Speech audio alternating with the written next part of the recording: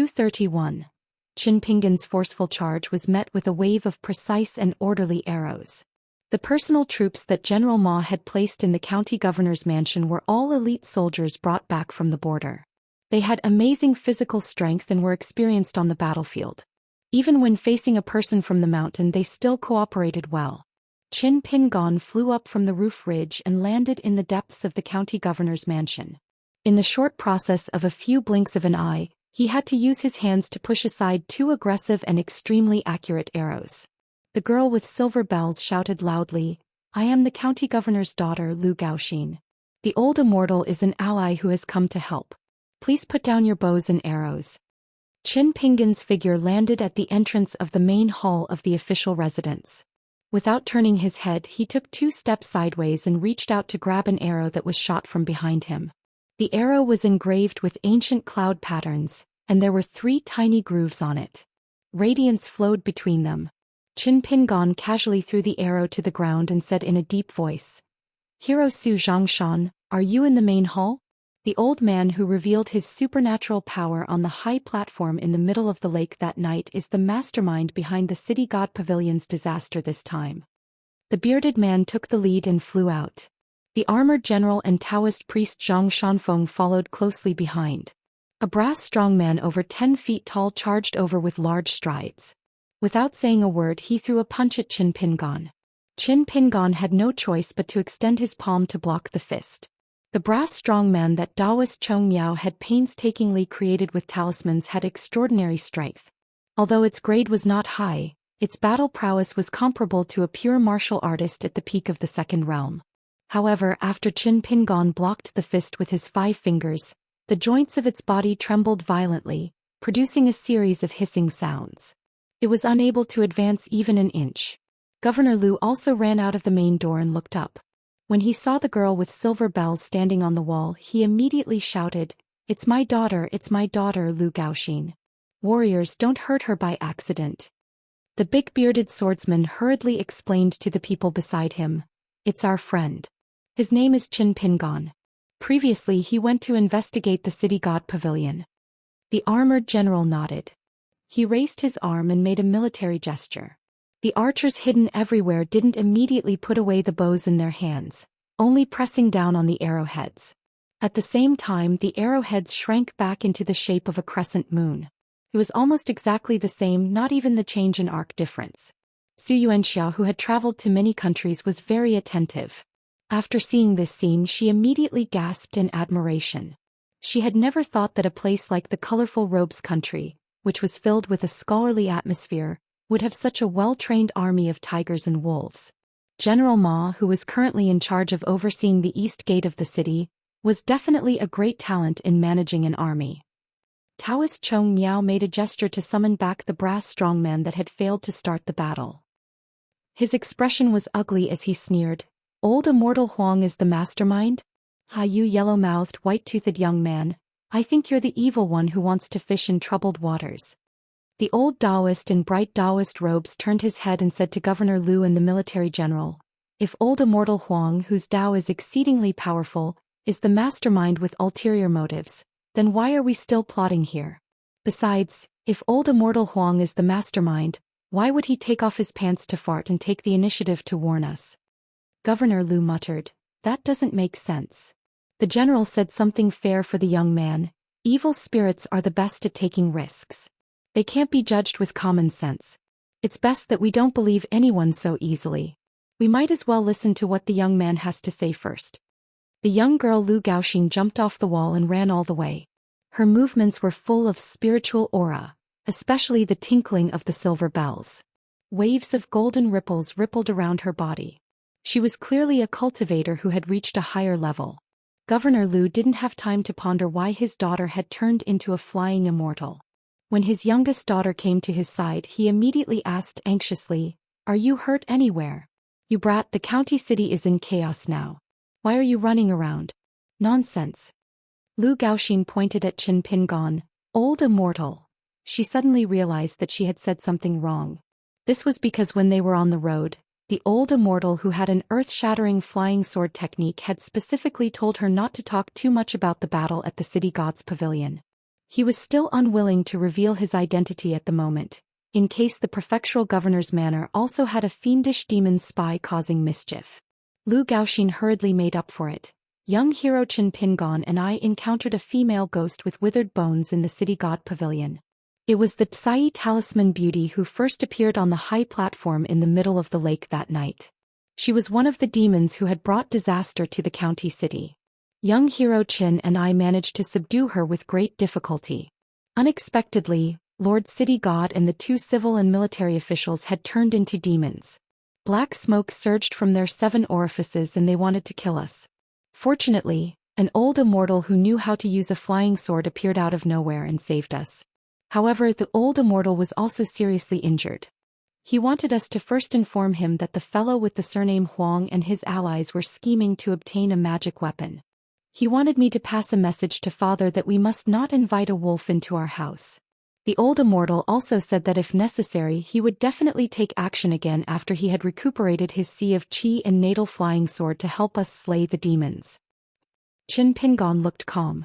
In his heart he was praising the young girl for her quick thinking. Compared to Zhu Lu on Qiduan Mountain and the group of Jianghu men and women in front of the dilapidated temple, the young girl named Lu Gaoxin with silver bells was indeed much better. Everyone quickly returned to the main hall. Before they could take their seats, armored soldiers covered in blood entered. It was said that there were many people in the county city who seemed to have fallen into a demonic state. They began to kill people in a frenzy. Regardless of whether it was their relatives, friends, or neighbors, none of them were spared.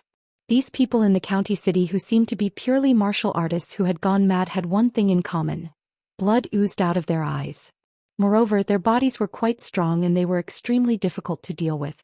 Many government officials, soldiers, and constables had already been injured. Not only that, there were several places in the county city where there were stone arch bridges and secluded alleys. Almost at the same time, scarlet lights appeared.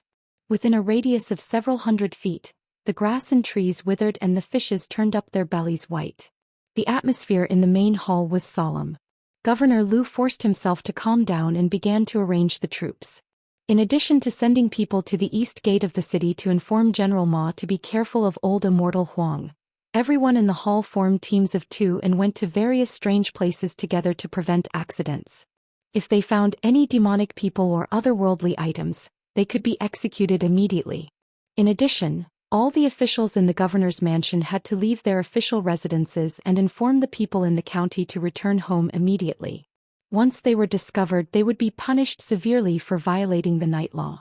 The bearded swordsman Su Yuanxia and Zhang Shanfeng were in the same group. One was purely a martial artist and the other was a Taoist priest. Taoist Chong Miao and the armored general were in the same group. At Lu Gaoxin's request, she followed Qin Pingon. No matter how selfless Governor Lu was, he would not let his precious daughter take risks. Fortunately, the Jianghu warrior volunteered to assist Qin Pingon to go to the gate of the Zhao mansion. Governor Lu reminded Lu Gaoxin not to be impulsive and to listen to the orders of the 2 masters. Of course, Lu Gaoxin was overjoyed and agreed readily. Governor Lu was afraid that she would not take it seriously, so he held her back and reminded her again.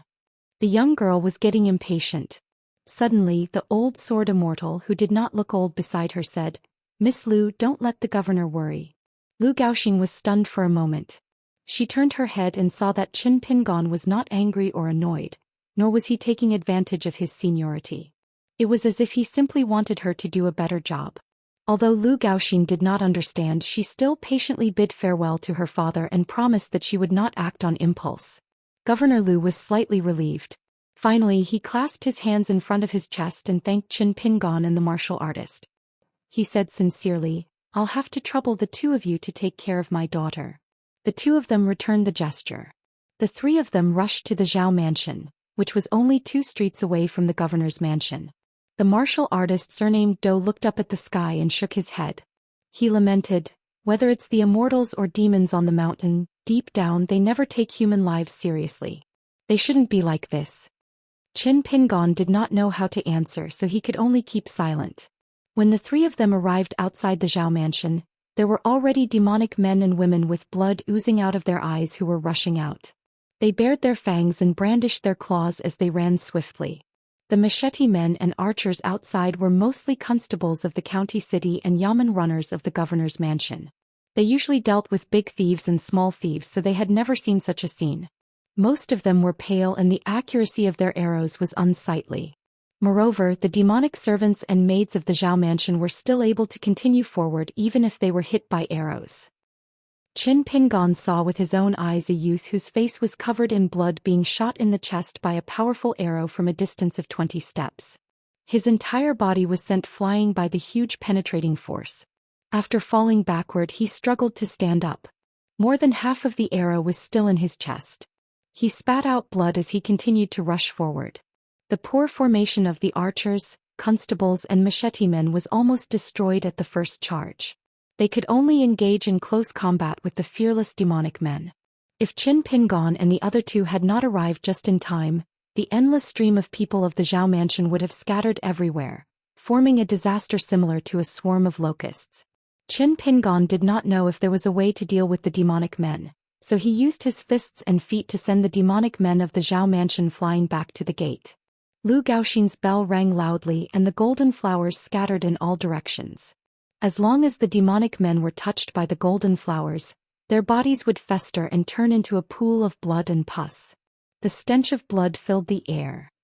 After the machete man surnamed Dou unsheathed his saber, the blade bloomed with a dazzling snow-white light. With every slash, the demonic men, women and children were split in half. The macheteman's machete skills were extraordinary.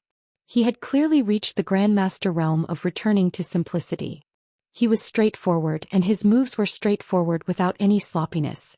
However, compared to the machete man of the bearded machete man Xianxia's machete skills, this man's machete skills lacked the rough aura of the battlefield and had a touch of the acme of perfection. It was very likely that he was a martial arts grandmaster who was on his way to the fourth realm. From this, it could be seen that the concealment in the main hall of the official residence was more of the so-called, the real man does not show his face in Jianghu. After Lu Gaoxin blocked a wave of demonic qi in the Zhou mansion, she found that the ground around her was covered in blood and broken limbs. She suddenly squatted down and vomited. A red light flashed in the Zhou mansion, emitting a thick gloomy aura. Qin Pingon saw that there was no danger at the entrance of the Zhou mansion for the time being. He tapped the ground with the tip of his foot and swiftly flew over the high wall like a swallow, heading straight for the origin of the red light. Following the traces of the red light, Qin Pingon arrived at an elegant and quiet courtyard. There was a private library that was 3 stories high. A young master in white was sitting on the steps outside the library.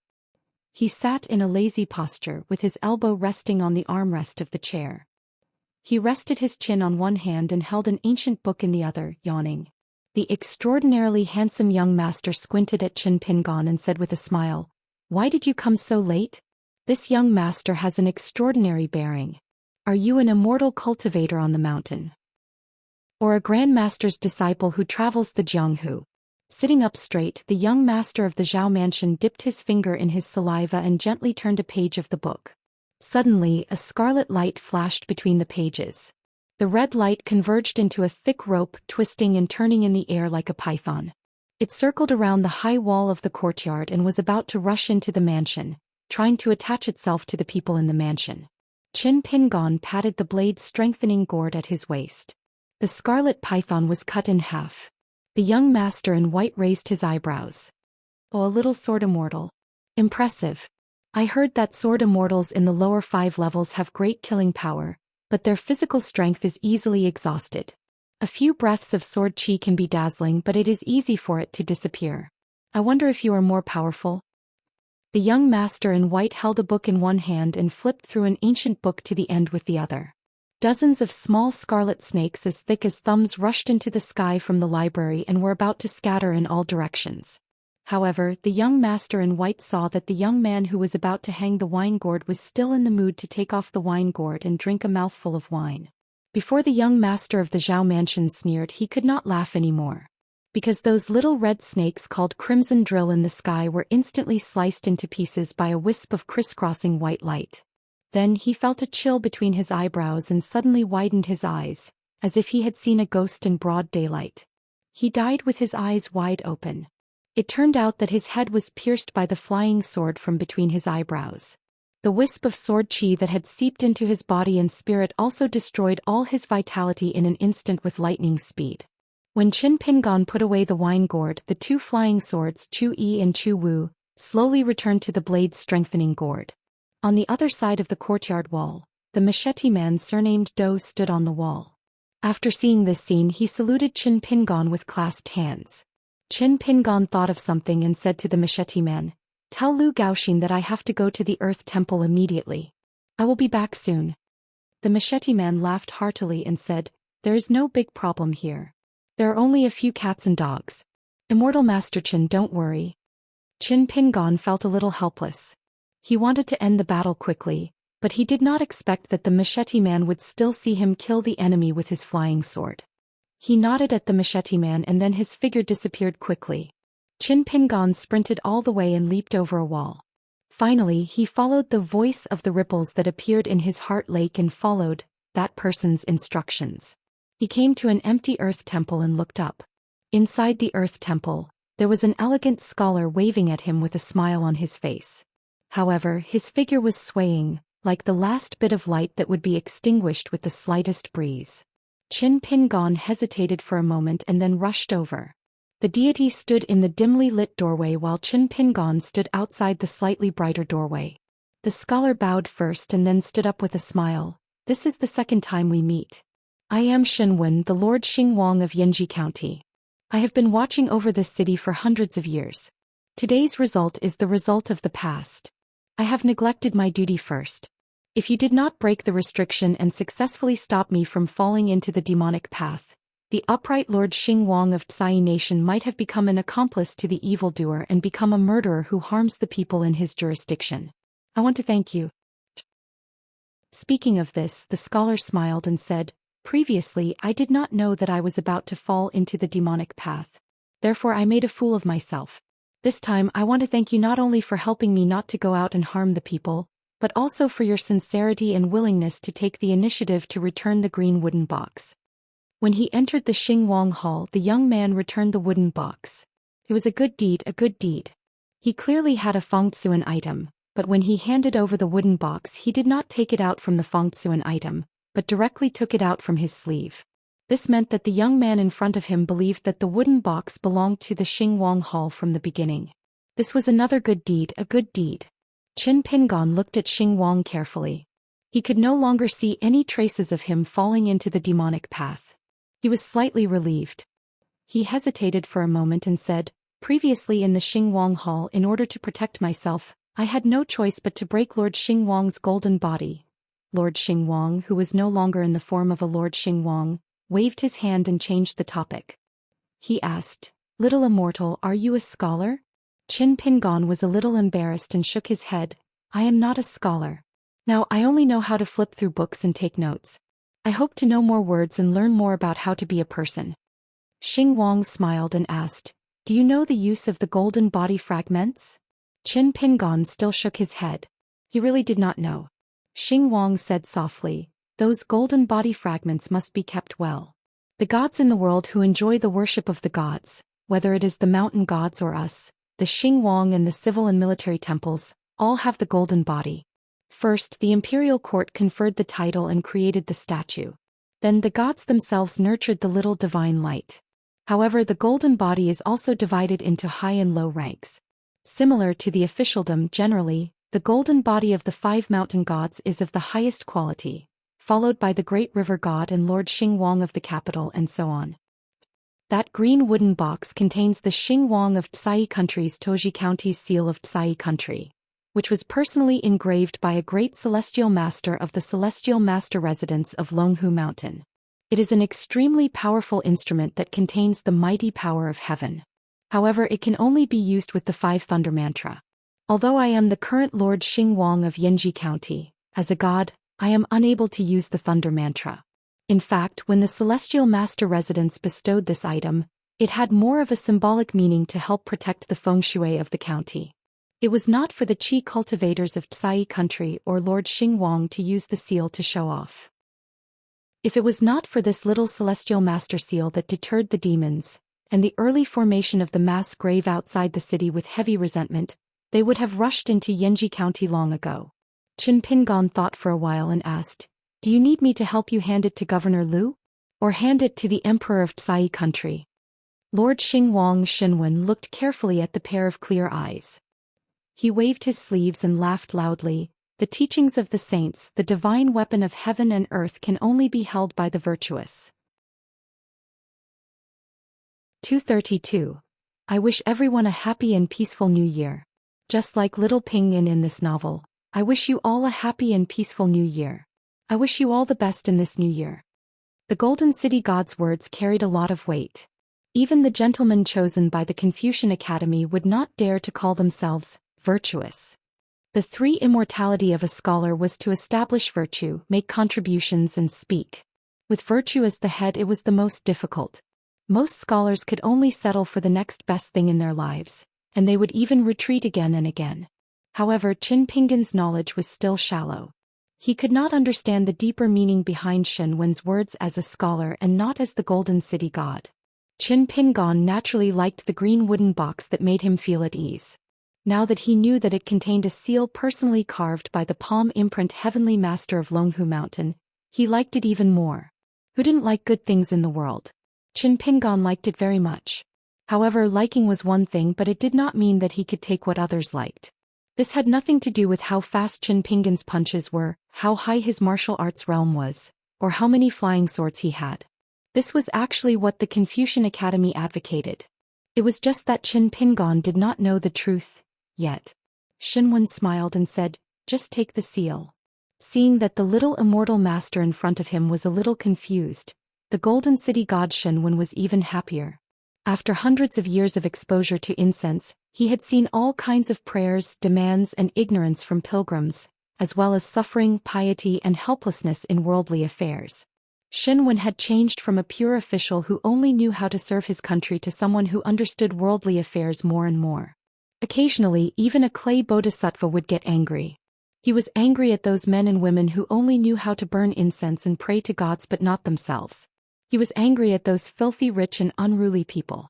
He would also lament their misfortune and be angry at those who did not strive. Many things and people appeared in his mind one by one as he was about to disappear. The Golden City God Xinwen looked at the young man standing outside the door with mixed feelings. Xinwen suddenly took a deep breath, and his scattered and ethereal figure stabilized a little. He said, "Xinwen has a final request. You can consider whether you want to do it or not. Xinwen does not dare to force you." Qin Pingan nodded and said, "The Golden City God can just say it." Xinwen asked, "If a wise monarch appears in colorful robes country in the future, will you be able to help?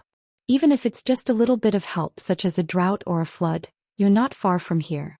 Can you use your divine ability to help the people of the beautiful robes nation safely survive the natural disaster? Every time is better." Qin Pingan nodded and said, "Lord Xingwang, don't worry. Regardless of whether the Colorful Clothes Empire's emperor is wise or not, as long as I hear that the Colorful Clothes Empire is in trouble, I will definitely take the initiative to come here. But let me say this first, I will only do what I can. I hope Lord Xingwang can understand." Xinwen's face was filled with relief as he muttered, "Very good, this is very good." In truth, this Golden City God felt guilty because he was scheming against others. Xinwen firmly believed that as long as the young man in front of him cultivated the great Tao and didn't make any major mistakes, he would definitely have a bright future. At that time, as long as the young man had feelings for the beautiful robes nation, the later he acted, the higher his realm, and the more beneficial it would be for the beautiful robes nation. Xinwen looked at the gloomy sky outside the Earth Temple and felt bitter in his heart. I, Xinwen, can only do this much for the beautiful robes nation. Xinwen came back to his senses and said with a smile, "Previously I only talked about half of the golden body fragments. I talked about the origin and grade. As for the use, it's a little similar to the dragon slaying technique. It's extremely useful, but the threshold is very high. If it's an ordinary person holding hundreds of golden body fragments in their hands would probably be meaningless. However, if the person who has the fragments has friends who walk the path of the divine path, that would be a genuine priceless treasure. It's an innate spirit weapon in the world, an extremely rare and precious one. Or if it's given by the monarch of a country to the gods of their own mountains and rivers, it would definitely be considered a top gift in the world.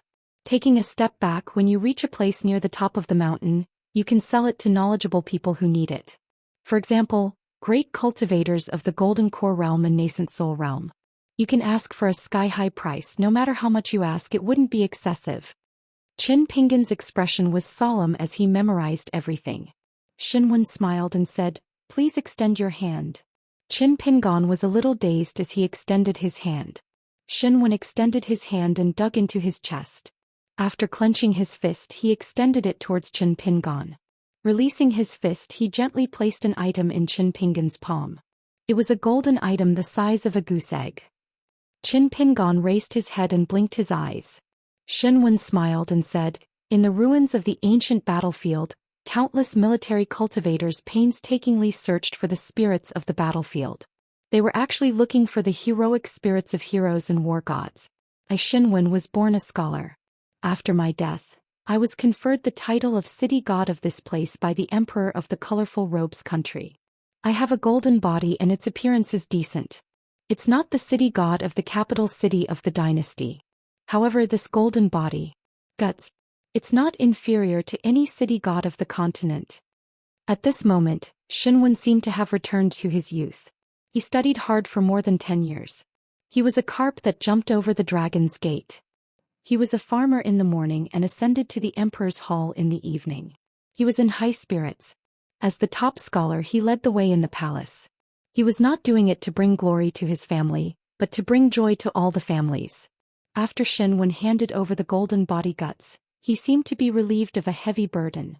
After hundreds of years of conscientious protection, he could finally have a good rest.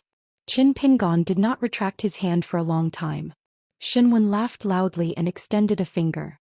He gently tapped on the guts and said with a smile, "I don't have the wings of a colorful phoenix, but my heart is as one." Little immortal teacher, read more books in the future. Qin Pingan solemnly kept the golden body guts and placed them together with the green wooden box into the Fengtsuan item. The youth bowed as a scholar's junior. Xinwen returned the greeting as a scholar of the same generation. Qin Pingan remembered something. He stepped into the earth temple and took out the seal of mountains and rivers.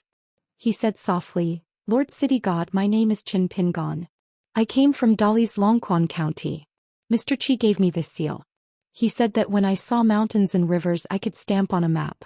Previously the Yin energy at the mass grave was very heavy. I asked someone from the county governor's office to get a map and put it on the map. In the end it seemed like the fate of the mountains and rivers were reversed.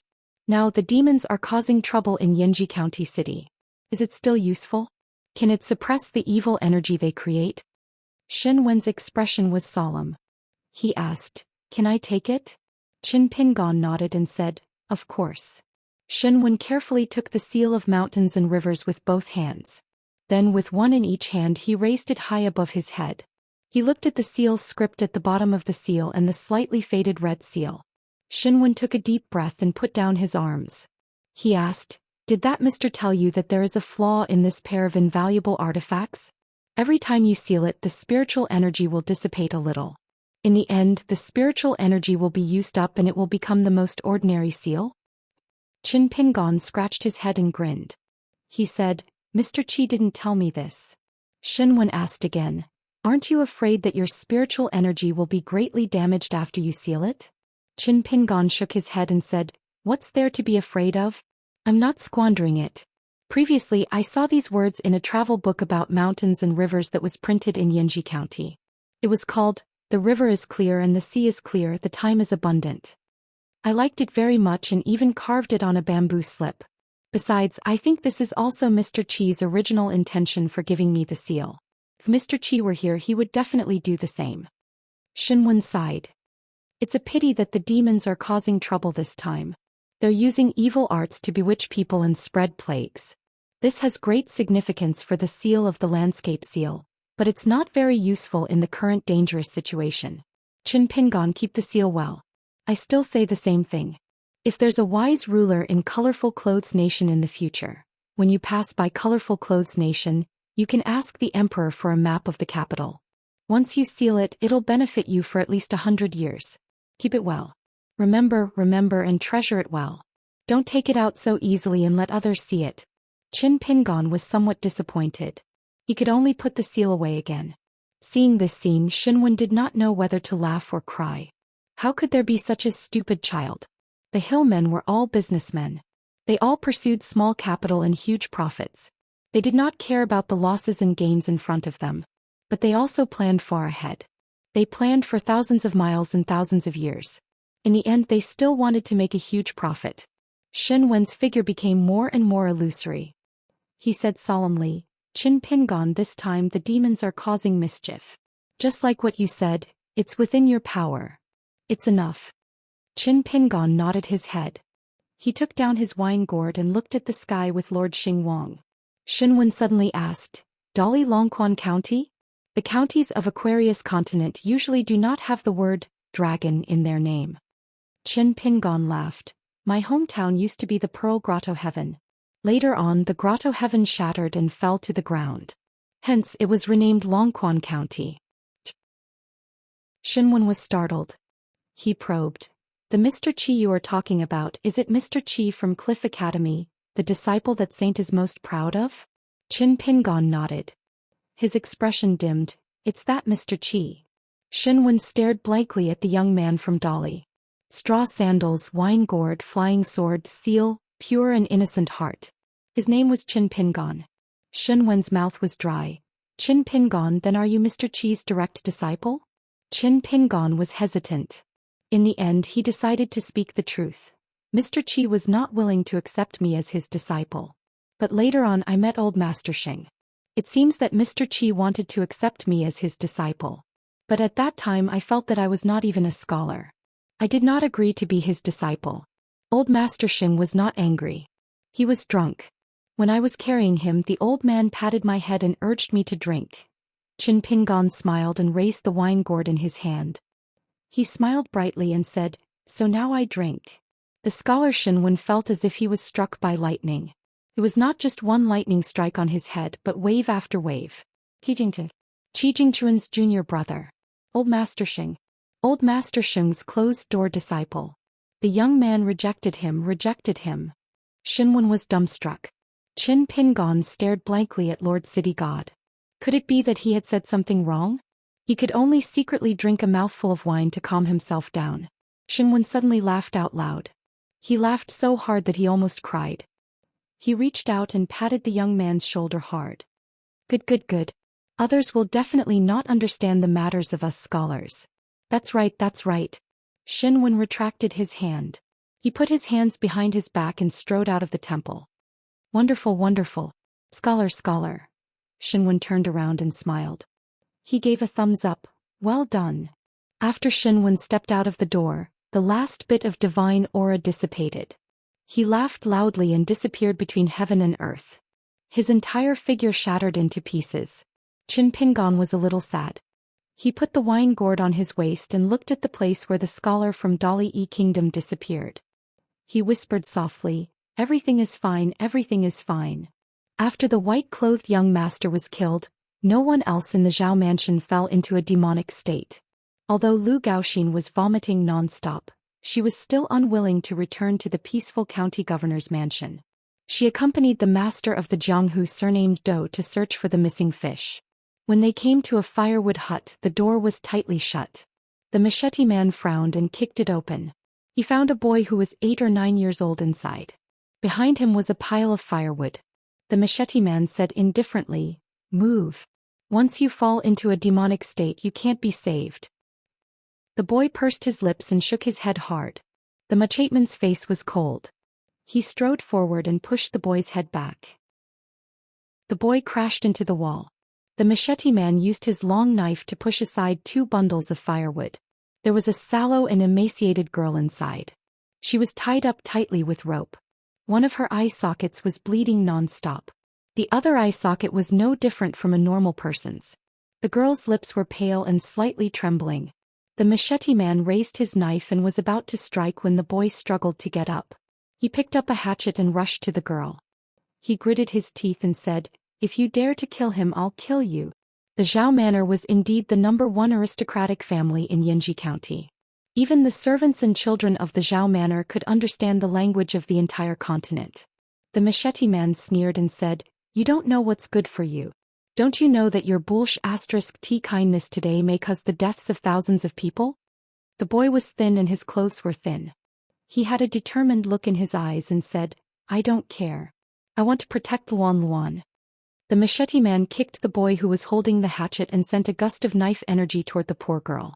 A silver bell rang out, and the saber aura shattered the many golden flowers that flew over. The bladesman's hand paused for a moment, but the edge of the saber still left an inch-long wound on the girl's forehead. The machete man was not angry when his knife was blocked. He turned and stared at the girl and asked, "Lu Gaoxin, can you save her? Others may not know the consequences of becoming a demon, but as an accomplished qi cultivator, how can you not know?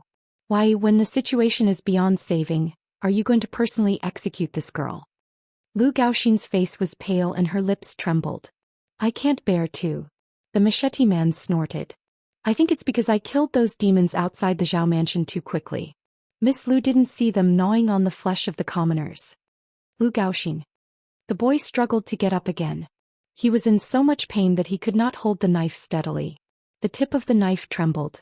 The boy screamed at the machete man, "Bastard, kill me first if you dare." The machete man sneered, "What's the point of killing you?" He was about to strike again.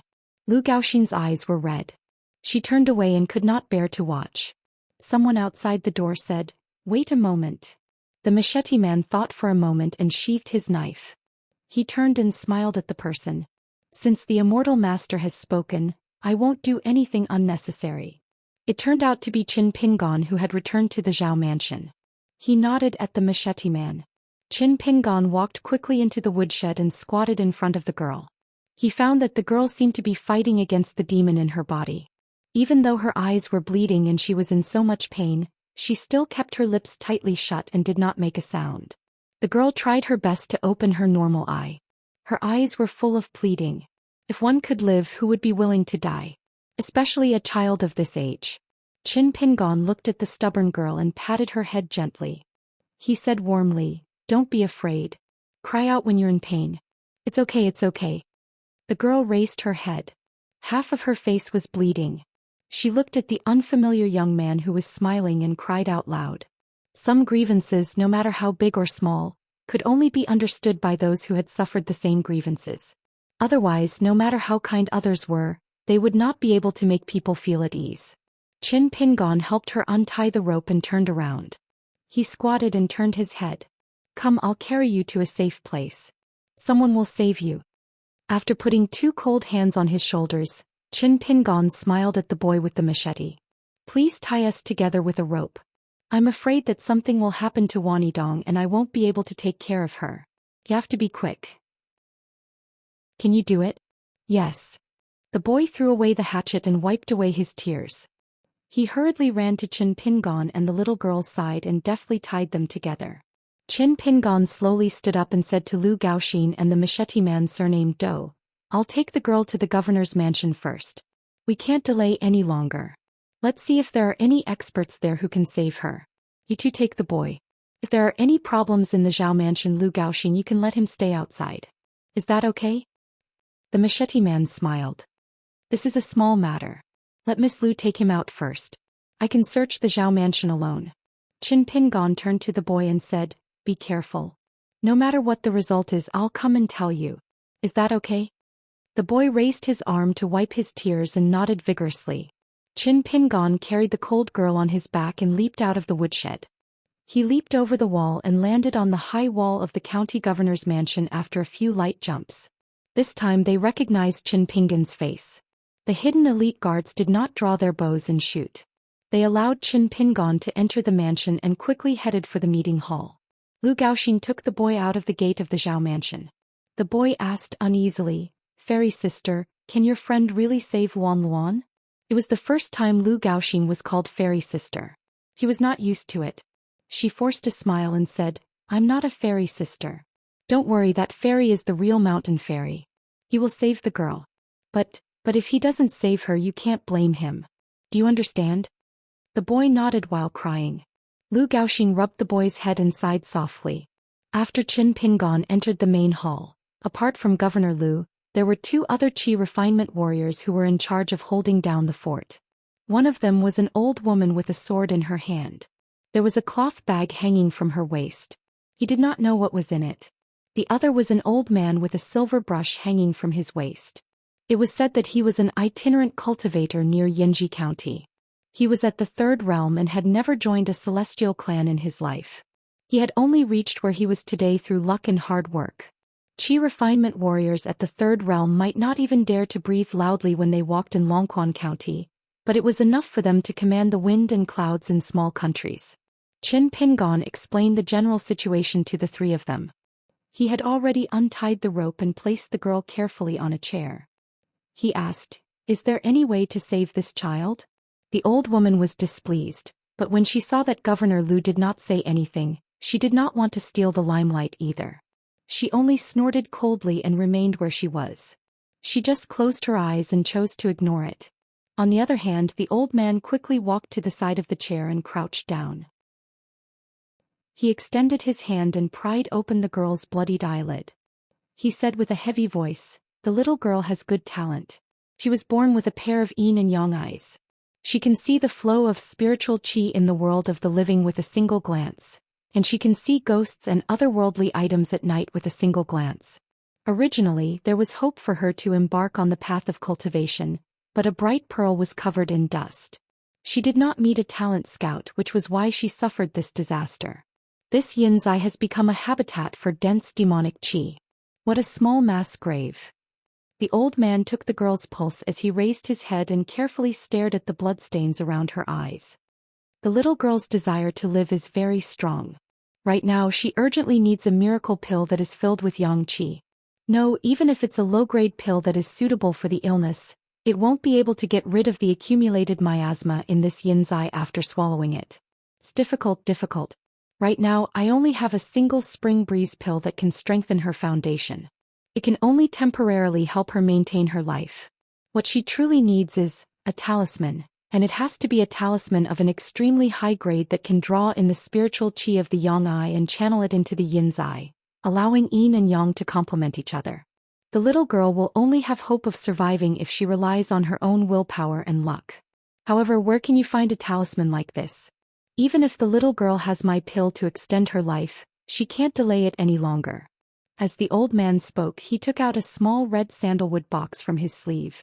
After opening it, a fragrant green pill was revealed. He fed it to the girl without any hesitation. Qin Pingon, who was squatting by the side, asked softly, "Senior, will a yang lantern lighting talisman work?" The old man was pleasantly surprised at first. Then he smiled bitterly and said, "Yes, why not? There are millions of talisman in the world.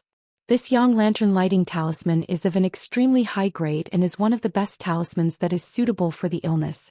Moreover, it has an immediate effect. But do you really have it? And not a fake one?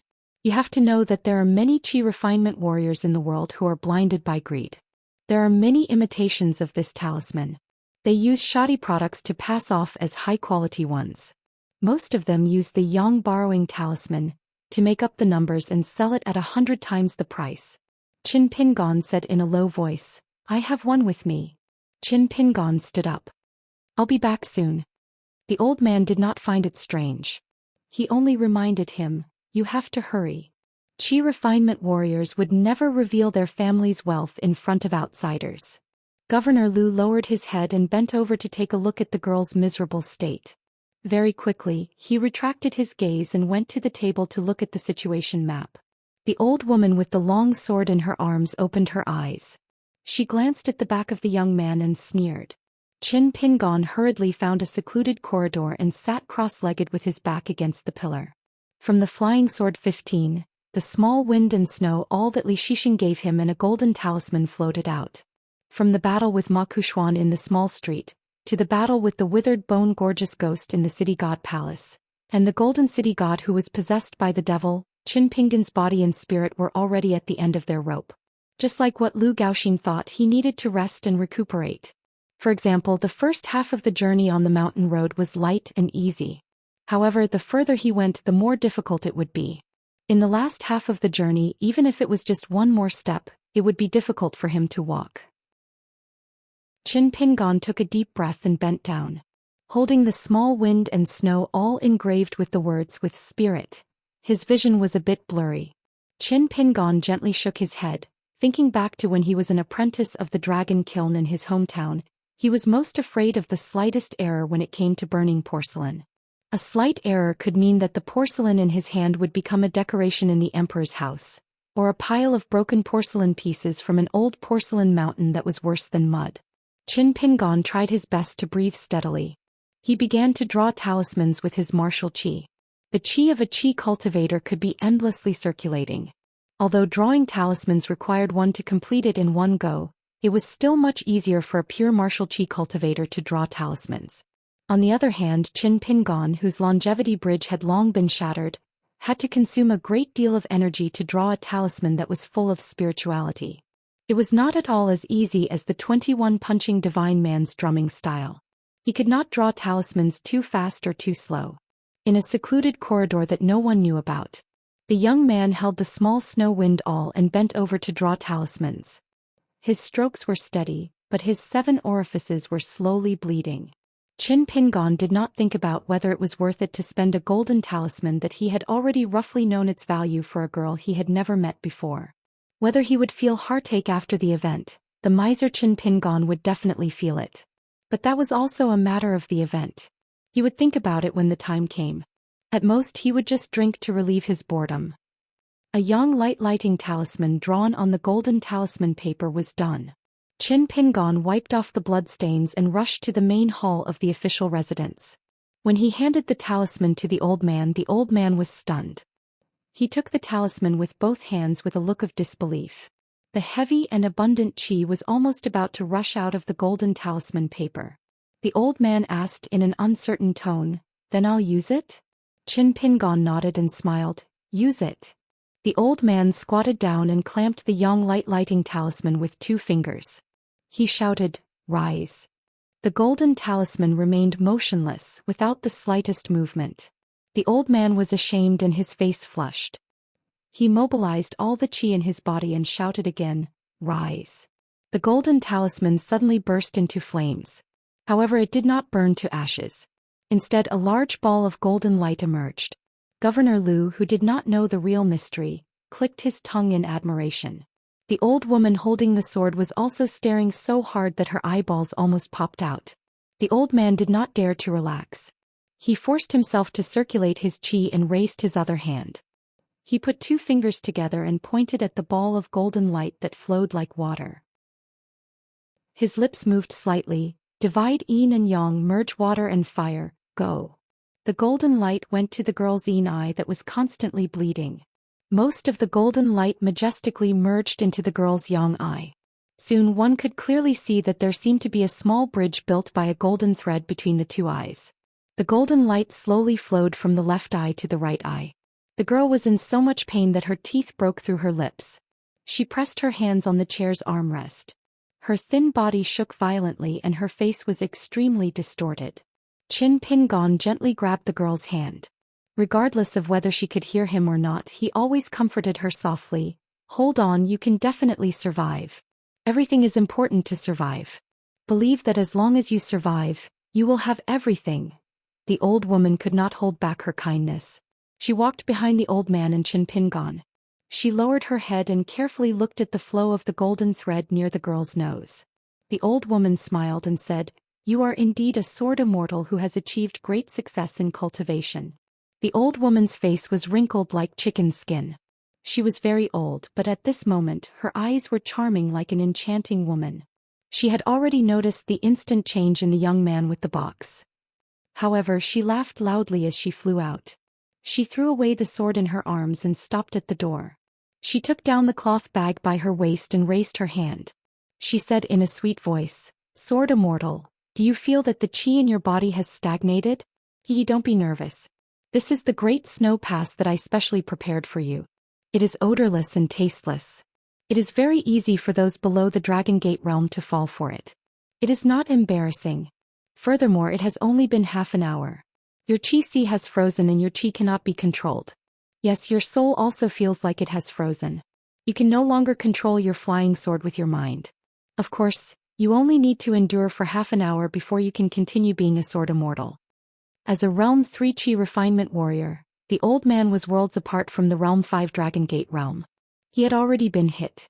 His face was as pale as a sheet of paper. The moment the old woman was sent flying, his head tilted and he fell to the ground unconscious. Fortunately, the matter with the girl was over. Otherwise, both of them would have died. Of course, this was the result of the old woman being extremely careful. Her true target was the young man with the box. The young sword immortal's head could be exchanged for a Xian-class Dharma treasure from the ancient Yu Kingdom's royal treasury. It was in her hands. The old woman tore off the skin covering her face and threw it far away, revealing the face of a mature beauty. Not only that, after her body contorted, she returned to her normal form. She was graceful and charming. She was the Qi refinement warrior of the ancient Yu Kingdom, Lady Snake Scorpion. She specialized in using poison. She turned her head and smiled. Brother Do, it's your turn. My body is weak. If it were not for the strong physique of the Manor Lord, I would have been able to withstand 2 stabs from the Sword Immortal's flying sword. Even if the Sword Immortal is now an ordinary person, I would not be able to withstand it if he still has some trump cards hidden. The pugilistic grandmaster surnamed Do slowly walked to the doorstep. The swordsman looked at the young man with the box who stood up and said expressionlessly, Qin Pingon, I'm sorry. Our imperial tutor needs your head. If we had only met in the pugilistic world, we might have had a drink. But now we can't. Including you, the 3 people in the room will all die. Qin Pingon looked at the man and woman at the door. He twitched his mouth but did not say a word. He seemed to be referring to what he had said previously. The mountain was not righteous and was used to disregarding human lives. However, how much better was the foot of the mountain? The man laughed and unsheathed his saber. He strode through the doorstep. I'll help you finish the wine in the wine flask at your waist. Governor Liu was at a loss. What was going on here? Qin Pingon remained standing in his original spot. Previously, Ma Kushuan's master, the sword cultivator from Martial Mountain, had killed an ancient Yu Kingdom assassin. Now 2 had come at once. He did not know if there was a 4th. Qin Pingon said, since you have already seen my family's wealth. After a slight pause, Qin Pingon suddenly laughed. The first day, the 15th day. This time we can make our appearance more beautiful. The venomous woman from the ancient Yu Kingdom clicked her tongue. Sword Immortal, you still want to struggle? Do you know that our Miao Miao Tower's owner, who is known as the Thousand Face, is very experienced in dealing with 5 realm mountain immortals? Usually he might not be able to take advantage of you, but today it won't be difficult for him to break your neck in half an hour. Qin Pingon could not be bothered with the sarcastic woman. He quietly recuperated his qi. A resplendent white beam and a dark green beam flew out of the blade's strengthening gourd and hovered near Qin Pingon's shoulders. The woman was shocked and said with a trembling voice, how is this possible? How can you still summon your flying sword?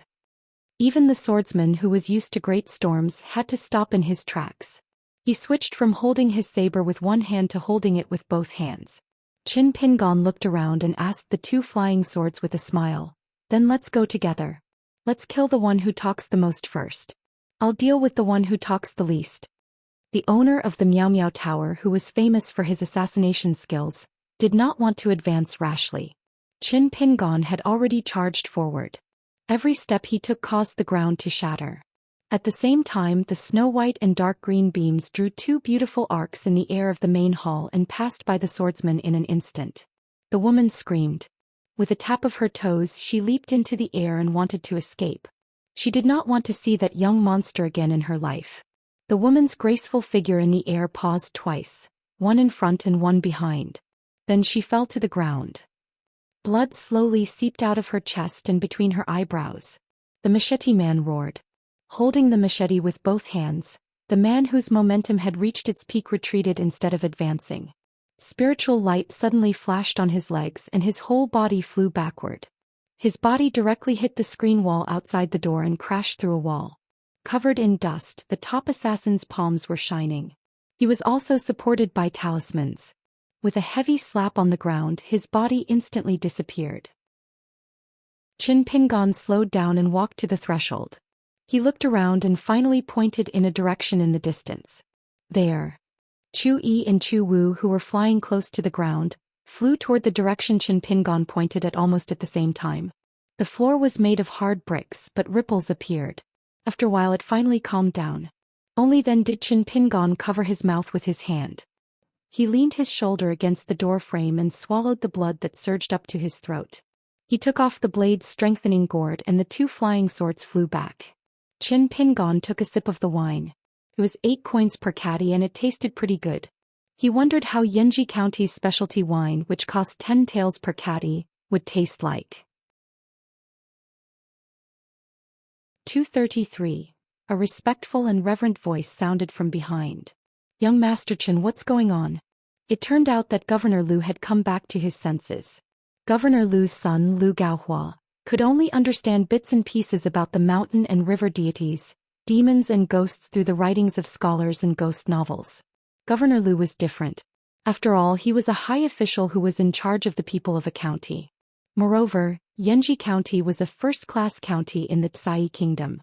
Governor Lu actually already knew a lot of inside information about many secret histories. At the very least, Governor Lu had to be clear about the matters regarding the county's city god pavilion and the mountain and river deities. The Imperial Court's Ministry of Rites specially had people who would explain the mysteries to these local officials. Qin Pingon slightly stabilized his sea of qi and put away the sword cultivating gourd.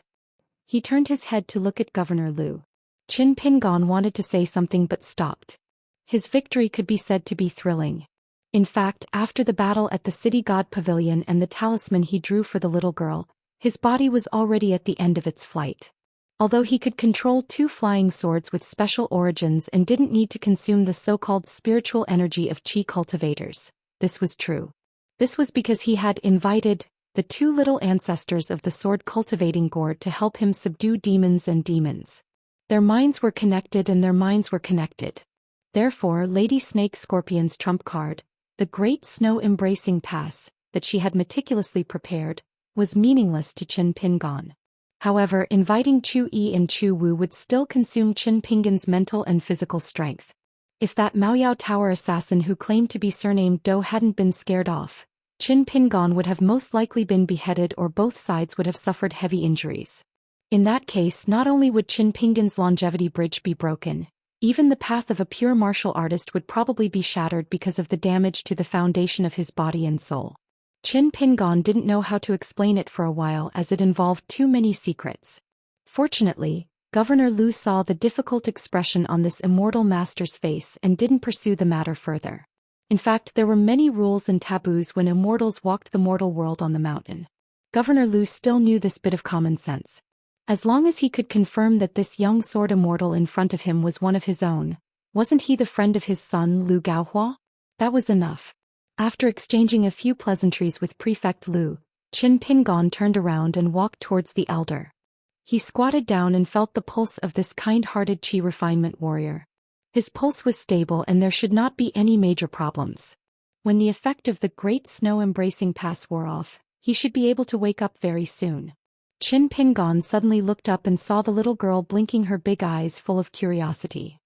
Under the guidance of the Yang Energy Lighting Talisman, a pair of watery eyes that were born with yin-yang eyes immediately overflowed with a faint golden luster. Qin Pingon smiled and reached out to wipe the blood off her face. He comforted her and said, "It's okay now. Does it still hurt?" The corners of the little girl's mouth curled up and 2 shallow little dimples appeared on her cheeks. Qin Pingon helped the elder up and placed him on a chair. Then he walked towards the door. Governor Lu thought that it was best to stay by this sword immortal's side to protect his life. Thus he blindly followed Qin Pingon and walked out of the main hall's threshold. Qin Pingon walked to the side of Lady Snake and Scorpion's corpse. From the plain white cotton pouch at her waist, he discovered a small pink porcelain brush washer. Inside was a small white snake that was coiled up. It was less than an inch long and extremely slender. It was currently raising its head and crazily flicking its tongue towards the sky. However, it was filled with a fierce exterior but weak interior. There was also a pitch-black scorpion lying on the ground with a sickly appearance. Upon closer inspection, its body frame was like an ink-colored pipa. Qin Pingon's thoughts stirred slightly. Controlling Chu 1 and Chu 15 to kill a strong enemy was a fool's dream. However, it was not difficult to let them come out and show off their might. Chu Yi turned into a snow-white rainbow and swept out of the blade's strengthening gourd. He flew straight into the small antique brush washer and hovered above the heads of the two little things. The little white snake was so frightened that it trembled. Its slender body clung tightly to the inner wall of the brush washer. The little black scorpion even mimicked a human-like posture of hugging its head. Chu Yi slowly circled and flew around inside the brush washer like a military general patrolling the encampment. He was full of vigor. At this very moment, Governor Lu no longer had the prestige of a county governor and scholarly refinement. He just squatted together with Qin Pingon and clicked his tongue in wonder. A true sword immortal, a true sword immortal. Qin Pingon held the brush washer in his hand and stood up. He focused his gaze, and only then did he discover that near the bottom of the brush washer, there was actually a circle of fine characters that were like tadpoles slowly moving about. They were like a group of lively and cute young plum blossoms circling around a childhood sweetheart, cheerfully circling around. There were a total of 16 characters: spring flower, autumn moon, spring breeze, autumn tree, spring mountain, autumn stone, spring water, autumn frost. Qin Pingon smiled knowingly and thought of the pair of sisters he met on the Kuan ship.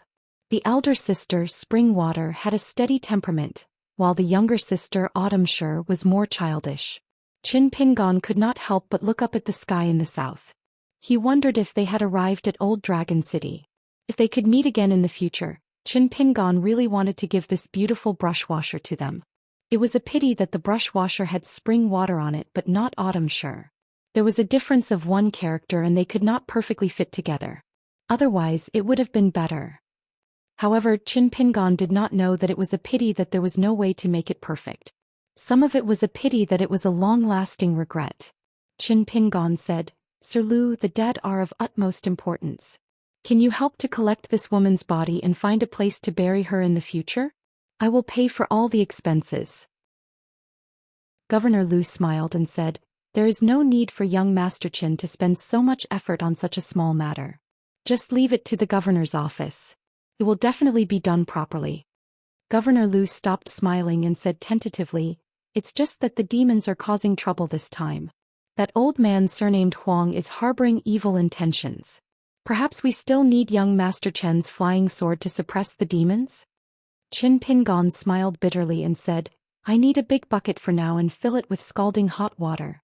As for the herbs, I have them myself. At least soak them for a few hours to nurse my body back to health." Governor Lu nodded and said, Of course. I will ask the servants in the mansion to prepare it. Young Master Chen's health is important. Your health is important. The safety of hundreds of thousands of people in Yanji County is now tied to young Master Chen's shoulders. Indeed, there is no room for any mistakes. I will ask the servants to prepare it now." Governor Lu ran off quickly. In other words, this fourth-rank local high official of Tsai country did not speak in a roundabout manner and was very straightforward. Even though Qin Pingon was not involved in politics, he naturally understood. However, he could not pat his chest and guarantee anything. It was not good for him to shirk off at the last minute. He could only smile bitterly and say nothing. Apart from gifting the flying sword, Qin Pingon only had 4 words for everything else. To the best of my ability. This was the case for the Golden City god Shenwen. It was also the case for this governor of a region. In the end, Qin Pingon soaked himself in a big bucket of herbs in an elegant and quiet room. The herbs were a gift from Wei Pai before he left Longquan County. It was enough for 3 uses. Wei Pai was naturally able to take out more. This was actually because the northern mountain god had enough silver and the heavenly treasures from the Oxhorn Mountains Baoshuzhai were enough. However, Wei Pai did not prepare too much in one go. Back then he joked that it was a bad omen. If he gave too much, it would be a good thing. He still hoped that Qin Pingon would have a smooth journey in the Jianghu this time. He would not be injured more than 3 times, so he treated it as a good omen. Before Qin Pingon entered this room, he asked Governor Lu to help him keep this a secret and not reveal that he was a sword immortal. Governor Lu understood and agreed very readily. He was just short of swearing an oath.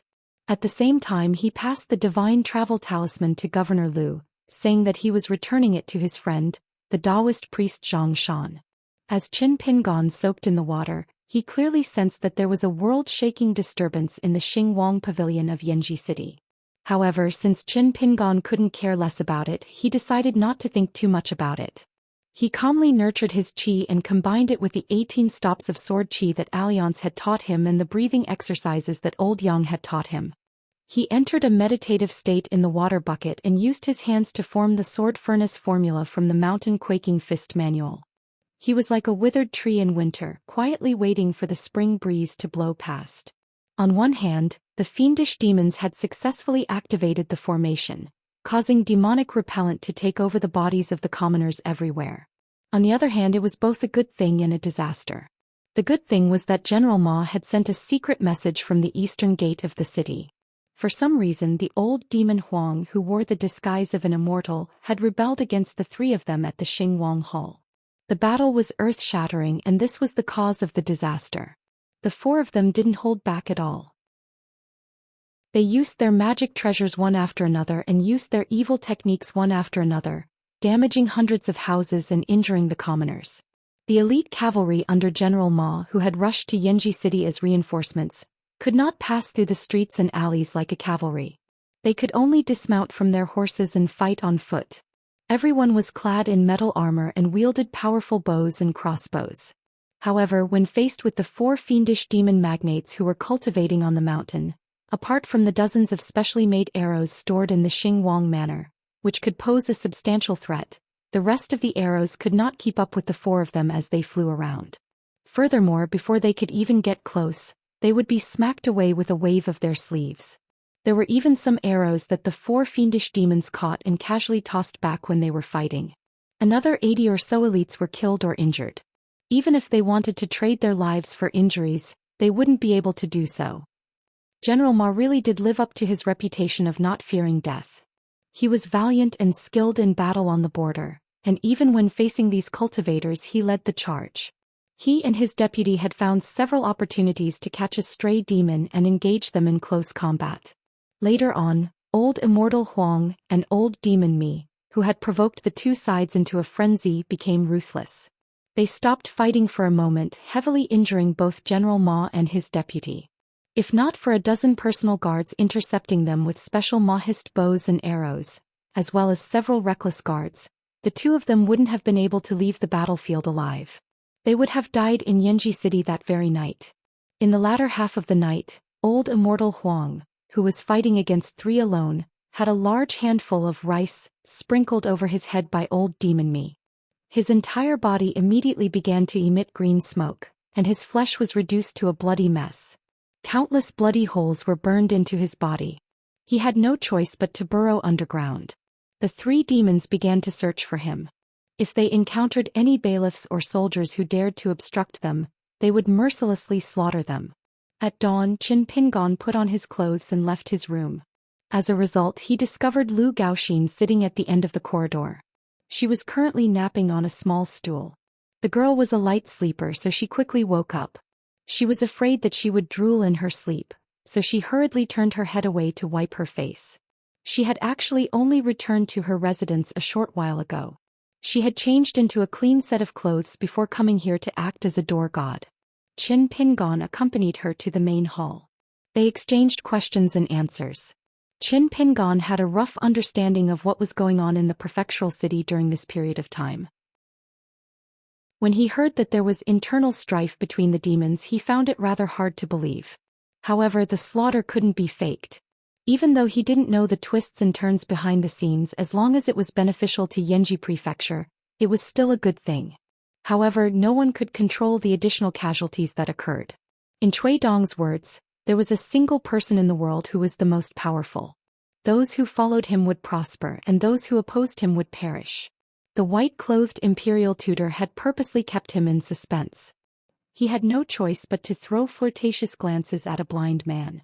Qin Pingon was unwilling to answer, so Cui Dong could only talk to himself and give an answer. He called it the general trend. That was the general trend. Cui Shi also said that the prosperity and decline of the human world depended on the direction of some general trend. At the time, Qin Pingon wasn't interested at all in Cui Dong's superstitious words. Because he didn't understand them at all, he was actually afraid that he would fall into that guy's trap. Even though Lin Shi, Li Huai, and Yu Luxi weren't very close to Cui Dong, deep in their hearts, they should have a considerable amount of reverence and even admiration for this person. Of course, the red-padded jacket girl Li Baoping was the only exception. It was the young Cui Dong who was afraid of her. From Lu Gaoxin's words, Qin Pingan learned that the county city was filled with the flames of war. Su Yuanxia and Zhang Shanfeng, the Jianghu experts and cultivators on the mountain, each time came back to rest and bandage their wounds. They would quickly go out to suppress the demonic spirits. During this time, Su Yuanxia and Zhang Shanfeng also encountered a young demonic cultivator. He should be one of the key figures of the demonic cultivator who set up the formation. The two sides fought for less than the time it took to drink a cup of tea. Danger surrounded them. The bearded man had a large piece of flesh torn off from his shoulder by his unarmed opponent. Later, Taoist Chong Miao arrived with the brass strongmen as reinforcements, forcing the ruthless demonic cultivator to retreat. Moreover, for some reason her elder sister and brother had clearly left the city safely, but they returned to the residence with her master. After talking with her father behind closed doors in the study, her master took her elder sister and second brother to the rear courtyard to wait. It seemed that they had encountered something very strange, and for the time being they couldn't tell whether it was good or bad. If it was good, then everyone was happy. If it was bad, then everything was over. In short, her father and master didn't want the young girl Lu Gaoxin to get involved. Tonight she was busy putting out fires everywhere, so she really didn't care. Then there was the Zhao family's little girl who was rescued by Qin Pingan. She and the stubborn boy who depended on each other for survival had already been arranged to stay in the governor's office. When Qin Pingan and Lu Gaoxin approached the main hall, they found that the atmosphere was heavy. They quickened their pace and entered, only to find that the room was filled with the smell of blood. An old Taoist with a tattered Taoist robe was slumped on a chair. His face was covered in blood, his hair was disheveled and blood was flowing from his chest. His body was covered in wounds and there was no way to bandage them. He was in a miserable state where he could barely breathe. Governor Lu, Su Yuanxia, Taoist Zhang Shanfeng, and an old man with a writing brush hanging from his waist all surrounded the old Taoist. The old man who had saved the little girl before shook his head gently at the crowd, his face full of bitterness and guilt. Governor Lu also let out a long sigh. The old Taoist who was on the verge of death was the arrogant and unscrupulous Taoist Chong Miao. The old man seemed to have a final burst of energy. His originally murky eyes gradually brightened. He raised his head and smiled at Governor Lu. Lord Lu, if the immortal masters of the Lingxi sect save Yanji County this time and get rid of the big and small devils, I'll have to trouble Lord Lu to take care of my family of dozens of people in the future. Governor Lu nodded and said in a deep voice, "Don't worry, Taoist Chong Miao. Even if I don't work in Yanji County one day, I'll let the new county governor know about today's battle and how much Taoist Chong Miao has contributed to Yanji County. In short, I won't let Taoist Chong Miao's family suffer." The old Taoist cupped his fists and thanked him with difficulty. He then turned to the young Taoist Zhang Shanfeng, whose eyes were slightly red. He smiled and said, "Zhang Shanfeng, if it weren't for your foolishness, I'm afraid I would have been beaten to death. Perhaps the devil would have escaped. How could I have the magnificent feat of killing the devil with my own hands?" The old Taoist coughed violently.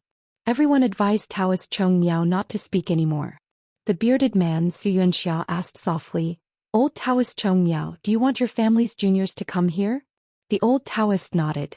Governor Lu then instructed the servants to quickly inform the old Taoist Chong Miao's family in the county city. The old Taoist Chong Miao took advantage of his breath to mentally calculate the distance and time it would take for his family's descendants to rush here. After a moment of silent rest, he looked around at everyone and smiled slowly. "I actually know that all of you look down on people like me who take advantage of a burning house. However, business is business. As cultivators, don't be ashamed to talk about business and money. There's no other way. We're lone cultivators in the mountains. We don't have a big tree to shade us, nor do we have the protection of our ancestors. We can only rely on ourselves to earn money and fight for that slim chance. How else can we do it?" At this point, the old Taoist Chong Miao fell into silence again. He looked absent-minded, as if he was recalling the ups and downs of his life. After a long time, the old Taoist Chong Miao collected his thoughts and suddenly sighed. "You have to do business, but you also have to be a cultivator. Isn't that right?" The old Taoist Chong Miao coughed and laughed. "However, it could be that my aptitude is too poor. I knew early on that I had no hope of achieving the great Tao. That's why I had such a childish and ridiculous idea. How could a real cultivator in the mountains be stink of money? How could they care about the life and death of the people at the foot of the mountains? The old Taoist Chong Miao looked in the direction of the door in a daze, as if he was looking for those familiar figures. The old Taoist Chong Miao muttered, I've been called Taoist Chong Miao for my entire life, and I've never been able to change my name. What a pity. As soon as he said that, the old Taoist Chong Miao's spirit seemed to collapse. His vision was blurry and his breathing was extremely weak. His voice was so weak that it was almost inaudible. Why aren't they here yet? In the end, the old Taoist Chong Miao did not wait for his family to arrive. He leaned against the back of the chair and passed away. He did not die in peace, nor did he close his eyes peacefully. He was just like an old man squinting his eyes and looking into the distance. He wanted to see something but could not see clearly. Everyone was silent. Qin Pingan walked over and helped the old Taoist Chong Miao wipe away the blood on his face. Not long after he was done, the younger generation of Taoist Chong Miao's family swarmed over. There were more than 10 of them, men and women, old and young. Governor Lu roughly explained the process. Of course, he also told the old Taoist Chong Miao's children and grandchildren about the promise he made. Taoist Chong Miao's eldest son was a middle-aged man with a potbelly. Naturally, he was deeply grateful to the governor. Most of the women were sobbing. However, a boy of about 10 years old rushed out without warning. He angrily questioned everyone, "Why is my grandfather the only one who died?" The boy, whose face was filled with hatred and anger, widened his eyes like a wolf's. He roared, "Answer me." The bearded man Xianxia frowned. The Taoist priest Zhang Shanfeng turned to look at the pale-faced old Taoist Chong Miao.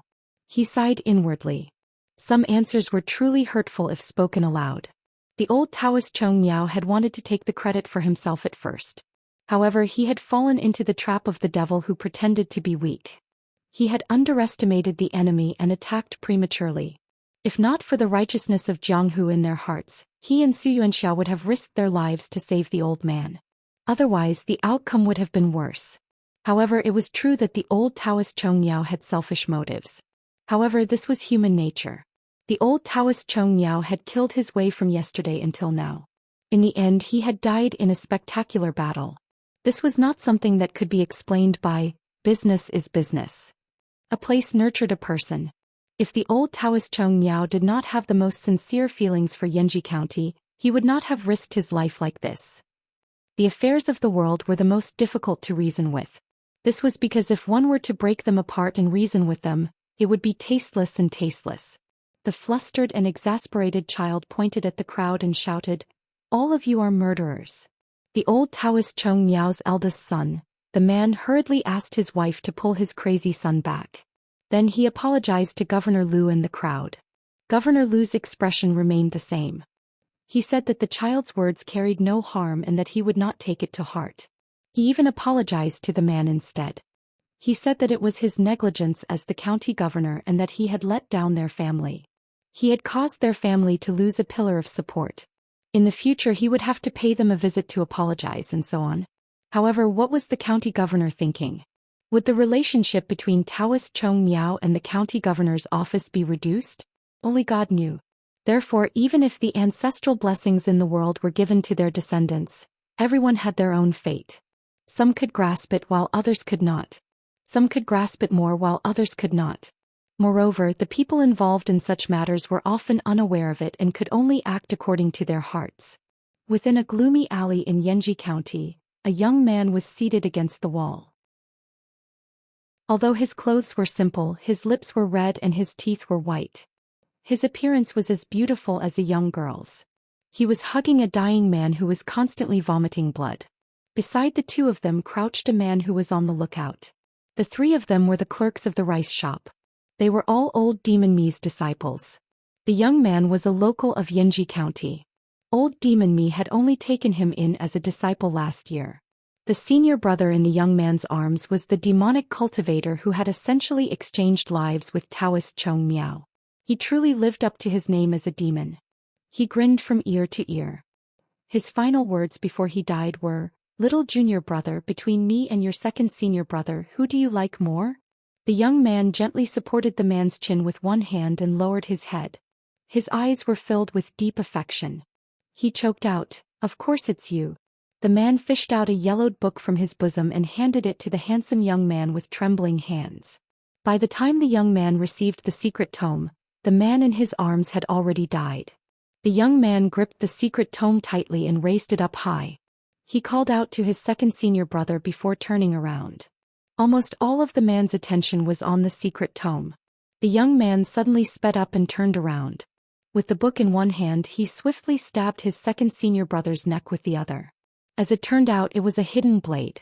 Stabbing and pulling out, he repeated this 3 times. The man's neck was almost completely smashed by the young man. The young man's handsome face was splattered with blood, but the corners of his mouth were filled with a smile. The man covered his neck with both hands and leaned against the wall.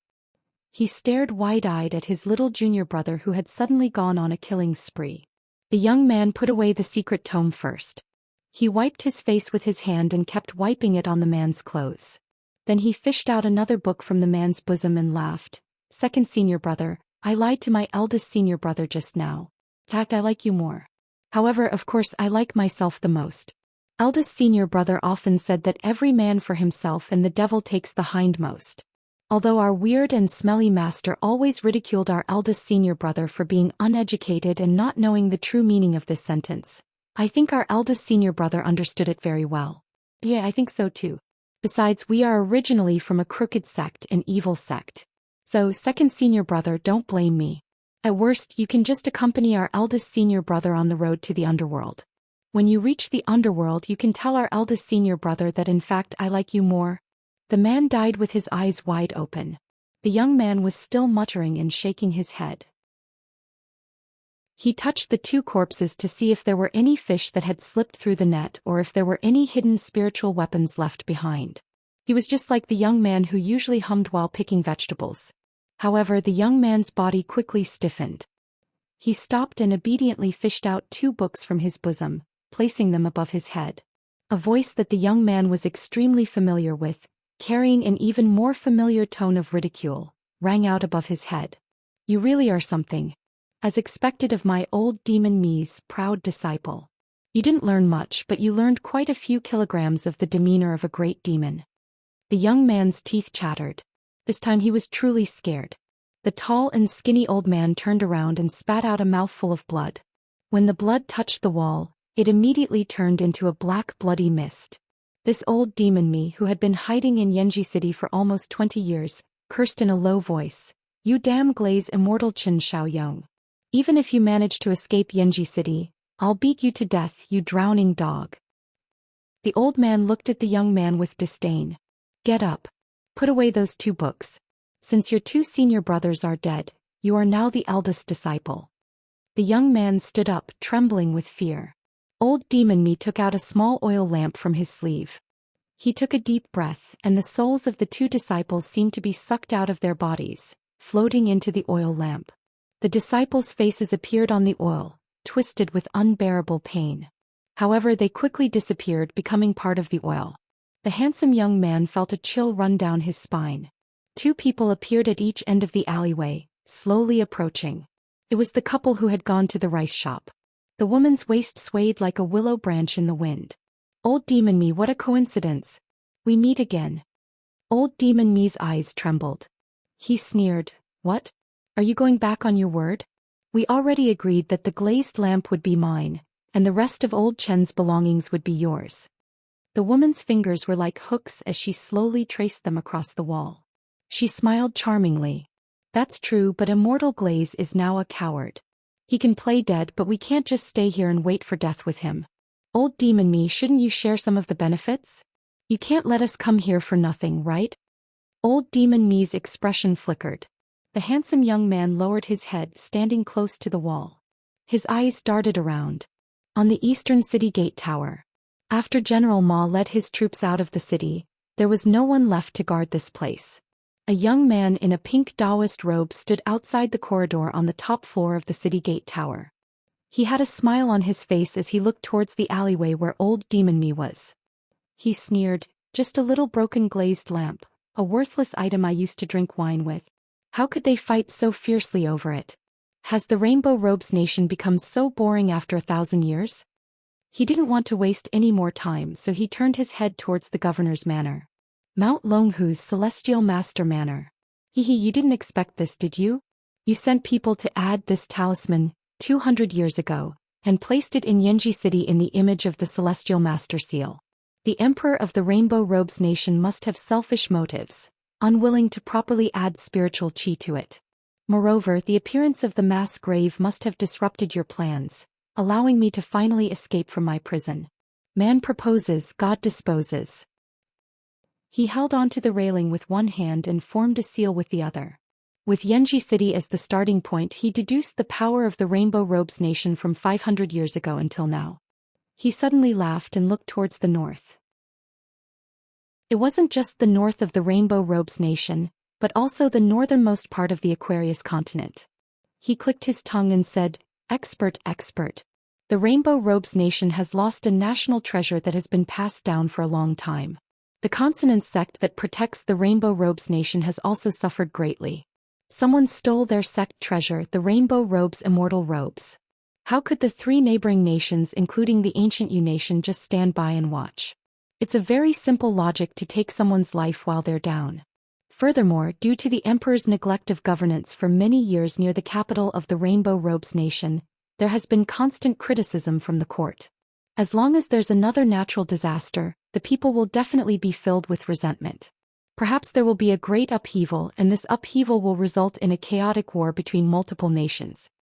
The pink-robed Lu Qiqing nodded and said, "Since the situation has changed, I have to take in a few disciples." He took a step forward and his figure floated and disappeared in an instant. In the next moment he walked out of the narrow and dark alley. Old Demon Mi and his wife, who were about to fight to the death, were so frightened that they stopped moving. That kind of crushing momentum was like a few small shrimps and crabs meeting a flood dragon that almost filled the entire riverbed in a quiet river that was originally flowing slowly. The pink-robed Lu Qiqing didn't waste any words. With a wave of his sleeve, the husband and wife in the alley were reduced to ashes on the spot. Not even a speck of ash was left behind. As for the spiritual tools, magical tools, and snowflakes, they naturally disappeared from the world as well. Those pink lotus flowers were not inanimate objects.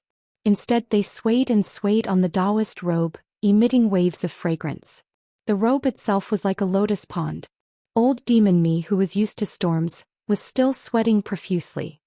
He asked, "Immortal Master, why don't you kill me as well?" Lu Qiqing smiled and said, "Just because you wear a robe, you want to eliminate evil and protect the Tao?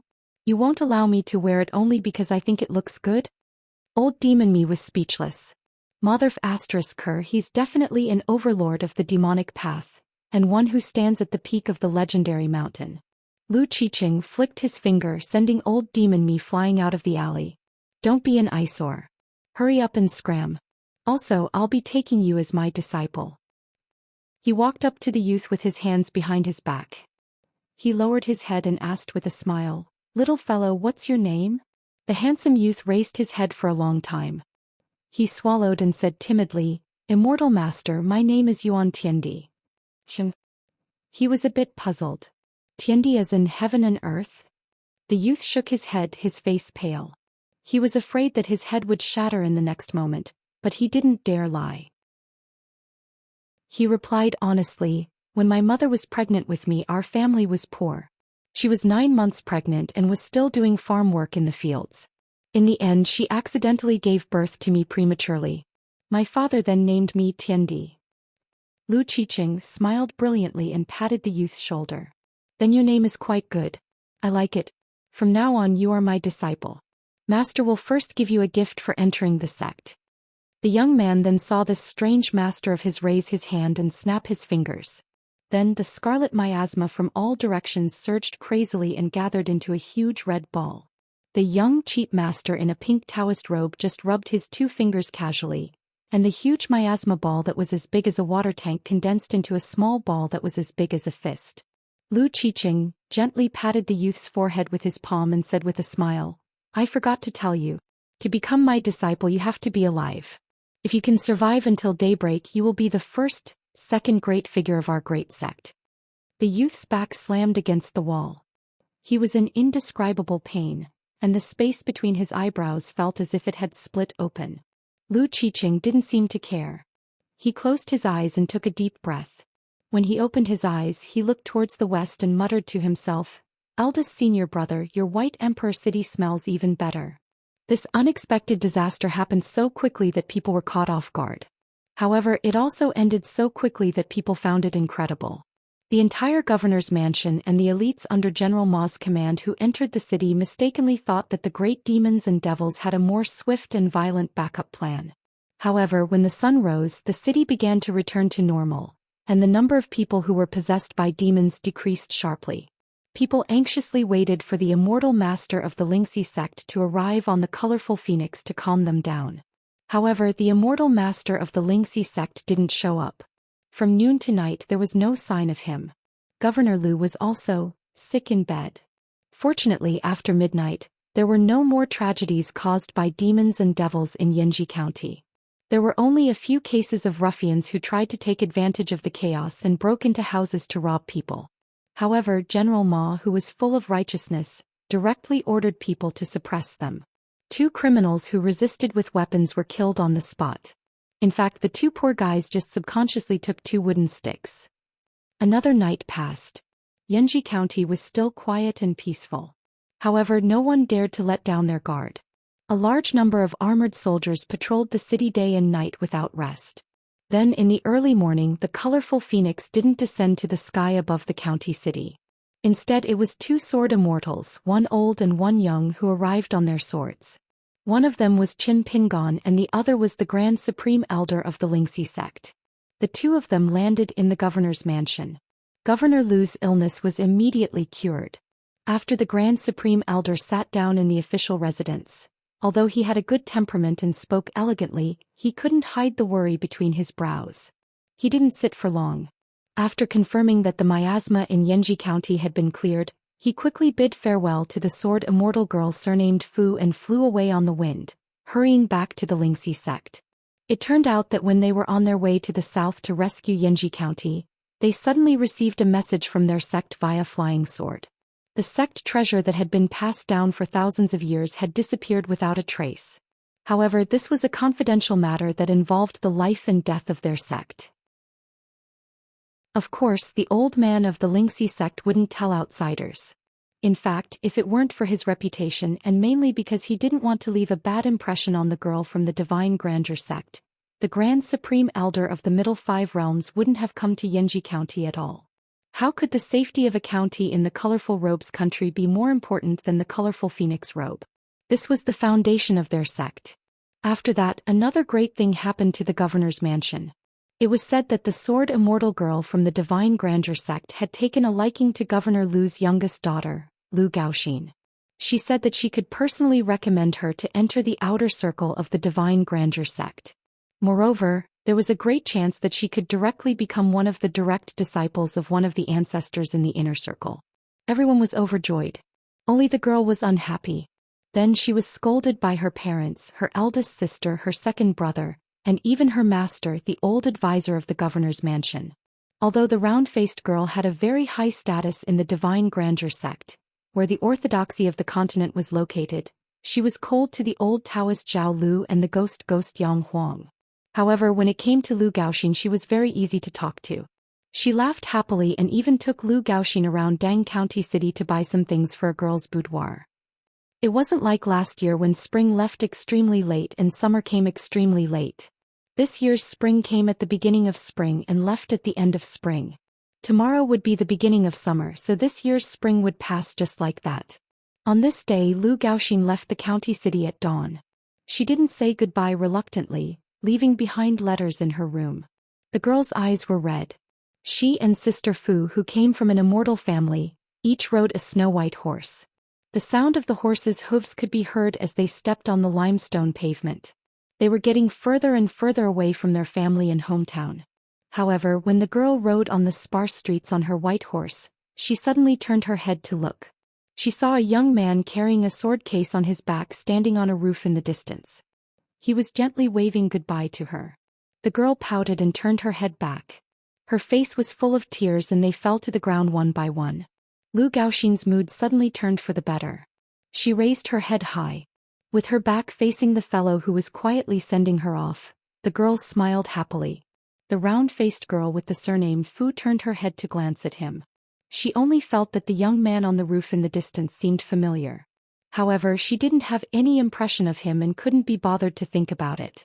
After Qin Pingon sent Lu Gaoxin off, he sat alone on the roof. He took off the wine gourd at his waist and drank mouthful by mouthful. The young man took small sips of wine and missed Mr. Qi. A spring breeze lingered around his sleeves. 234. Recently, many people have caught a cold. Everyone take care of your health. It's cold in spring and you should wear more clothes. Qin Pingon and the other two were forced to stay for 3 days by the prefectural governor's office. After this incident, Lu Gaohua seemed to have been reborn. He was no longer as dejected as he was when they first met. He often went to his father to ask for advice. Governor Lu still didn't like this son of his. However, Lu Gaohua would no longer feel guilty and retreat whenever his father showed impatience. In any case, he had annoyed Governor Lu to no end these past 2 days. Most of the time, Lu Gaohua stuck to the bearded man and Taoist priest Zhang Shanfeng. He also kept a close eye on the poor scholar Lu Qiqing as if he was guarding against a thief. He didn't mind this poor scholar from Baishui country marrying his elder sister. However, Lu Gaohua wouldn't allow him to take advantage of his sister before marrying her into the family. Since they were friends who had gone through thick and thin together, Lu Gaohua, who was the son of an official, didn't pay much attention to restrictions. He told Qin Pingon and the others about some of the court affairs and official affairs of the Tsai country. The calamity in Yanji County had affected thousands of families. Although the great demons and devils had disappeared, been suppressed, killed, or hidden far away, the impact on the common people of Yanji County was far-reaching and lasting. Everyone was in a state of panic. Many wealthy families began to secretly prepare to move out of Yanji County to the provincial capital, or even the capital of the Tsai country. Even if they didn't move their entire family, these wealthy and powerful families didn't want to put all their eggs in one basket. This was the common sense of the world. It was said that after the imperial court of the beautiful clothes nation received the news, there were already people from the Ministry of Rights and the Ministry of War. They were not high-ranking officials. They slowly left the capital's Yamen and headed south to Yanji County. They said that they were there to investigate the case and to appease the people. However, Governor Lu, who had been in the officialdom for half his life, knew that this was just the emperor putting on an act. The Ministry of Revenue silver allocated for disaster relief was not even one tael of silver. In the mess that was Yanji County, there was not enough silver in the official residence. Furthermore, he was not an unscrupulous official. Thus he still had to rely on him, the governor, his old face, to beg people. He had to rely on his good name to be recorded in the local county annals, writing articles, and erecting a monument for future generations to admire. He had to rely on these things to ask for silver from the county officials in the city. Furthermore, he had to settle the matter of the silver before the imperial envoys from the 2 yamens in the capital entered the county. He could not add to the emperor's heart or add to the already difficult days of the Ministry of Revenue Yamen. Only then could he keep his position as governor. There were ups and downs in life. In the officialdom, in the business world, and on the path of cultivation, someone's downfall could be someone else's upturn. For example, this time Qin Pingon and the other 2 had taken action. Regardless of whether it was out of righteous indignation or compassion, perhaps it was because good people were rewarded for once.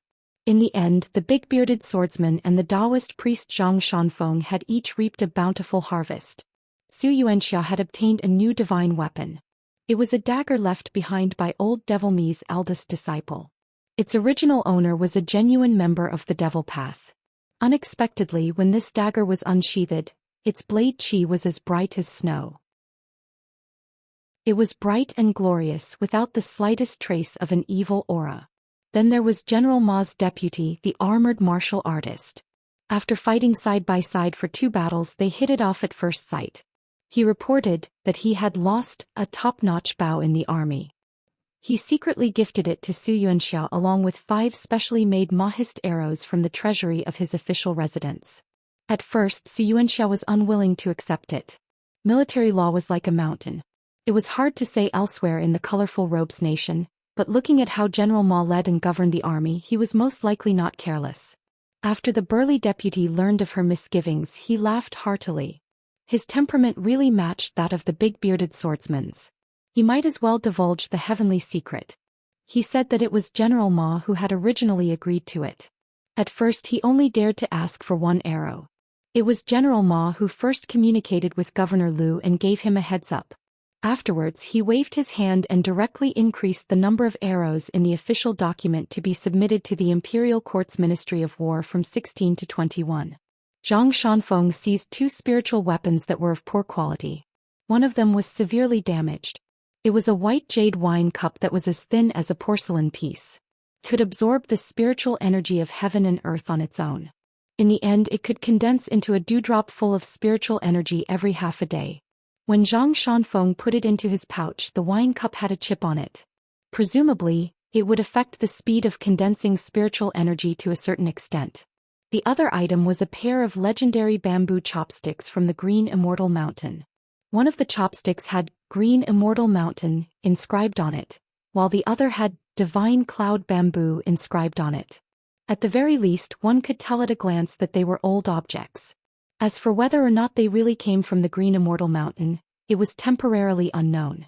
However, the bamboo chopsticks did indeed contain abundant spiritual energy. No matter what, they were spiritual weapons that all Qi cultivators of the lower 5 realms yearned for even in their dreams. Qin Pingon did not take out the green wooden box and the gold and silver shards of the golden body. This was a matter of great importance. Fortune and misfortune came hand in hand. These things were not like the mountain tortoises or snake-hunting eagles that he caught in his hometown back in the day. They were not things that he could enjoy with friends like Lu Xianyang. Qin Pingon only took out that piece of charcoal-like ebony and the white bowl that was painted with the true shape of the 5 sacred mountains.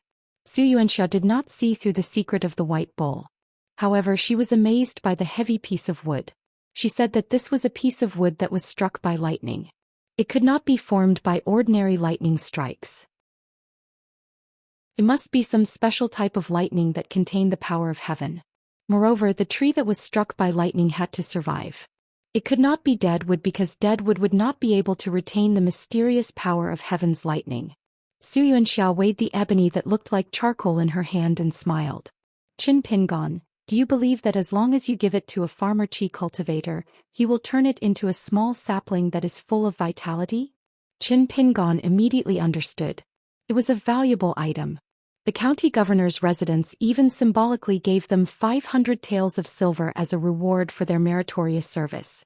The bearded man was unwilling to accept it.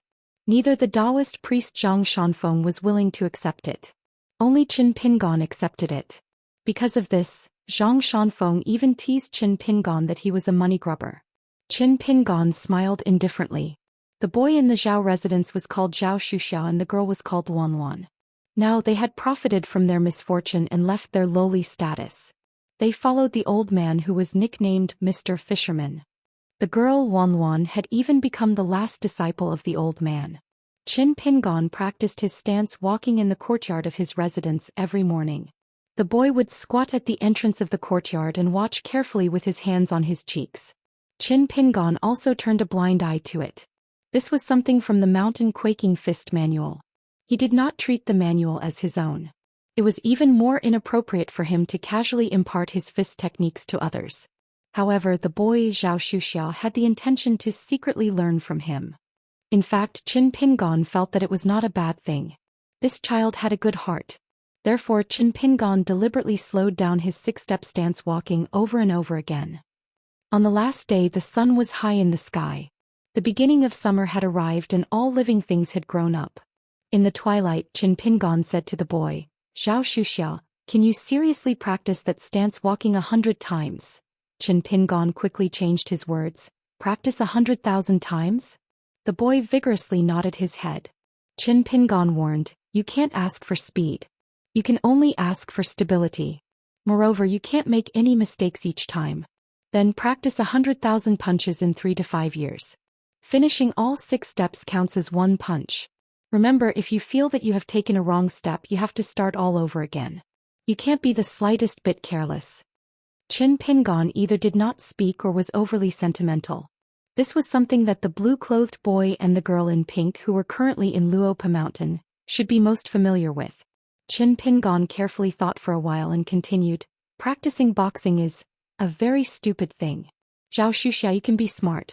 Of course you are indeed very smart, much better than me. However, the more stupid you are, the better. Do you understand? The boy's eyes were firm. He clenched his fists and said, I understand. Only by enduring the most bitter of hardships can one rise to the top. This talented and intelligent child really understood. Qin Pingon was amused and asked, what do you want to do when you rise to the top? The boy did not even think before blurting out, buy a lot of good clothes for Luan Luan to wear in winter. Qin Pingon asked again, then what about yourself? The boy wiped his mouth and said with longing, eat a full meal every day. Qin Pingon restrained his smile and frowned slightly, that's it?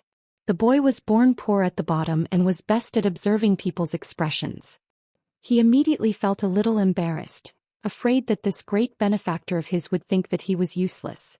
However, he really did not have any distracting thoughts. The child was unwilling to deceive Qin Pingon, so he hung his head and said guiltily, there's really nothing else. How can eating a full meal be enough? Qin Pingon's deliberately stern face suddenly became much gentler. He rubbed the child's head and joked, there must be meat in every meal. The boy immediately grinned foolishly. The Taoist priest Zhang Shanfeng, Lu Gaohua, and Lu Qiqing squatted side by side on the corridor chairs. Luan Luan was held in the arms of Lu Gaohua's sister and was slightly further away from the three men. After seeing this scene, they could not help but laugh. This was a chance meeting. Although there were twists and turns, it was not easy for them to meet and part easily. At noon, the scholar Lu Qiqing left the county town with Qin Pingon and the others. Lu Gaohua and his sister Zhou Xian and Luan Luan, as well as the Confucian fishermen, all came to see them off. They walked to the roadside pavilion 5 miles outside the town. The pavilion was surrounded by willow trees. Lu Qiqing and Miss Lu reluctantly said goodbye under the shade of the tree. No one knew what words of love they said. Although the woman was sad, she was also smiling. Her eyes were obviously filled with many thoughts and expectations. Qin Pingon found the fisherman alone and gave him 500 taels of silver notes and a piece of golden talisman paper. He said that this was a gift for Zhou Xian and Luan Luan to become his disciple. He earnestly asked the fisherman to accept it. The old man was also open-minded and accepted them without any hesitation. He smiled and told Qin Pingon not to worry. He would definitely treat the 2 children under the tree and Luan Luan as his own and would not wrong them. Qin Pingon finally made a fist salute and said, Teacher, the mountains are high and the rivers are long. These were Qin Pingon's words from the bottom of his heart. Therefore Qin Pingon spoke in a genteel manner for the first time and was not embarrassed at all. The old man held the children in each hand and watched the 4 people walk away. He smiled softly and said, Immortal and chivalrous. What a true national scholar. Lu Gaohua gently nudged his sister's arm with his elbow and asked with a smile, Sister, what kind of magic potion did Lu Qiqing give you that made you not cry? The woman smiled and said, Lu Qiqing said that when he became successful he would definitely come back to marry me. At that time he would definitely hold hands with his father-in-law and let our father call him a virtuous son-in-law at the table. Lu Gaohua grimaced and said, Do you really believe the nonsense of a scholar? The woman clasped her hands in front of her chest and looked at the back of the scholar with a willow wreath on his head. She murmured, That's what the books say. Lu Gaohua said helplessly, He's a man and he's already so old. Isn't he ashamed to wear a willow wreath? What can a poor scholar like him do? The woman stepped on the back of her brother's foot and said angrily, Don't talk about your brother-in-law like that. Lu Gaohua was in so much pain that he quickly retracted his foot and stood a little further away. He held the back of his head with both hands and leisurely. As a result, his head was heavily slapped. Lu Gaohua turned his head and was about to curse, but his whole body seemed to be grabbed by the neck. He could not open his mouth no matter what. His face was red for a long time and he shouted angrily, Father. The woman was even more nervous. Governor Lu, who had taken off his official uniform and changed into a scholar's green robe, stood between the 2 children and asked, Are you friends with Qin Pingon? Lu Gaohua could not understand his father's scholarly temperament and the profound meaning of his words. He said carefully, Kind of. Governor Lu glanced at his son and laughed. He did not say another word and turned to the fisherman. He talked with the old man about morality. The woman secretly patted her chest and felt relieved. Lu Gaohua asked softly, "Sister, did I say something wrong again?" She gloated and said, "Debt is no burden." "That's it. What are you afraid of?" Lu Gaohua wailed. The brother and sister did not dare to get close to their father for fear of being glared at. They were even more afraid of walking into a trap. They just followed at a distance. The boy, Xiao Xian, suddenly slowed down his footsteps and came to Lu Gaohua's side. He whispered, "Brother Lu, my master is praising you. He said that you are filial and kind. Your father is too kind. You barely live up to the family name." As a result, Lu Gaohua, a big man, had just said that Lu Qiqing was useless behind his back. Now he ran to the river and said that he wanted to wash his face. It was rare for them to be free. They walked slowly along the official road back to Yinji County. They passed by a handsome young man one after another. The young man was swinging a bunch of willow branches. There was a red mark between his eyebrows. He was really beautiful. 3 days later, Qin Pingon and the other 3 were on a secluded mountain road to Shushui country. They stopped at a dilapidated ancient temple. Governor Lu had said something before.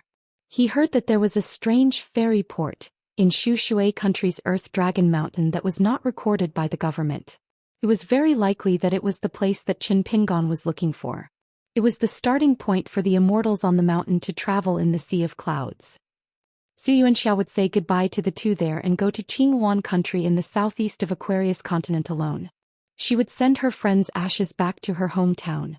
Xianxia liked to travel the mountains and rivers on foot. She also liked to write about the mountains and rivers. She recorded the strange landscapes and landforms, so she was not willing to take the immortal ferry. Lu Qiqing was going to the southwest of Aquarius continent. It was a place that no one had ever heard of. Even Xianxia, who was experienced and knowledgeable, had never heard of it.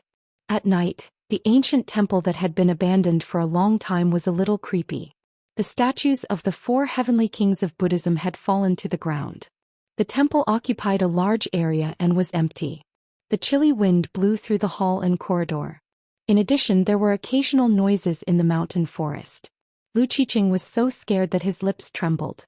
Even though he had lit a bonfire, he still tried his best to stay close to the bearded man.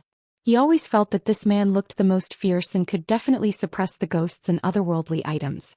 Teenagers like Qin Pingon and Zhang Shanfeng were most likely unreliable. As for the rouge old ghost that temporarily lived in his body, Lu Qiqing never thought that he was very powerful. He was not even an immortal in Jindan realm. He only knew how to hide and brag. If he was really powerful, why would he be suppressed for so many years? Why would he need Lu Qiqing to save him? How powerful could he be? Besides, which real immortal did not have the demeanor of an immortal? Who the hell would wear a pink Taoist robe and walk around the city? Anyway, Lu Qiqing was so embarrassed. Lu Qiqing knew everything he had seen and heard about the guy who was nicknamed Rouge Old Ghost. However, after the old ghost wore a pink Taoist robe and appeared in the world for a long time, Lu Qiqing completely lost his memory several times until the old ghost was willing to return to his body. This made Lu Qiqing gnash his teeth with hatred. In the future, he would marry a beautiful wife, have many beautiful concubines, and have many beautiful maids. What if he just went to bed and touched their hands, and then his vision turned dark and he didn't know anything? When he opened his eyes, he found that he was dressed and got out of bed in the middle of the day. What would happen then? The key was that it was useless for Lu Qiqing to complain to anyone about this unique loss in the world. Lu Qiqing squatted with his butt up and reached out to warm himself by the bonfire. His face was full of worry. The ancient temple was shrouded in the night. Lu Qiqing raised his head and looked left and right. It was more and more frightening. Fortunately, Xianxia was drinking, and Taoist little Zhang was practicing his swordsmanship with his peachwood sword. Lu Qiqing was a little relieved. Qin Pingon went to the distance to find firewood for cooking. Lu Qiqing really admired this young man surnamed Qin. He was not afraid of anything and was very stubborn. He practiced the 2 boxing styles every day. Lu Qiqing felt that if he could study half as hard as Qin Pingon, he would have been a student of Lakeview Academy. Lu Qiqing soon saw Qin Pingon trotting all the way back. In addition to a large handful of withered branches, he also brought back an ancient object that was 4 or 5 feet high. Lu Qiqing asked what it was and whether it was valuable. Lu Qiqing rolled his eyes and said angrily, "It's just a long trunk for putting oil lamps. Poor families only have short trunks. They don't pay much attention to it." According to some unofficial records a long time ago, the Buddhist forest temple was the wealthiest place in many of the Aquarius continent's dynasties. They were even wealthier than the emperor. If this was not going against the heavens, then what was? Therefore there were several Buddhist exterminations. The long trunk in your hand is not bad if it is brand new. Now it's just a piece of scrap metal. It's not worth much. Qin Pingon was a little regretful. After putting down the withered branch, he eagerly took the long trunk back to its original place. Lu Qiqing touched his forehead and felt that it was very shameful to follow such a country bumpkin in Jianghu. After the food was heated, Lu Qiqing picked 3 or 4 to eat. After dinner he began to tidy up the bedding and prepared to have a big dream. The bearded man drank enough wine. He fell back and began to sleep. His snoring was as loud as thunder. Today Taoist Zhang Shanfeng was in charge of the first half of the night while Qin Pingon was in charge of the second half. Qin Pingon first helped to gather the broken statues of the bodhisattvas and heavenly kings and piled them up in a corner that could block the wind and rain. After doing that he began to practice walking on the uneven ground. Now according to Lu Qiqing, Qin Pingon's punches were so slow that he could get a good night's sleep. Qin Pingon suddenly sped up toward the end of his practice. In the end he was as fast as lightning. A moment later Qin Pingon began to slow down.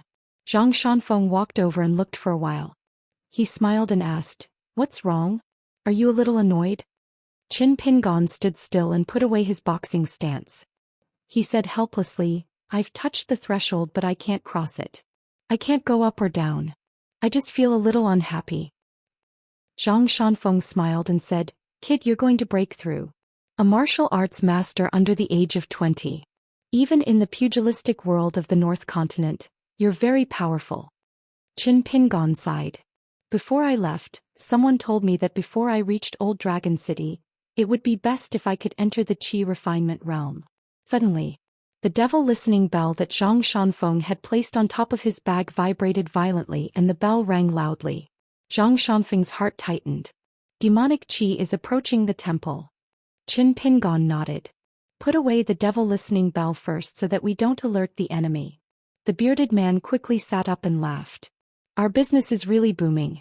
When fortune comes we can't stop it." After laughing, Xianxia touched his beard.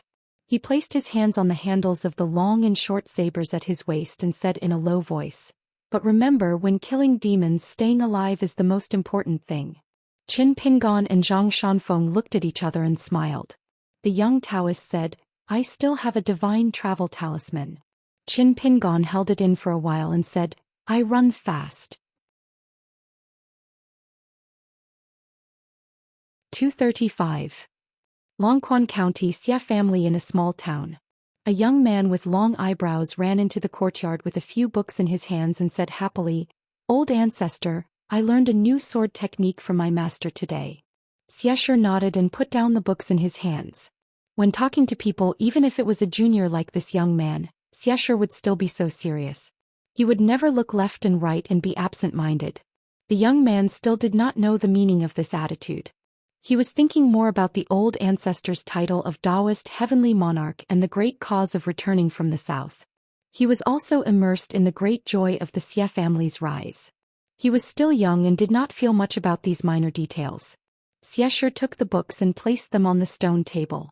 He gestured for the young man to sit. After the young man sat down he asked, "Old ancestor, are they good enough?" Xianxia patted the books lightly and smiled. "Why not? If I were to take the exam I would not even qualify for the exam." Although Xianxia looked crude and was no different from a farmer in a small town, he was actually well-read. He was well-versed in the knowledge of the 3 religions. During his stay in the Xia family's old house he read books in the small courtyard. Every day when Long Eyebrows came back from the Yuan family's shop, he would bring back a few books from the newly opened bookstore in the small town.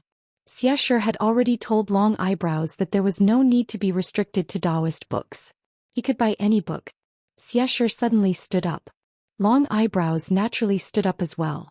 The two of them stood there for about half an incense stick's time. The young man was shocked to find that his mother was smiling and leading a young Taoist to the courtyard. After the woman left, Xianxia was about to speak when the lotus flower-crowned Taoist gestured for him to sit down. Wuxia sat on the stone stool and used his palm as a fan. He slowly fanned the breeze as though he was chatting with someone.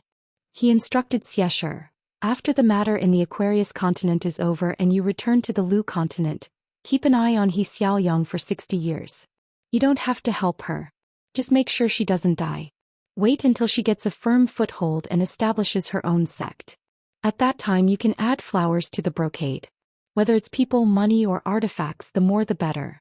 The two of you can be considered to have formed a good relationship." Xianxia stood up again, cupped his hands and bowed. "I will obey the sect master's decree." "Your old-fashioned temper is really not likable," Wuxia teased and turned to the young man with a smile. "Long may er come. Let me give you a parting gift." The long-browed youth trembled with fear. He was both excited and in awe. He hurriedly looked at elder ancestor Xianxia. Xianxia nodded, indicating that he could accept the reward without worry. The Jade Roar Realm cultivators of the upper 5 realms actually didn't dare to casually give their blessings to anyone. However, for Sect Master Wuxia, it was already predetermined whether the gifts he gave others were good or bad. How could it be a bad thing to give something to the long-browed teenager in front of Xianxia? It was destined to be one of the most fortunate things in the world. This could be considered a great blessing for the young man. With a flip of Wuxia's wrist, an exquisite 7-colored pagoda appeared in his palm. It shone with an indescribable brilliance. If one were to take a closer look, they would realize that the tiny pagoda was only half a foot tall. There were as many as 36 plaques hanging around it. The moment Xianxia sat down, he stood up abruptly once more and said to the young man in a deep voice, "Hurry up and kneel down to express your gratitude." This time Wuxia did not force him. He allowed the young man who was holding the pagoda to kneel down in a daze and kowtowed 3 times. Wuxia smiled. "I know that you have a gentle personality. There's no need to worry that you'll bully others. This pagoda can suppress all evils and otherworldly items below the upper 5 realms in the world. It can be considered as a half-immortal weapon. However, you must remember that evils and otherworldly items that can be seen with the naked eye are not necessarily the worst. When one's heart is in turmoil, it's more likely that inner demons will be born." The young man blushed and said loudly, "I'll definitely remember this." Wuxia was still in his mischievous attitude. He smiled and said, "In the future, when you master the sword with Wuan Ting, since you're a sword cultivator, you'll definitely have to travel around. When the time comes, you'll have to observe people's hearts. The reason why I'm giving you this pagoda is so that you won't have to worry too much about external matters and think more about your own matters. There's a saying in Buddhism that goes like this. It's quite interesting. Oh right, Xianxia, remember to find a good item for this child. It's good to not spoil things by excessive enthusiasm. However, as an elder, it's not good to be too stingy." Xianxia stood up to accept the order again. Wuxia was so angry that he laughed. "Do you believe that I won't slap you to death? There's no end to this." Xianxia could only sit where he was obediently. Wuxia thought for a moment. After a moment of silence, he stood up and said solemnly, "Remember to protect Li Shixing in the future. If anything happens, I'll return to this vast world from the Baek Okekyung building even if I have to break the rules of both sides. Only you, Xianxia, are worthy." Xianxia, who had already eaten his fill, did not know whether he should sit or stand. Wuxia slapped his forehead. "With such unenlightened disciples like you, it's no wonder that my lineage doesn't have many descendants." Wuxia raised his head and raised his arm. He flicked the lotus crown with his finger and said softly with a smile, Hey. 70, are you here? If you're here, I'll have to trouble you to open the door and send our guest off." Xiaxia's expression changed slightly. He hurriedly followed the sect master's line of sight and looked up. Even with his vast Dao techniques as a Dao master of a continent, all he could see was through the layers of clouds. Finally, he saw some ripples on the dome of the sky. Wuxia disappeared in a flash. Instantly, the small door that opened on the dome of the sky closed. Wuxia, one of the 3 disciples of the Dao ancestor, left the vast world just like that silently and returned to the green netherworld world. When Wuxia left the vast world, there was almost no movement at all. However, this sect master who wore a lotus crown on his head caused a huge commotion over at the green netherworld world. It was the same dome of the sky, but it was replaced by the green netherworld world that was overseen by Taoists. A cave of golden clouds that was as large as a mountain broke open. A golden rainbow light that was as thick as a mountain crashed down and landed on the peak of a tall building that was 10,000 feet tall. An elderly scholar who held a bamboo cane and carried a book box on his back was walking in the continuous mountain range of the green netherworld world. Beside him was a young page boy that he had just taken in. The thin old man covered his forehead with his hand and looked up. He smiled. "Looks like Qi Jingchun is quite angry." The youth asked curiously, "Mister, who is Qi Jingchun?" The thin old man smiled and said, "He's a scholar from my hometown. He's young but he's very knowledgeable." The youth's following question was somewhat childlike. "How knowledgeable is he?" The thin old man thought for a while and answered somewhat half-heartedly, "Isn't there a saying in your hometown, 'Great waters cannot overflow a duck's back'?" The youth muttered, "Looks like he's not that knowledgeable." The old man laughed heartily. The true skill of a scholar is not to blindly pursue knowledge. What he has learned must be able to bring the common people along with him on a long journey. A scholar not only has to give himself a place to be at ease, he also has to give the common people a place to settle down. Otherwise, no matter how knowledgeable a person is, how beautiful his writing is, how beneficial it is to himself, it won't help the common people. The youth said helplessly, "Mister, I think your logic is quite good." The thin old man reached out and knocked the youth's head. Then he sighed to himself. The youth was bored to death. Since he had nothing to do, he sighed along with the old man. The old man was thinking about the current season in his hometown. The land should be covered in yellow flowers. After sect master Zhou Xian left this world, Xianxia had to admit that although he was very disappointed, his entire state of mind was clearly much more relaxed. Previously, when Zhou Xian was in the small town, Xianxia was actually very nervous. He was afraid that if he did something wrong, the sect master would notice it and remember it in his heart. Xianxia lightly exhaled, his aura completely changed. He stood in the courtyard and looked at the Wutong Mountain ferry in the mountains to the west. Soon, a huge ferry that was the largest in the North Continent would appear there. On it there would be several famous people of the continent. This time the Kun boat of Mount Daodian was destroyed in the middle of the Aquarius continent. Other than the ancestors of Mount Daodian, there were also a few major forces that came down south. In name, they were working together to investigate the sinking of the boat. As for the truth, other than the smallest Mount Daodian, everyone was kept in the dark. Xianxia knew, Dali Imperial Tutor Cui Dong knew, and the two big shots on the new ferry were also well aware. Mr. Jian Ern was the most important chess piece, a sacrificial soldier. Even in the North Continent, only a few people knew that the marten hat of this rogue cultivator was actually the magic weapon Sword Ern. While helping people to nourish flying swords, it also produced countless strands of sword qi. After hundreds of years of accumulation, the sword qi in the sword urn was already densely packed. Therefore, Mr. Jian Ern's all-out attack at the cost of completely destroying the magic weapon sword urn was almost equivalent to the all-out attack of a Jade Roar Realm sword cultivator. It was enough to sink the Kun boat of Mount Daodian. All of this was to allow Xianxia to take the second step, to let this Taoist heavenly lord of the North Continent personally go to the north of Lakeview Academy. He would completely cut off the connection between the north and south of the Aquarius continent and prevent any accidents from happening to the general trend of Dali swallowing the entire north of the Aquarius continent. Xianxia patted the young man's shoulder. "Come with me to a place." The young man with long eyebrows followed his elder master to the Yang family's shop. When he walked out, he had the so-called near object, and a promise from the old Yang. What he paid was also a promise from the heavenly Lord Xianxia. Back at home, Xianxia told the young man about the general situation of the Kun boat's accident.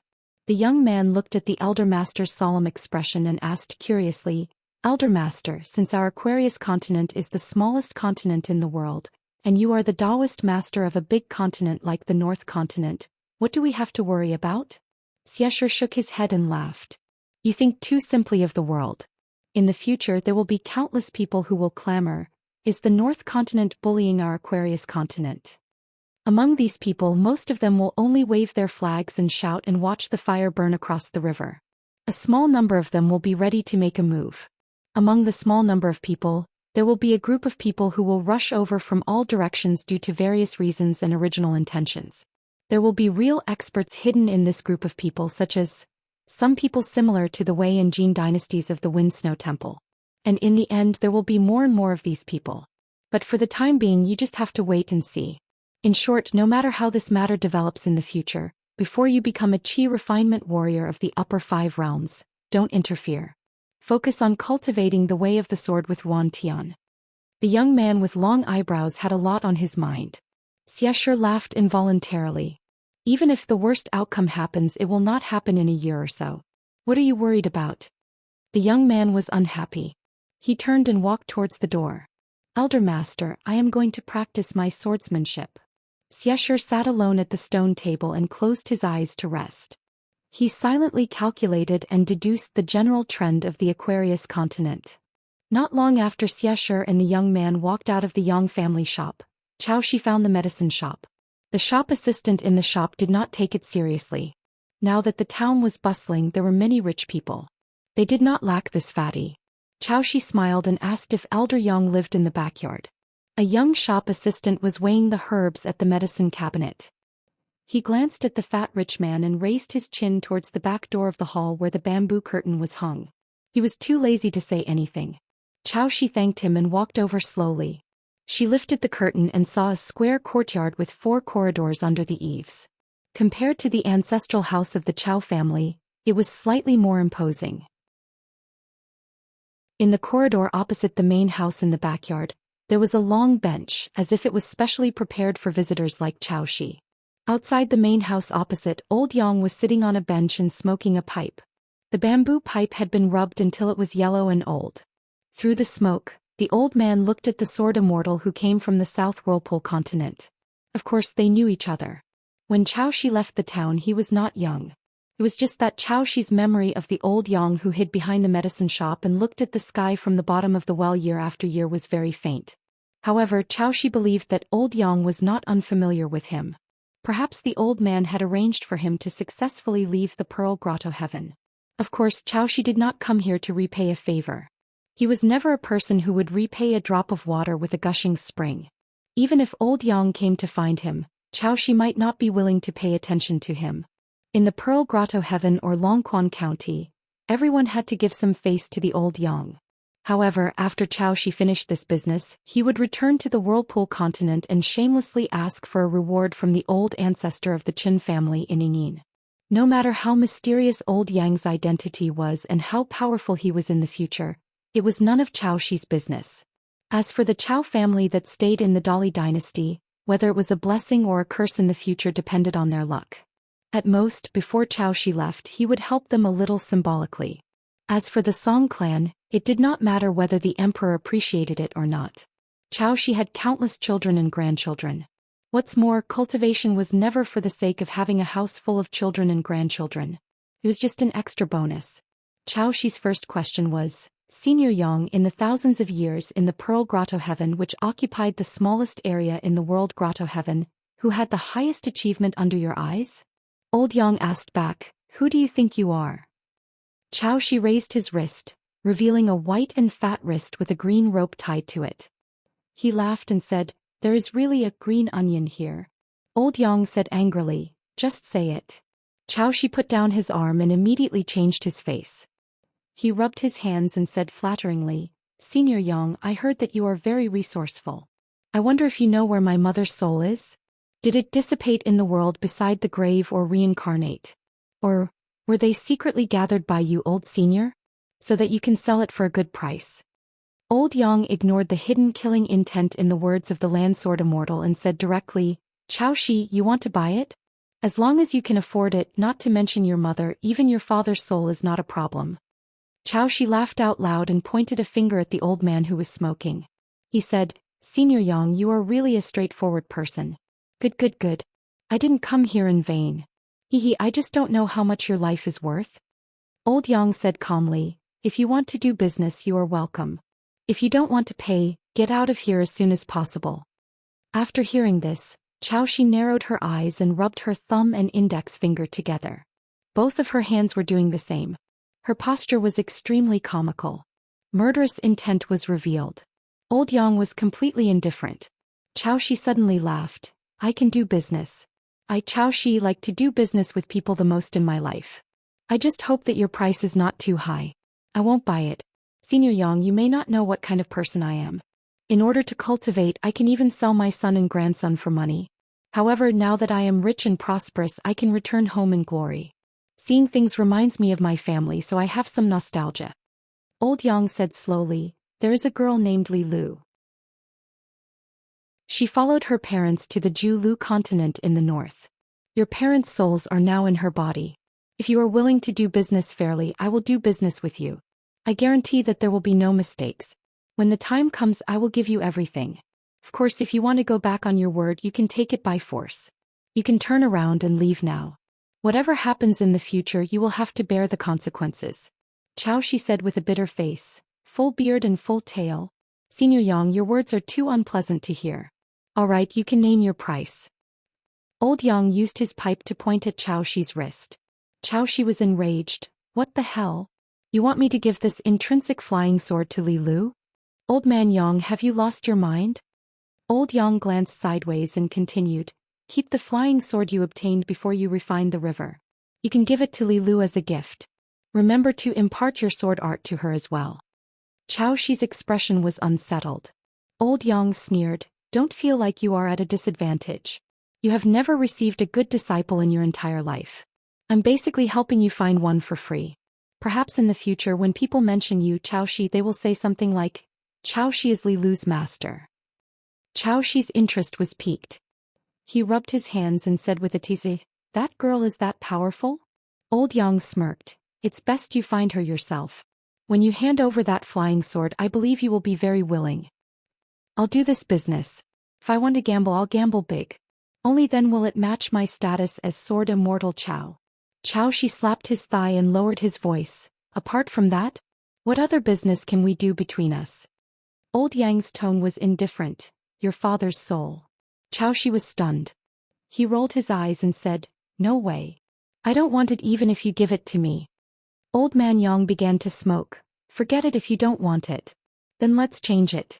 Go find Martial Mountain's Ma Kushuan and be his path protector. For the next 20 years, you don't have to keep an eye on him all the time. You Xiaoxi only need 10 years. Xiaoxi put on a fake smile and said, a sword immortal with a chance to reach the 12th realm as a path protector for a child. I Xiaoxi don't care much about my reputation. I am indeed known for being shameless in the Hassa continent, but I still want to save some face. Old Yang said in a deep voice, let Xiao Jun join the army of Dali and temper his broken sword heart on the battlefield. I can secretly protect him for 20 years until his sword heart is repaired. Xiaoxi's expression turned solemn. Old Yang sneered and said, don't pretend to be innocent. Xiaoxi, what's more valuable, your reputation or an additional terrestrial sword immortal in the family? Xiaoxi looked troubled. Xiao Jun is obviously an ingrate. If he becomes a terrestrial sword immortal, won't he rebel? The Qiao family is arrogant. With 2 sword immortals in the family, they can hold their heads high no matter where they go. Oh no, they should be immortals. But I'm afraid that kid will come after me. Old Yang didn't respond to this at all. He said directly, after Xiao Jun becomes a terrestrial sword immortal, he must promise to do something for me. Don't worry, I won't ask him to die. It won't be too difficult for Xiao Jun at that time. Xiaoxi was a little suspicious and asked, Senior Yang, why don't you go directly to Xiao Jun? Don't tell me you're plotting something during this period? We brothers are half from the same hometown. When fellow villagers see each other, even if we don't cry, we can't harm fellow villagers, right? Old Yang said bluntly, Xiao Jun is not qualified to talk to me about business now. You Xiaoxi are. Xiaoxi was speechless for a long time. When he finally left the Yang family's shop, Xiaoxi stood on the street and looked back at the medicine shop. He said to himself, don't tell me these things were also calculated by that old guy Chen Chunan? Clay Bottle Alley. Late at night, a young man in luxurious clothes sat in the courtyard in a daze. Before the great cultivator of the school of Yinyang was beaten to death by the imperial uncle Song Zhangqiang in the capital, he had secretly found him and made a shocking statement. The old man even confessed his great conspiracy against the current emperor of Dali. He made the emperor cultivate without permission, violating the rules set by the scholarly sage. Not only did he secretly enter the middle 5 realms as the emperor, he even went all the way to the 10th realm. The emperor wanted to see the Dali dynasty annex a continent with his own eyes, while the great cultivator of the school of Yinyang wanted to make Emperor Dali, Song Jisun's father, into a marionette. Because when Emperor Dali officially entered seclusion to break through the threshold of the middle 5 realms, he would completely lose his intelligence and become a puppet. Alliance's arrival interrupted Emperor Dali's longevity bridge, making it very likely that he saw clues when the longevity bridge was broken. The various mechanisms and foreshadowing that were originally hidden in the bridge were very likely to have been exposed. Although Emperor Dali hid it very well in the square outside the White Jade building, the emperor did not expect that he also did something to Song Jisun. But no matter what, Alliance's punch completely disrupted his branch of the school of Yinyang, the far-reaching plan that had been carefully planned for decades. But all of this was far from over. At this moment, Song Jisun recalled those words with an extremely heavy heart. The maidservant GQ came out and asked, "Young master, is there something on your mind?" Song Jisun turned his head and smiled, "I just can't sleep." GQ made an "oh" sound and moved a small stool to sit beside Song Jisun. Song Jisun suddenly suggested, "The moon is bright and the stars are sparse, the scenery is beautiful. Why don't we just walk around?" Languid GQ said, "Okay, I'll listen to you." The two, still master and servant, walked through the streets and alleys of the small town together. At the old school where Mr. Chi taught, at the stone table in the backyard, Song Jisun reached out and wiped the cold surface of the table. Every time he sat on the north side and Zhao Yao sat on the south side. At that time he did not know why this arrangement was made, but now that the truth was out he understood. Song Jisun smiled. "I wonder how Zhao Yao is doing." GQ was somewhat taciturn when they arrived here. After that, the two of them continued to stroll around aimlessly, doing whatever they wanted. The iron chain in the iron lock well had already been taken away by a man from another town. This was the immortal's opportunity. The black cat in Apricot Blossom Lane seemed to have followed the taciturn fool Ma Kushuan out of the small town. The covered bridge was demolished, and the stone arch bridge was restored to its original appearance. The old sword under the bridge was gone. It was said that the sage Wan Jiao was about to establish a sect in a certain mountain. When the time came, it was destined to be a grand event. Dali's Ministry of Rites treated this as the top event of the end of spring this year and carefully arranged it. The shops adjacent to Dragon Riding Lane were all surnamed Qin. This was a rare thing. Almost everyone in the small town with the surname Qin was a servant or maid of the 10 clans. The new civil and martial temples in the Immortal Tomb and Old Porcelain Mountain had been completed. They were dedicated to the ancestors of the Yuan and Chao families respectively. The two pillars of Dali's resurgence in the past were now returning to their roots. The couplets were written by famous people. Even the renowned literary figures of the faraway Southern Stream Kingdom had sent over their own handwritten couplets. Their strokes were strong and forceful and their style was unyielding. Song Jisun was outside the temple where the sage was worshipped. The corners of his mouth twitched. Ha, strong character. In the end, this noble from the Song clan turned his head and looked at the distant mountain in the west, which seemed to be the direction of Luapa Mountain. There was a mountain god temple there with very little incense. The young man who was looking at Luopa Mountain from afar had a gloomy expression, as if he had lost his soul. Other than the big temple of the North Mountain God in the Cloud Padding Mountain, there were also ordinary mountain god temples in the west. The one with the most incense was Mount Fengliang in the north. Because it was close to Longquan County City, the Divine Road was the widest and smoothest. It was convenient to enter the mountain.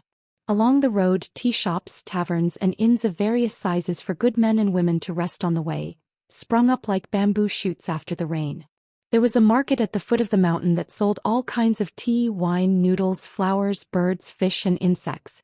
So many children in the small town were very happy when they heard that their parents were going there to burn incense. It was not much worse than the New Year because there were delicious freshly baked meat pies and old men who made dough. Many children received their New Year's money and secretly went there to have fun. As a result, when they returned home, most of them were taught a lesson by their parents. A young man named Dong Shuijing set up a stall there and only sold wontons. Shrimp, spring bamboo shoots, and dried tofu were all very delicious. At the end he sprinkled a handful of green onions and added a small plate of chili sauce that the young man made himself. The taste was amazing. The young man was originally studying at the school newly opened by the Qin family in Longwei Creek. But for some reason, even if he did not need to spend money, the young man still dropped out. He sold one of the 2 old houses in the small town and bought a new big house in the new county city. It was only a dozen miles away from Mount Fengliang. The wonton stall was open from early morning to dusk. As long as there were customers, no matter how late it was, the young man would wait for the customers to finish eating before he cleaned up and pushed the cart back. There was no night curfew in the county city now. Everywhere was a bustling scene with dust flying. If one was at the mountain god temple at the peak of Mount Fengliang and looked at the county city at night, it would be like a big lantern on the ground. When night fell, the tall young man, Dong Shuijing, had already started to clean up the wonton stall and was ready to go home. Unexpectedly, a strange man walked over from afar. He did not carry a sword on his back but held it horizontally behind his back. He walked to the stall and asked with a smile, "Shopkeeper, are you still selling wontons?" Dong Shuijing grinned and said, "Of course. Why not? It's just that I have to boil water. Customers will have to wait for a while." The man smiled and sat by the table. He wiped it clean without any grease or stains. On the table was a self-made bamboo tube filled with slender bamboo chopsticks. It turned out that he was a skillful shopkeeper. The man waited for a big bowl of piping hot wontons. The green onions floating on the red soup looked very tempting. Dong Shuijing asked if he could eat spicy food. The man said the spicier the better. The young man handed over a plate full of chili sauce. The man took out a pair of chopsticks and was not in a hurry to eat. He lowered his head and closed his eyes to smell the fragrance. He clicked his tongue and said, "This smell is right." The man asked casually, "Do you know the school of Mo?" Dong Shuijing, who was sitting not far away, nodded and said, "Of course. Mr. used to say that the school of Mo used to be one of the 4 prominent schools." The knowledge they promoted was very impressive, but it was not easy to know and was even more difficult to practice. It was a test of the disciples' temperament. Speaking of this, Dong Shuijing scratched his head and smiled foolishly. "My mister said that." The man chewed on a wonton and nodded vigorously. "Well said." He asked again, "Then have you heard of the school of Mo's rangers who were on credit?" "That's on credit and that's on the sword." Dong Shuijing looked confused and shook his head gently. Mr. Qi really did not mention this. The man put down his chopsticks and patted his stomach. He exhaled heavily and was very satisfied. Then he smiled and said, "Then do you want to be a person on credit?" Dong Shuijing's eyes focused and quickly returned to normal. He smiled and shook his head. "Selling wontons is pretty good. I can make money and it's stable." Back then he, Li Baoping, Lin Shi, Li Huai and Shi Chuanjia, the 5 disciples of the school, together deceived the coachman who was actually a Dali loyalist. Although Li Baoping and Lin Shi were the ones who came up with the plan and patched up the loopholes, in fact if any one of them gave the slightest clue, all their previous efforts would be wasted. Therefore, the 5 children who officially became Qi Jingquan's direct disciples in the end were not easy to deal with. Take Dong Shuijing for example. At such an old age, he knew how to find Miss Ronxiu and ask her to help him sell the old house in the town at a sky-high price. Then he quickly went to the county capital to buy a big house, not just one but an entire street. Money that fell from the sky had its own way of spending it. Money could make money. The small amount of money to support the family should also have its own way of earning money. Not spending money was equivalent to earning money. There was no conflict between the two. "Don't be in a hurry to answer me." The man waved his hand and smiled. "As for why I chose you, Dong Shuijing, I have observed you for a long time. You are not the best in all aspects, but there are no problems. That is enough." Dong Shuijing said helplessly, "You are?" The man did not hide and went straight to the point. "My name is Su Rual, a disciple of the school of Mo from the Central Divine Continent. Of course, I am not a person who owes money. But I have a very good friend. Before he died, he asked me to help him choose a suitable disciple to inherit his legacy. He is the ancestor of the previous generation of the school of Mo who owes money. He is a very powerful guy. He used to drink with Alliance many times and he paid for the drinks. When Alliance was traveling in the Central Divine Continent, he signed a lot of debts and he helped to pay them off. Who is Alliance? The son of your master's rival. What? Dong Shuijing was confused. What was this? The man stood up. I will come again next time. Think about it carefully. Dong Shuijing suddenly shouted, Wait. The man smiled and said, I will owe you the money for this bowl of wonton first. Maybe you will agree to be a person who owes money in the future. Dong Shuijing insisted, How can I do that? As long as it is a business deal, you should settle the accounts with your own brother. The man nodded and took out a few copper coins. Ah, you really are a person who owes money.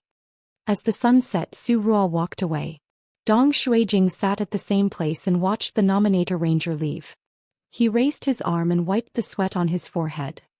The reason why Dong Shuijing had the courage to ask for those copper coins was not because he was a simple-minded person who did not know the immensity of heaven and earth.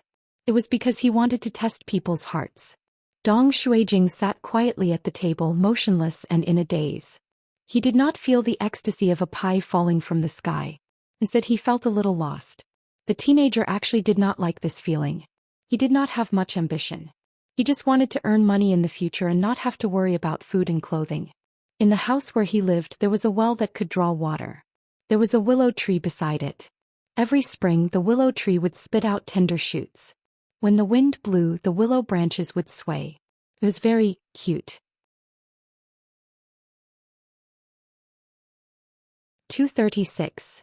It was a dark and windy night in the wilderness. It was a good time to kill people and rob them. It was also a good time to kill demons. It all depended on whether the Taoist was 1 foot taller or the demon was 10 feet taller. Outside the dilapidated ancient temple of Shu Shui country, there was the sound of laughter. Finally, there was a knock on the door. The bearded man looked at Qin Pingon and glanced at Zhang Shanfeng. He teased, Which one of you is going to welcome the guest? If I go to open the door, I am afraid that I will scare the female demon. What if she turns around and runs away without saying a word? The Taoist priest Zhang Shanfeng patted his chest and said, I am more handsome than Qin Pingon. Lu Qiqing was awakened by the demon listening bell. He was in a daze. When he heard the word female demon, he immediately thought of the fox fairy in the fairy tales. He became bold and quickly got up from the floor and shouted, I will go, I will go. The strange spirits in the books like weak scholars the most. The 3 of you are carrying knives and swords, so I am the most suitable. But I have to say in advance that if I meet a good demon, we can talk it out. If she is willing to spend a night with me, don't stop her. But if I meet a bad demon who eats people's hearts and livers, you have to save me.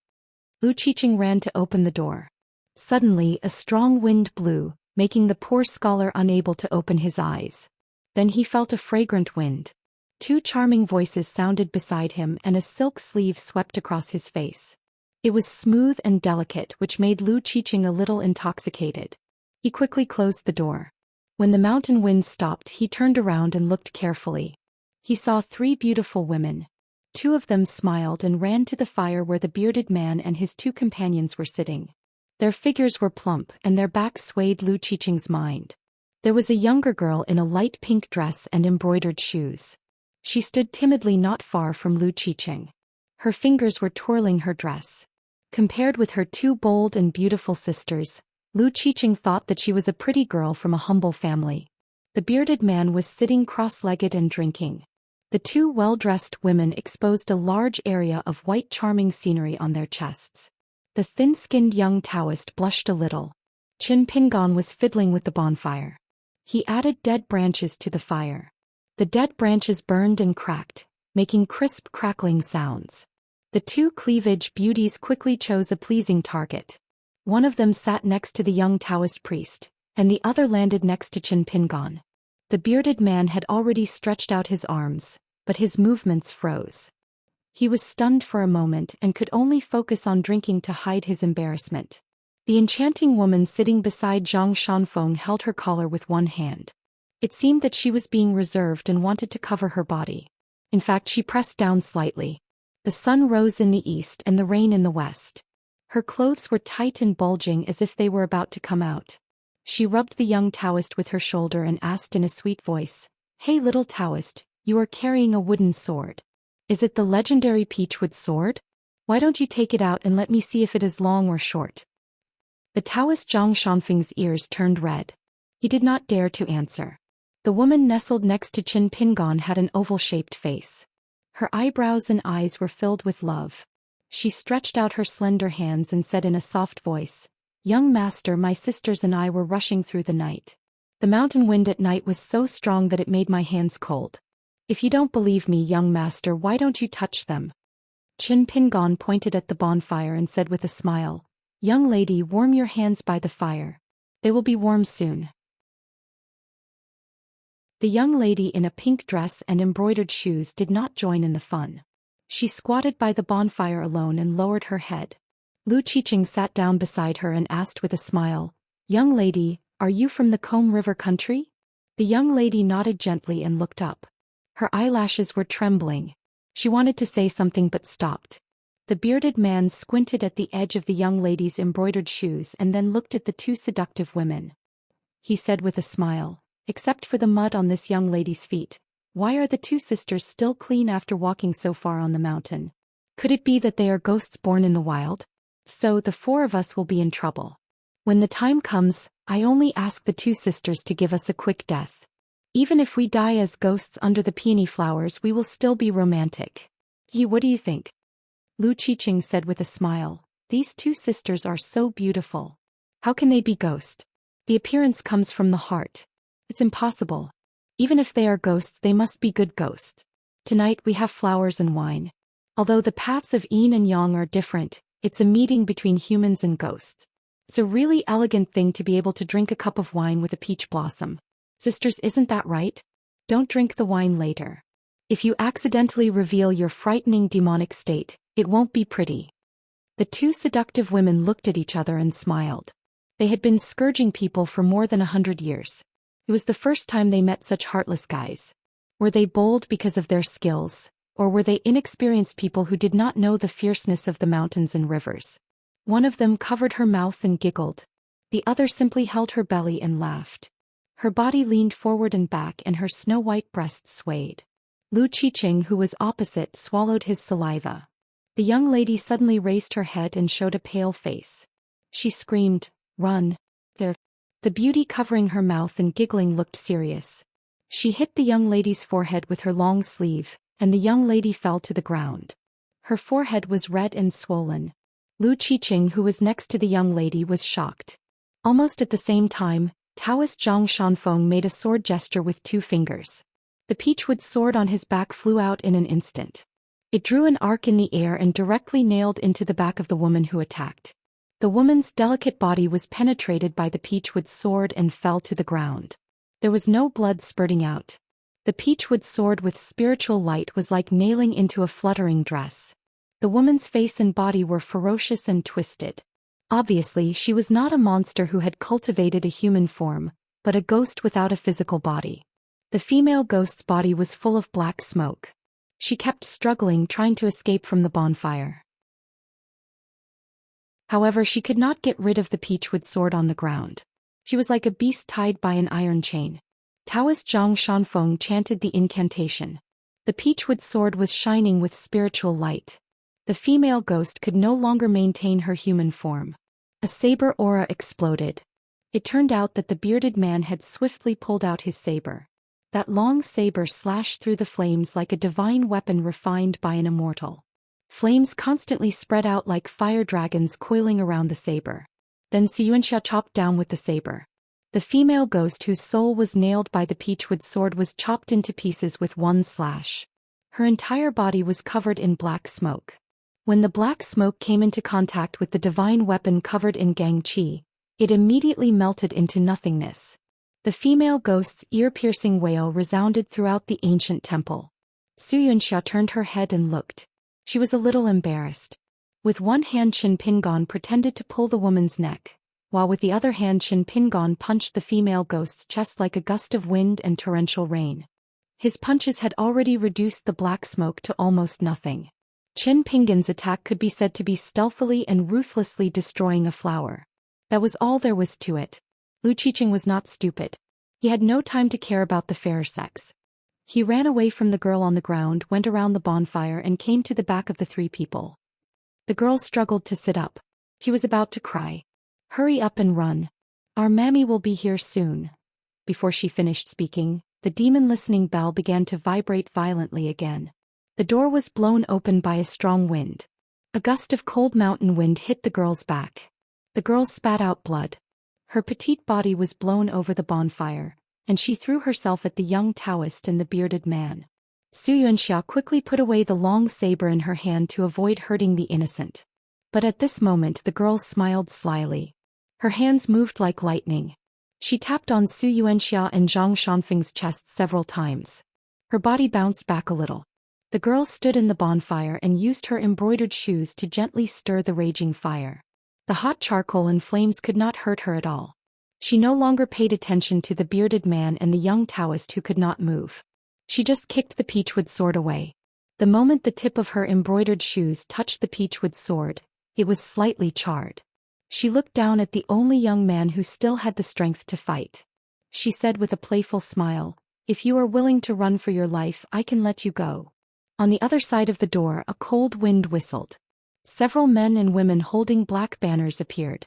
Ghost Chi lingered around them. They looked at the girl in the temple with burning eyes and shouted, "Mammy's supernatural power is unparalleled. Long live." Qin Pingon stood up and asked, "Are you a human or a ghost?" The mammy, who looked like a girl, smiled gloomily and said, "People's hearts are filled with ghosts. People's hearts are in front and ghosts are behind. It can be seen that people's hearts are more terrible. This immortal has been in Xianxia country for 200 years. I have a specialty dish called stir-fried heart and liver. It must be freshly picked heart and liver with a lot of spicy seasonings. Otherwise the earthy smell is too strong and people can't eat it at all. However, there are exceptions. A few years ago there was an old Taoist who passed by here.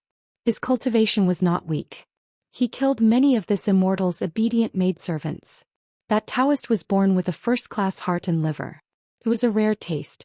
I don't know how the four of you who are foreigners have good skills. How does your heart and liver taste? I think it shouldn't be too bad. After all, the body and spirit of a martial artist are better than the foundation of an ordinary person. Outside the door of the ancient temple, a very clear and old voice sounded from far away. "It's suitable for the sword." The girl's expression changed dramatically. On the other side of the gate, sword light flashed everywhere. The heads of the evil creatures that ran rampant rolled down. Under the sword light they were as weak as living people. After their heads were chopped off there was no chance for them to survive. Soon a black-clothed old man with a wooden expression strode through the door. A scabbard hung from his waist, and beside him was an unsheathed long sword. The bronze sword was covered in cracks, and there was not the slightest bit of sword chi flowing from it. However, when the rusty long sword quietly hovered beside the old man, it still had a kind of indescribable deterrence. Pure sword aura, abundant sword intent and sharp swordsmanship. In Jianghu there was always a better mountain. The girl obviously knew the identity of this person. Her fingernails were like 10 silver hooks. She bent her back and stared at the old man in black. She said fiercely, "Song Yufan, you are a Jianghu person. Do you want to be enemies with us, the four evils of Xianxia? Do you believe that we won't work together to flatten your sword water villa?" The old man's eyes were calm. He looked at the notorious devil path giant of Xianxia country and said slowly, "Don't you look like a fool?" 237. The devil who looked like a young girl had an uncertain expression. "Song Yufan, are you determined to arm wrestle with me today?" The old man in black took out an old almanac from his bosom. He opened a page and placed his finger on it. He silently recited, "Abstain from meat and seek wealth." The old man put away the old almanac, grabbed the ancient bronze sword and put it back into its sheath. He reached out to the girl and said, "I'll let you spend money to avoid disaster." The girl knew the old freak's Jianghu rules very well. Without saying anything she took out a topaz coin from her sleeve. The front of the coin was engraved with "Out of Plum Blossom Ambush," and the back of the coin was "Thundering Heaven Peak." This kind of jade coin was the same as the snow coin. They were both used by the immortals on the mountain to do business. The jade coin in the girl's hand was nicknamed Little Summer Coin. Compared to it, the value of the snow coin was like the difference between copper and silver. She gently tossed the small coin to the black-clothed old man. Not only did she not say any harsh words, she instead smiled like a flower and said, No discord, no concord. I hope that when this immortal visits Swordwater Manor in the future, Old Manor Lord won't refuse me 1,000 miles away. The old man in black was expressionless. He put away the coin and let the girl turn into a cloud of dark smoke and slowly float away from the temple. The sword master named Song Yufan flicked his finger. Wisps of cool wind like arrows hit several acupoints on the chest of the bearded man and the young Taoist priest. Originally, the two of them were plotted against by the female devil. They couldn't move or speak. As time passed, they could break through the restriction by themselves. However, if the old man didn't appear, they could only rely on Qin Pingon for a short period of time. This was the first time Zhang Shanfeng tasted the acupoint sealing technique of a Jianghu master. After regaining his freedom, he immediately gasped for breath. He still felt a little uncomfortable. Su Yuanxia was originally a pure martial artist. This time she failed miserably. She couldn't help but blush. She clasped her hands and said to the old man, "Thank you for your help, Sword Saint Song." The old man in black was eccentric. He turned a deaf ear to her and walked straight to the fire. He sat cross-legged with his sword on his knees and closed his eyes to rest. Su Yuanxia lowered her voice and gave Zhang Shanfeng and Qin Pingon a brief introduction of Jianghu matters. In the central region of the Aquarius continent, especially in the 10 countries near the beautiful Robes Nation, there were 4 sword Dao great masters. Their names shook the region. The beautiful Robes Nation had a sword god, who had long retired from the Jianghu and lived in seclusion in the mountains for over 30 years. He was hailed as a sword god. His sword was candle sunlight. However, there was a shocking piece of news recently. The old god of swords had actually died from the revenge of his enemies. This caused a huge commotion in the surrounding Jianghu, and the people's hearts were shaken. Then there was the black-clothed old man in front of him. As the old manor lord of the Swordwater Manor of the Combe Nation, he had a strange temperament. He was 1 generation younger than the sword god of the colorful Robes Nation. He had the reputation of sword sage. He carried the iron water sword and founded the Swordwater Manor, which was the #1 Jianghu sect in the Combe Nation. The current manor lord was the eldest grandson of Song Yufan. His skills were also superb. A renowned sword venerable emerged from the ancient Yu nation. He had great killing power, but his martial virtues were extremely poor. He was an itinerant Jianghu immortal who did not have a fixed residence. He did not establish a sect and was a lone wolf. It was rumored that he had a good relationship with the emperor of the ancient Yu nation and carried the green pearl sword. The Pine Stream nation also had the youngest rising star, who called himself the Green Bamboo Sword Sage. These 4 sword Dao great masters were like stars in the sky above the Jianghu of the colorful Robes Nation and the other countries. Even the immortals on the mountain did not dare to underestimate them. The black-clothed old man suddenly opened his eyes and sneered, "Sneaky, show yourself." This old man, who was revered with the title of Sword Sage, unsheathed his sword and casually swung it in the direction of the temple's altar. A large expanse of dazzling and clear sword chi suddenly appeared. The already damaged altar completely shattered with a bang, revealing a petite and thin girl behind it. She ignored everything and held her small head with both hands as if no one could see her like this. When another strange girl appeared, Zhang Shanfeng's demon listening bell began to vibrate slightly. Almost all the cultivation methods of the elves and demons in the world, as well as otherworldly items and ghosts, were not orthodox. As long as one's cultivation was not profound and their realm was not high, they would usually have nowhere to hide from the demon listening bell. This was also why the demon listening bell could become a must-have item for chi cultivators, second only to the white swamp diagram. It was highly respected. Before Su Yuanxia reached the 4th realm of martial arts, she also had a similar bell to protect herself. Su Yuanxia and Zhang Shanfeng placed more attention on the girl. Qin Pingon, who wanted to formally practice swordsmanship but could not find the right way, was stunned by the old man's unsheathed sword.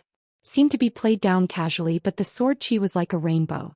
Wherever the sword chi went, it was as if it was smashed by a straight waterfall.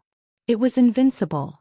Lu Qiqing became abnormally silent after the young female devil made her move. He squatted by the bonfire and did not say a word.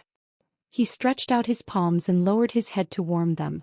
How can such a good and peaceful place of Buddhism be tarnished by a little demon like you? The old man in black looked cold and stiff. He shook his wrist and the bronze sword tip trembled slightly. In an instant, A dazzling white light shot out from the sword tip. It was like the demon-binding rope of the immortal master on the mountain. It twisted and turned and soon spread out in the air. It was like a vast and mighty net of heaven, covering the timid girl who was judged to be a demon. Qin Pingon calmly took this scene into his eyes. It was an eye-opener. The sword qi, which was supposed to be meticulous, could be controlled so skillfully and have so many changes.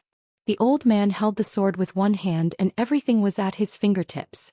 Qin Pingon was especially fascinated by his calm temperament. The girl was first condensed by the sword qi and then scattered by the sword qi. She was in so much pain that she rolled on the ground. The burning pain had already hurt the mountain demon's divine soul. Qin Pingon was in so much pain that he wanted to die when he was in the bamboo house of Luopa Mountain, not to mention a little demon who practiced undisciplined cultivation and stood aloof from worldly affairs for hundreds of years. After this disaster, the girl soon could not stabilize her human form. Half of her face showed the face of a fox. Clumps of snow-white fur grew on the back of her hands and neck, giving off a faint fox smell. The weak snow-white fox fairy struggled on the ground and wailed, "I didn't hurt anyone, I didn't hurt anyone. I only teased and scared some scholars who stayed in the ancient temple. Don't kill me, don't kill me." The old man in black seemed to have a knot in his heart. He held the long sword in his hand, and the sword qi was brilliant and the rainbow light bloomed. He said sternly, "A demon is a demon and a devil is a devil.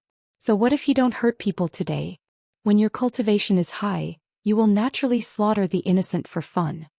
The girl who had half of her body turned into a white fox crawled on the ground and said weakly, "I also saved 2 scholars from the mammy. For this reason I gave them a lot of treasures that I had kept for a long time. Only then did they let the scholars go. I won't hurt people, I won't in my life." The old man in black sneered, "Little fox fairy, your death is not regrettable. I dare to say that I can kill 100 demons with my sword. At most I will wrongly accuse 1. The young fox fairy was already powerless to defend herself. Her body was twitching, her clothes were torn, and her whole body was bathed in blood. Her pair of black and unusually bright watery eyes had already dimmed. However, at the moment of her death, the young girl did not resent the old man's vicious attack. She just stared at the gate of the ancient temple in a daze, as if she was waiting for a poor scholar to visit her. Then she could scare them again. If she succeeded this time, she would be happy for several months. Lu Qiqing slowly raised his head. Golden light flowed in his deep eyes. There was a cold smile at the corner of his mouth. He sighed helplessly as if he had seen everything in the world. He felt that life would still be so boring even after 1,000 years. Just when Lu Qiqing was about to stand up, Qin Pingon stood up and gently shook the sword box on his back. He suddenly asked, "Senior Song, what if this fox fairy is the wrongly accused demon? What should we do?" The corners of the old man's mouth twitched as he smiled. "Good. I can now confirm that the first 99 and the next 99 are all demons that harm the common people. Therefore it will only be easier for me to attack." Qin Pingon pointed to the girl who had completely turned into a fox. "What about her?" The old man patted his chest and said straightforwardly, "If the almanac turns out to be suitable for burial, I will bury her. If not, I will expose her body to the sun and strive for a good reincarnation in the next life. Don't be a demon of the mountains and lakes. Of course, don't let me meet her again." Qin Pingon was a little stubborn. "Senior, you kill demons when you meet demons and subdue demons when you meet demons. Of course you do the right thing. But you can do more right." The old man carefully stared at the young man with the sword box and suddenly laughed. "Silly boy, don't you look like a fool? You are just staying in the ancient temple.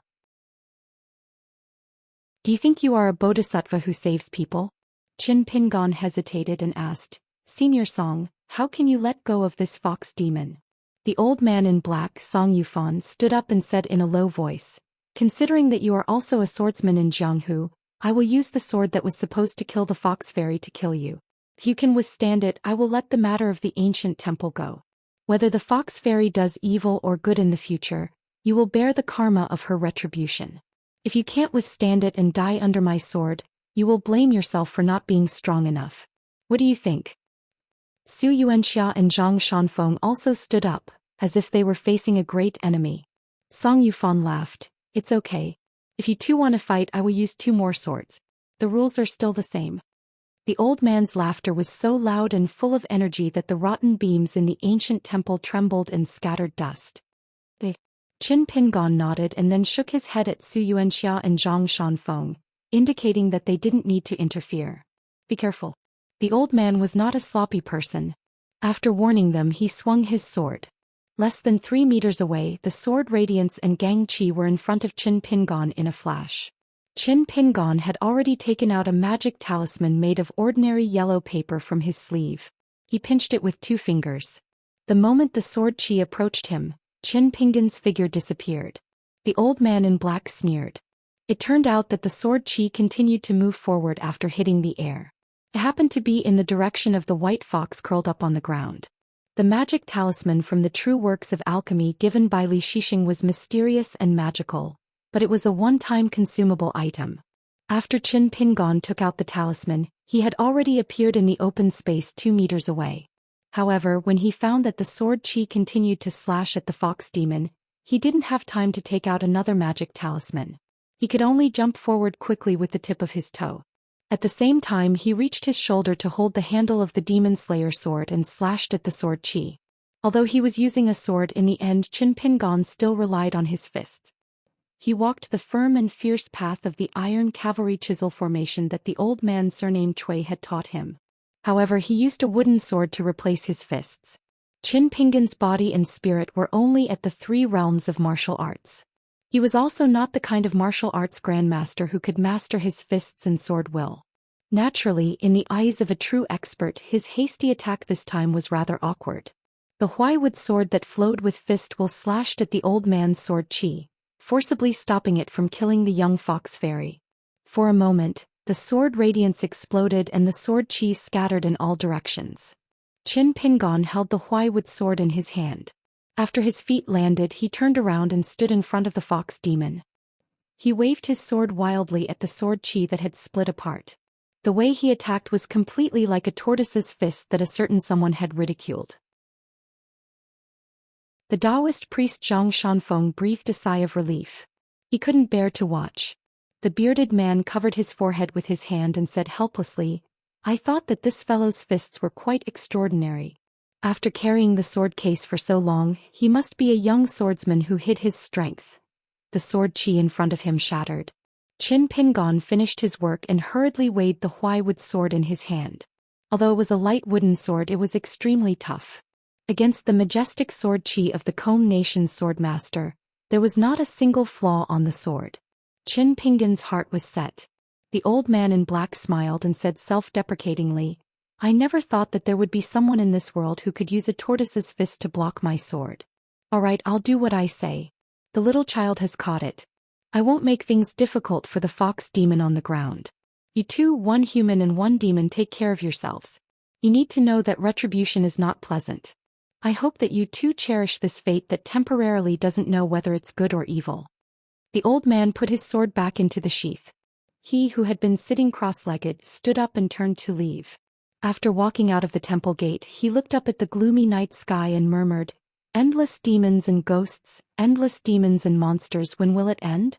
The founder of the Sword Water Villa in the past suddenly turned his head and smiled. "If the 4 of you are interested, you can go to my villa. Recently, the Sword Villa is electing the leader of the Combe Nation's Wulin Alliance. It's a grand event in Jianghu. If you go to the Sword Villa, I may not be there. You can directly find the oldest steward Chu and say that you are a new friend I met in Jianghu. There will be a few cups of wine." In the end, the old man looked at Qin Pingon. "Tonight, your patience to do a good deed right and better has always been like this before this old man's old age, from a young man to a middle-aged man. It's only more, not less. But, forget it. I won't say the old man's discouraging words to the young man. In short, I hope you can persevere." The old man patted the long sword on his waist and silently went away in the night. Qin Pingon was in a daze. After he came to his senses, he turned his head and stared with his eyes wide open. The young fox fairy had disappeared without him noticing. The bearded man pointed to his face and joked, Qin Pingon, a hero saves a beauty. Whether the beauty will repay you with her body or not depends on this." Qin Pingon put the scholar wood sword into the wooden box made by Wei Pai and trotted all the way to the bonfire. He reached out to the bonfire and glanced at Lu Qiqing, who was sitting opposite him and yawning. Lu Qiqing smiled cheekily and said, "What are you looking at? Now you finally begin to envy my handsomeness? Lass, in fact I also envy you, Qin Pingon. If I had half of your martial arts I would have become the dream lover of thousands of heroines and fairies in Jianghu." Qin Pingon rolled his eyes and took off the wine pot. He raised his head and drank a big mouthful of wine. After drinking, Qin Pingon held the wine gourd. His mood was agitated and he was definitely not as calm as he appeared to be. The reason why he did not ask the two little ancestors to fly out of the blade's strengthening gourd and block the sword chi of the sword master Song Yu was not because Qin Pingon was swayed by his emotions. Qin Pingon sighed and stood up. He went to the open space and put away the wine gourd. He closed his eyes and carefully recalled the 3 sword attacks of the old sword master of the Shui kingdom. The first attack hit the spiritual altar and forced the fox fairy to appear. The second attack shook his wrist slightly and the sword chi formed a net. The last attack was, of course, the one that went straight to Qin Pingon's head. Qin Pingon still did not open his eyes. He slowly drew out the scholarwood sword and imitated the old man. He held the sword horizontally in front of his chest, like a sword in a scabbard ready to be drawn. For some reason Qin Pingon thought about it and felt that even if he copied it 1,000 times or 10,000 times, he would not be able to imitate it. Not to mention the spirit, it would be difficult to even imitate the form. This was very different from when he saw Miss Ning's 6-step boxing stance. It turned out that drawing a sword was not the same as practicing boxing. Qin Pingon sighed and could only put away the scholarwood sword that had followed him twice in Jianghu. Someone laughed and said, "Qin Pingon, your wooden sword is too light. That's why it doesn't taste right. Lifting something heavy as if it were light is a high level of swordsmanship. You're just a beginner, not some heaven-defying genius. Of course you'll feel that something is wrong. Let's not talk about reaching the top. Let's just talk about the beginning. When it comes to boxing practice, you can have a slightly famous master to guide you. But when it comes to sword practice, you still need a master to guide you. You should ask Song Yufeng sincerely about sword practice. His martial arts realm is not high, but he has already found his own way of sword practice. It is not easy." Qin Pingon turned his head and looked. This insightful view was not from the bearded man, nor from Zhang Shanfeng who could fly with the peachwood sword. Instead it was from the scholar Lu Qiqing who was the least associated with Jianghu. When he said this, Lu Qiqing stood next to the raging fire with many dry branches. His slender figure swayed slowly with the light of the fire. Zhang Shanfeng was asking Su Yuanxiao about the Jianghu acupoint ceiling. He was very focused on the questions and answers, so he did not pay much attention to Lu Qiqing's words. Or it could be said that the two of them did not hear Lu Qiqing's words at all. Because from beginning to end Lu Qiqing did not speak, but Qin Pingon clearly heard Lu Qiqing's voice. Qin Pingon asked a strange question. "It's you?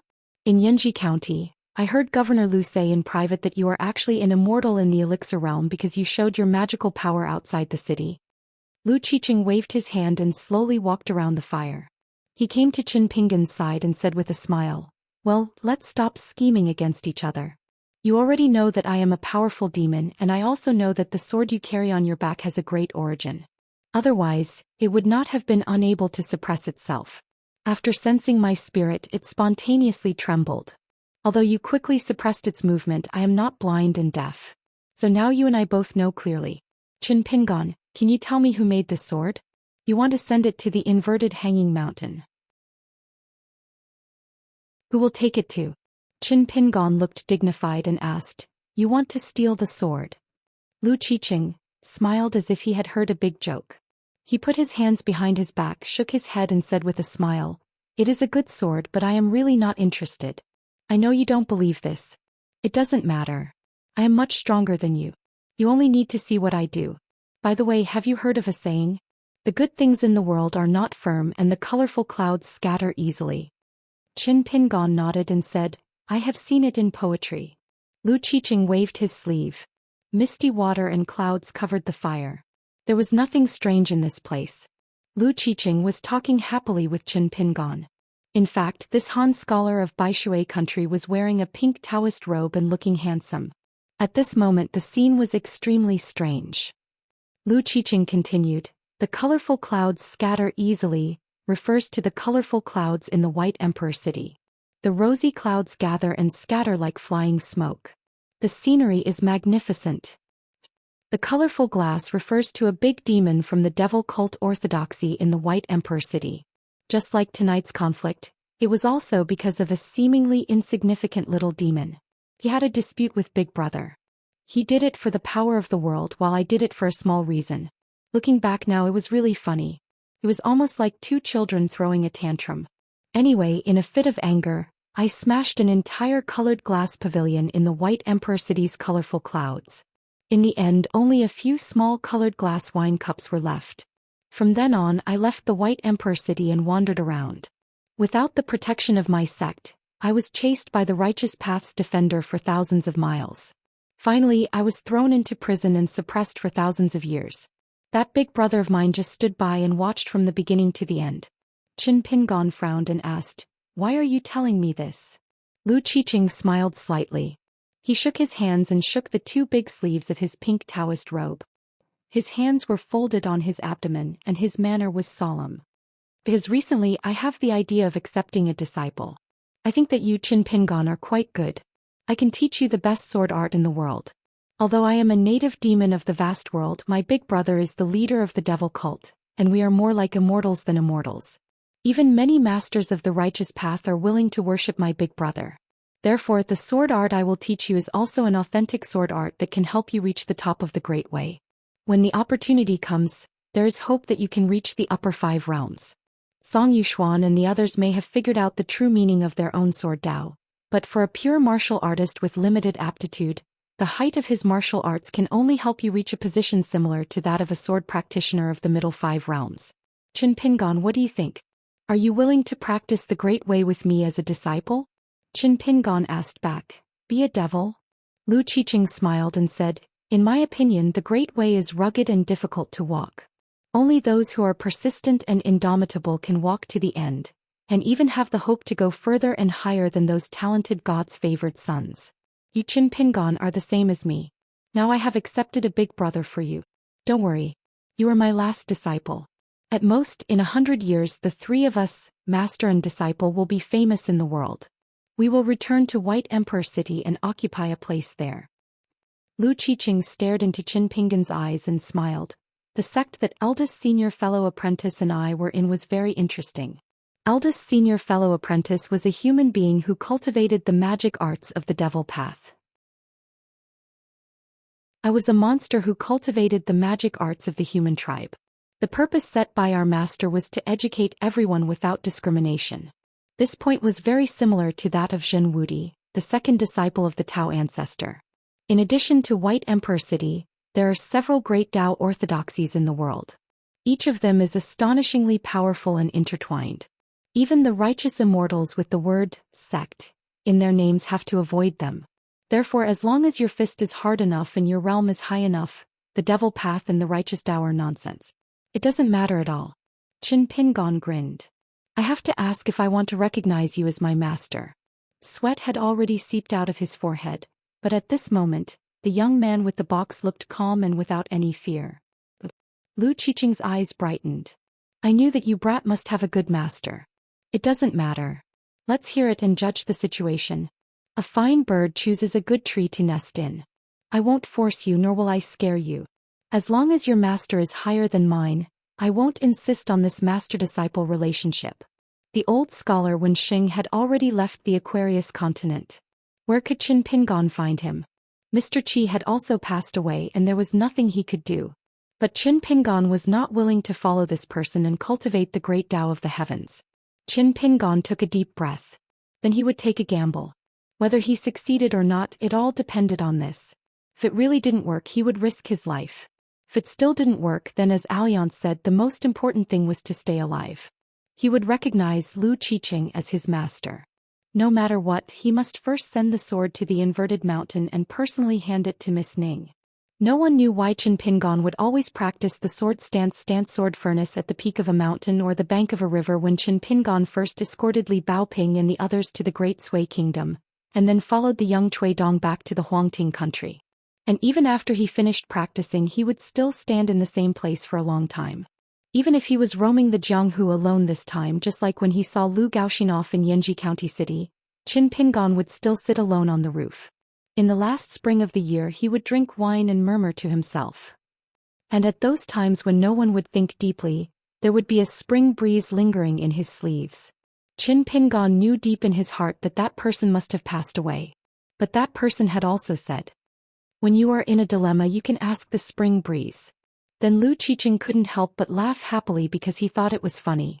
It turned out that when he saw the young man in front of him, he imitated him by shaking his wrists and raising his sleeves. But soon Lu Qiqing couldn't laugh anymore. Between the young man's raised hands, wisps of spring breeze lingered cheerfully around his sleeves, like green dragons swimming in the sea of clouds.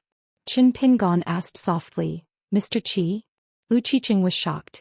At this moment, it was just like the battle 1,000 years ago when he faced Master Zhang, who held a fairy sword in one hand and a Taoist seal in the other. A warm and mellow voice sounded beside Qin Pingan. "I'm here."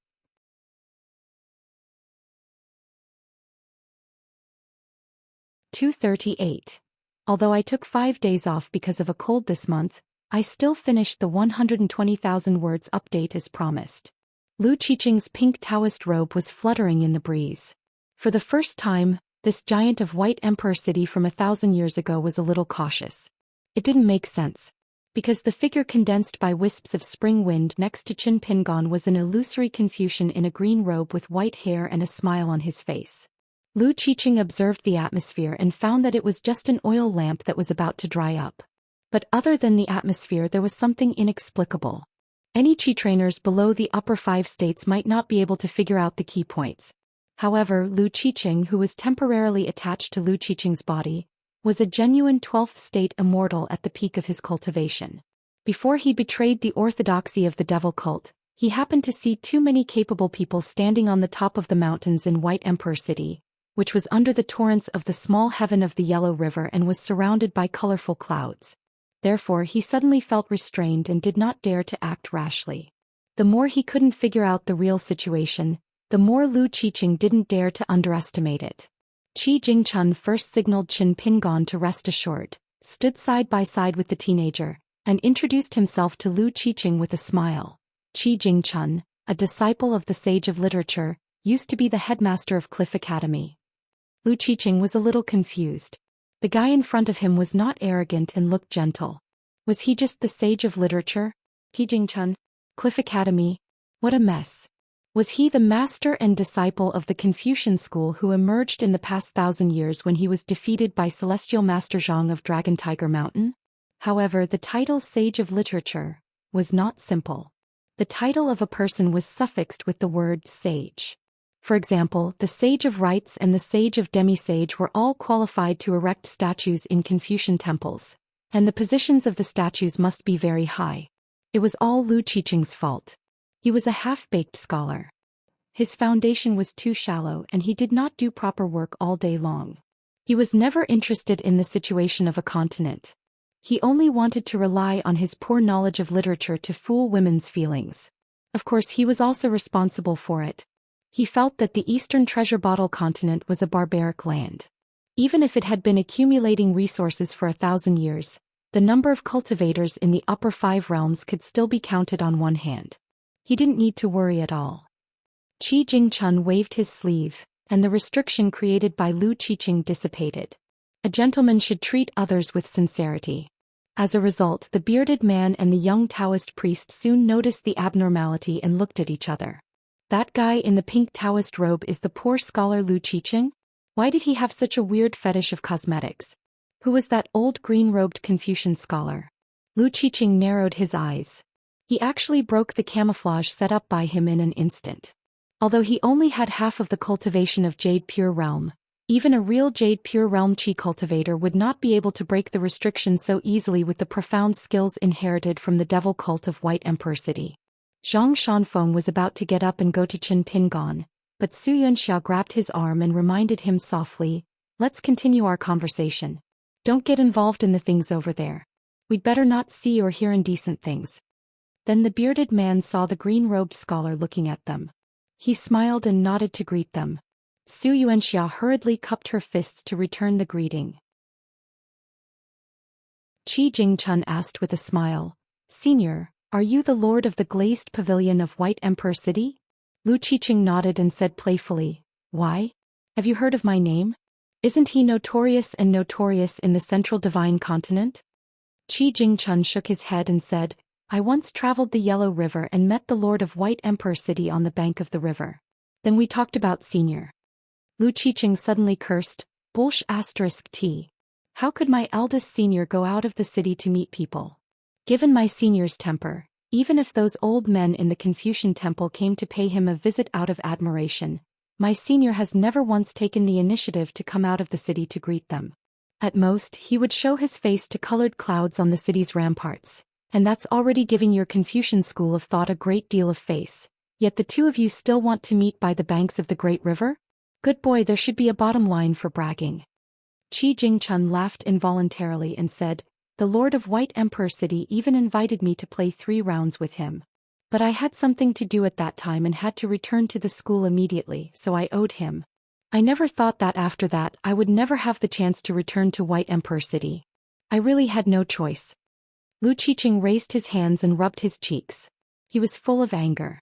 Although he had broken off relations with his eldest senior and no longer had any feelings for him, deep in his heart he had always respected the Lord of White Emperor City. It was a kind of pure admiration and worship, which was why he was hesitating whether or not he should act decisively and destroy the last remnant of this guy's soul. Since this lapis lazuli pavilion master was unwilling to believe him, Qi Jingchun did not say anything more. Qi Jingchun actually had a good impression of this great demon of White Emperor City that had reappeared in the world. The first time this person had felt murderous intent, it was when the swordsman of the Comb Nation had indiscriminately killed that young fox immortal. Scholars who spoke of benevolence and righteousness did not lack hypocrites, and those who walked the path of demons did not lack romantic people either. Qi Jingchun had followed seniors with several times in the past and traveled the world with him. He had long since seen the world, so of course he would not be black or white. What's more, Qi Jingchun had already affirmed the great demon in front of him because of the lapis lazuli case from 1,000 years ago in White Emperor City. Qi Jingchun patted Qin Pingan's shoulder and said to Lu Qiqing with a smile, "Qin Pingan will definitely not be able to become your disciple. However, if senior is willing to teach and Qin Pingan is willing to learn, I, Qi Jingchun, am happy to see it happen." Lu Qiqing stretched out a finger and shook it gently. "You and I both know what kind of situation you are in now. You are just a soul condensed by a wisp of spring wind. Even if you were a scholarly sage in the upper 5 realms when you were alive, today is different from the past. Do you think you have the ability to bargain with me?" Qi Jingchun glanced at the great demon in a pink Taoist robe. As soon as he looked over, he saw Lu Qiqing's murderous intent surging. The great demon's heart was easily shaken and not determined. Many choices were more inclined to follow their innate violent nature, which led to many tragedies in the world. It was not without reason that the world suppressed and restrained the great demons in the world. Someone once said that those who are not of our race must have a different heart, and that demons and monsters are born to live an ignoble existence and like to seize the vitality of all things. Only the human race is willing to sacrifice generously for justice. These views were very unpleasant for those who were not of the human race. In fact, during the period when the Sage of Rights was in charge of the world, there were many sages of the Learning Palace who suggested that all the great demons in the upper 5 realms should be encircled and suppressed and detained in prison to prevent future troubles. However, the Sage of Rights did not accept it in the end. Qi Jingchun was a little emotional. In the final analysis, the reason of the great demons in the world all fell on the word living. They were tirelessly pursuing their own lives to become strong, unrestrained, and lawless. The reason of the world fell on the word rules. Within the rules they would benefit the common people. Qi Jingchun stretched out a hand and said with a smile, "If you are unreasonable and only want to subdue others by force, then I will borrow a sword to cut off half of your cultivation." The scholar would sword box on Qin Pingan's back. The long sword that he had secretly named Demon Subduing was like rain after a long drought. It hummed cheerfully as it slowly unsheathed itself inch by inch, its aura surging like a bull. Lu Qiqing's pink Taoist robe was fluttering. His eyes were full of hostility and his body was full of majestic demon aura. he asked with a smile. "Qi, are you sure you have the chance to hold the heavenly weapon that is specially designed for the great demon? Even if I can't smash your soul with one punch, aren't you afraid that I will smash Qin Pingon into a pulp with one punch?" Qi Jingchuan's expression was as usual, as if she was talking about the most natural principle. "As long as I, Qi Jingchun, am alive, no one will be able to bully little junior brother for a while." Lu Qiqing laughed and said, "I don't believe it."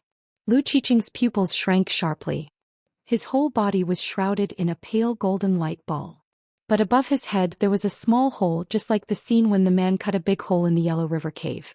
The primeval golden light formation of White Emperor City that protected Lu Qiqing first showed a little flaw. In Lu Qiqing's sight, there was a black dot as small as a mustard seed. Then there was a thin black line. Finally, it completely cut open the primeval golden light formation with a crash.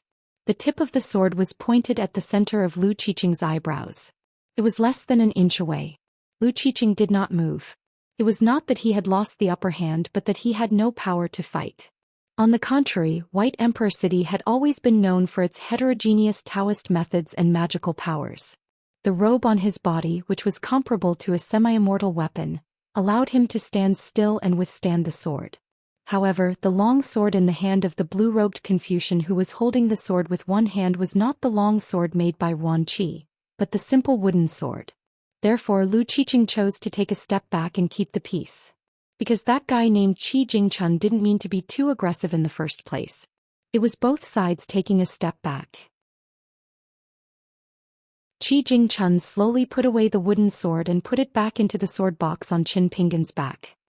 He smiled and said, "If this sword was made by Alliance or Senior Brothers Wa, it would be a different scene." Lu Qiqing asked, "Senior brother really went out of the city to see you? He even took the initiative to invite you to play 3 rounds of chess?" Qi Jingchun nodded. The truth was so. There was no need to be proud of it nor to hide it. Moreover, Qi Jingchun had never taken these experiences to heart. The young Cui Dong was still complacent and had played 10 rounds of chess with the city lord of White Emperor City in the colorful clouds. The temperament of the two was completely different. Lu Qiqing sighed and looked absent-minded. It was as if there was a glass cup in his heart that suddenly broke. He felt both lost and relieved.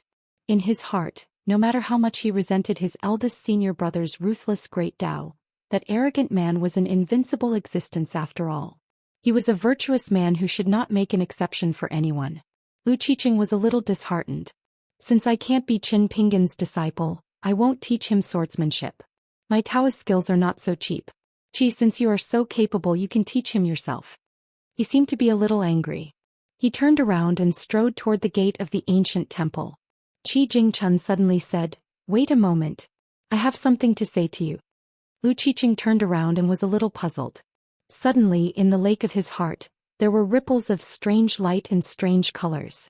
Then Lu Qiqing's face was filled with horror and ecstasy. After all kinds of feelings welled up in his heart, he asked softly, "Qi Jingchun, a person like you would be a great immortal in any world. How did you end up like this?" Qi Jingchun smiled and asked, "What do you mean by end up like this?" Lu Qiqing was slightly startled. He was convinced and said, "I am ashamed. This time I owe Qin Pingan a favor. When I become famous again in the Central Divine Continent, I can ask Qin Pingan to go to White Emperor City to find me." Before Lu Qiqing left the ancient temple, he waved his sleeve and grabbed a young fox immortal hiding in the dark. He took her with him and left the ancient temple. The young fox immortal had changed into a new set of clothes and smeared several layers of rouge on her face. She looked funny with patches of red and green. Maybe she was the pink beauty that she had mistaken for? She also had a favorite secret book that she had kept close to her all year round.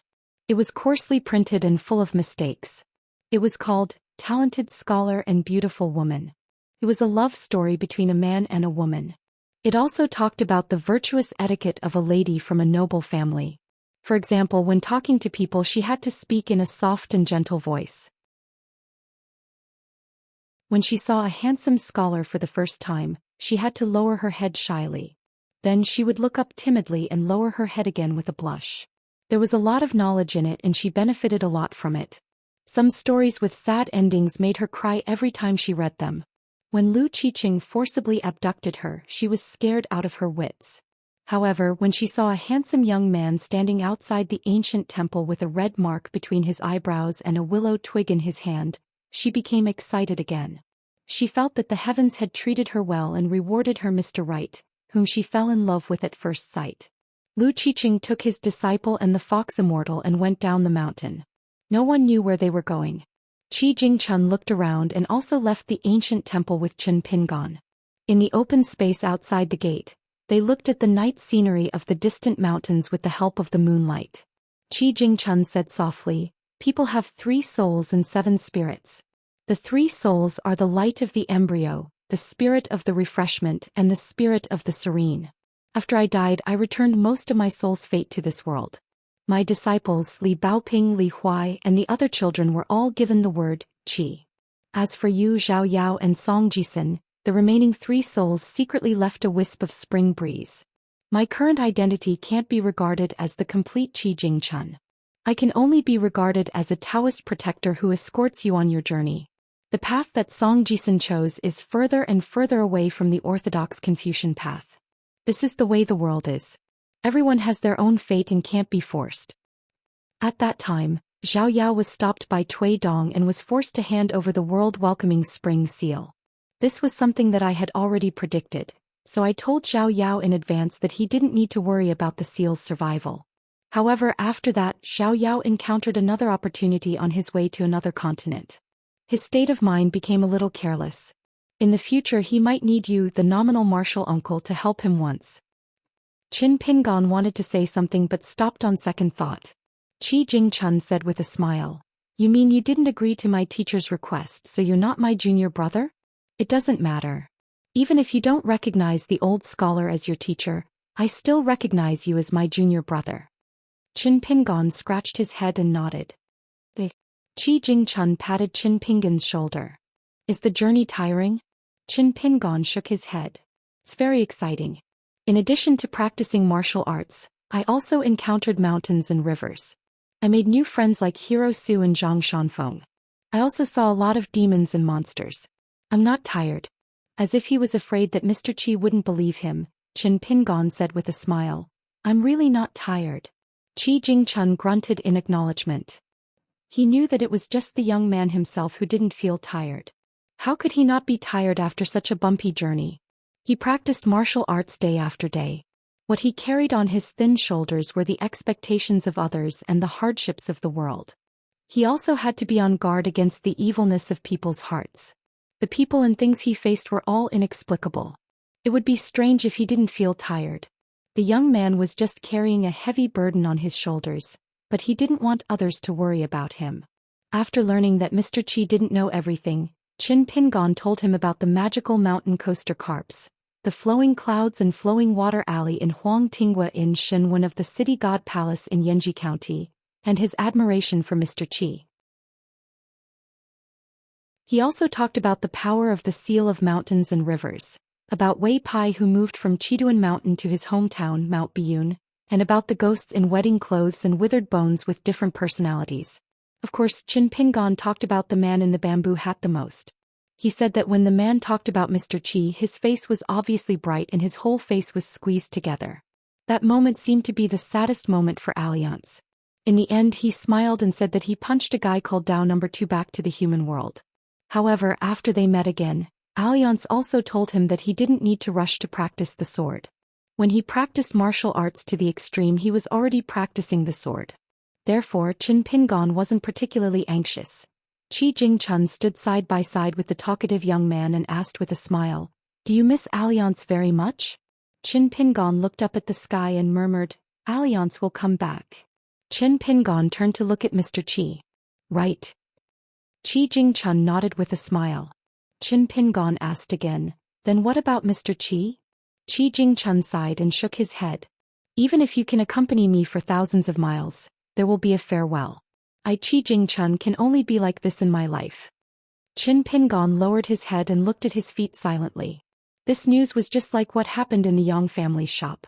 Although Qin Pingon had a premonition when he heard old Yang say that it was not worth it, he still felt sad, and it was not a normal sadness. Qi Jingchun reached out and gently put his hand on the young man's head. "This time I said that I would be the protector of the 3 of you. In the end, all the spring winds gathered here. In fact, I let you take a trip to Jianghu on behalf of me, Qi Jingchun.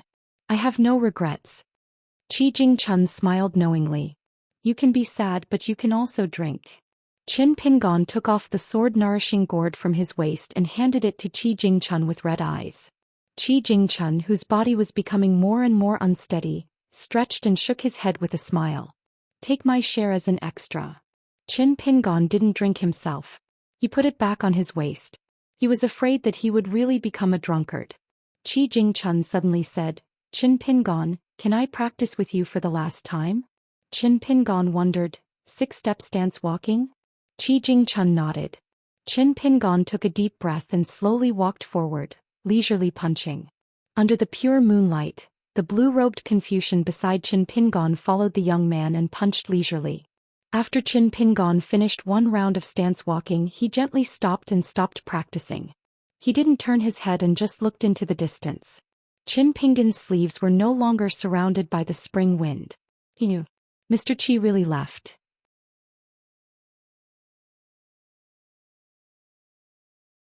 (239). Qin Pingon kept watch for the second half of the night and returned to the ancient temple.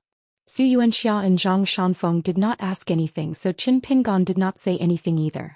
From night to dawn, Qin Pingon faced the bonfire. The light of the fire shone on his slightly pale face. No one knew what he was thinking. At dawn, the bearded man was still sleeping soundly. After Zhang Shanfeng tidied up the bedding, he found that Qin Pingon was not in the ancient temple. When he walked out of the gate, he found that Qin Pingon was not practicing the boxing stance. Instead, he was holding the locust wood sword, motionless. Qin Pingon heard the footsteps and turned back with a smile. You're up? Zhang Shanfeng nodded and spread his arms to stretch his muscles and bones. The mountain breeze in the morning was still a little chilly. Zhang Shanfeng took the peachwood sword from his back and began to practice a set of swordsmanship that had not changed for 10,000 years. He twisted and turned, moving with the sword, his posture light and agile. Zhang Shanfeng's arms were as long as an ape's, and he could connect the sword moves at will. In the eyes of the Jianghu masters, he was born to practice the sword. Of course, in the eyes of the immortals on the mountain, there was no such thing. They paid more attention to cultivating qi. They paid attention to climbing the mountain fast enough. They were so fast that they seemed to leave their peers in the dust. They were so fast that even the old guys of 100 or 1,000 years old could not catch up with them. After Zhang Shanfeng put away his sword, Qin Pingon was still holding the sword. He was hesitant and could not make a move. During breakfast, the three of them discussed and decided to go to the Sword Water Mountain Villa founded by Zhou Xian. They would rest for a while and find out the specific location of the immortal fairy of the Combe country. It would not be too late to set off after that. The mountain villa was more than 700 miles away from here. Most of it was majestic mountains and steep ridges. Fortunately, it was summer and the wind was gentle. The three of them hurried on and soon arrived at the territory of the Sword Water Mountain Villa. The villa was built at the foot of a beautiful mountain. Before they went to the villa, they passed by a bustling town. Qin Pingon went to buy wine and put it into the sword-nourishing gourd. Xianxia went to the bookstore. Zhang Shanfeng was responsible for buying dry food and dried meat. He had enough money to buy prescriptions. The bearded man took a fancy to an expensive copy of the previous dynasty of the Combe country. It was in excellent condition. However, he was embarrassed because he did not have enough money. He regretted that he was too thin-skinned when he was in Yanji County. He should have accepted the 5,000 taels of silver generously like Qin Pingon. Because the 1 copper coin stumped the hero, the three of them continued on their way to the Sword Water Mountain Villa. On the way, Zhang Shanfeng mentioned the Guyu coin, which was more valuable than the Xiaoshu coin. He said that he had never seen it in his life and had only heard of it. 1 Xiaoshu coin was equivalent to 1,000 Shui coins. 1 Guyu coin, which was made of rare materials, was worth 100 Xiaoshu coins. The earthly immortals of the Jindan realm and the Yuaning realm seemed to use this kind of coin to trade magic weapons. The most important thing was that the Guyu coin was a great supplement for qi trainers. It could quickly replenish qi and restore primordial qi. Along the way, Su Yuanxia reminded the two of them that if the gains from slaying monsters and devils in Yanji County were not beneficial to their current cultivation, it would be best to find a shop on the mountain. Even if it was at a discount, as long as it was not sold too cheaply, they should buy 1 or 2 spiritual weapons that were beneficial to their cultivation. It would be safer to put them in their pockets. Money was like this, but it was even more so when it came to increasing one's realm. Zhang Shanfeng already had a plan in mind. He said that he wanted to buy a few offensive talisman that he had been dreaming of. A thunder talisman would be the best. He also hoped to find a magic sword that was reasonably priced. Although the peachwood sword could also subdue ghosts and otherworldly items, it was limited by the weakness of peachwood. If it encountered a powerful mountain and lake demon, it would definitely suffer. Qin Pingan was a little hesitant. Of course, he wished that the thousands of magic weapons in the world would only enter his pocket and not leave. Moreover, he was not quite the same as Zhang Shanfeng. The foundation of his life was purely the physique and fist technique of a martial artist. It could be used to protect him, but it could also be used for defense. Furthermore, the 2 little ancestors in the sword-nourishing gourd could be said to have boundless killing power. Therefore, for the time being, he did not think of selling those small items that he had seized or bartering with chi cultivators. When they arrived at the bustling Sword Water Villa, the 3 of them realized that the situation was a little awkward. It was true that there was a very old steward Chu in the Sword Water Villa. However, when the gatekeeper and the external steward in charge of receiving guests heard that the 3 strangers wanted to see old ancestor Chu, although they did not reveal anything on their faces, they had a lot of legitimate reasons to reject them. It should be known that old ancestor Chu was almost 100 years old. He was a veteran who had made meritorious contributions to the world together with the old manor lord. He had long stopped caring about worldly affairs. It could even be said that after the old manor lord handed over the villa to his legitimate eldest grandson, he was elusive. Whenever he went out, he would not return to the villa for 3 to 5 years. The highly respected old ancestor Chu was the second manor lord of the Sword Water Villa. Who could meet him just because they wanted to? Did they think that the Sword Water Villa was a shop on the street of a small town? Therefore, the 3 of them were given a cold shoulder. Zhang Shanfeng asked Su Yuanxia if he could give some money to the steward to make an exception. Su Yuanxia smiled bitterly and said, "People in the Jianghu, especially people in the Sword Water Villa who are the leaders of the Jianghu, if you casually give them money, it will be like slapping them in the face. It will only have the opposite effect." Zhang Shanfeng smiled and said, "If it really doesn't work, Brother Su, you can perform a set of blade techniques at the entrance. The 3 of us will definitely become distinguished guests immediately." The Jianghu of the Aquarius continent was actually not very deep.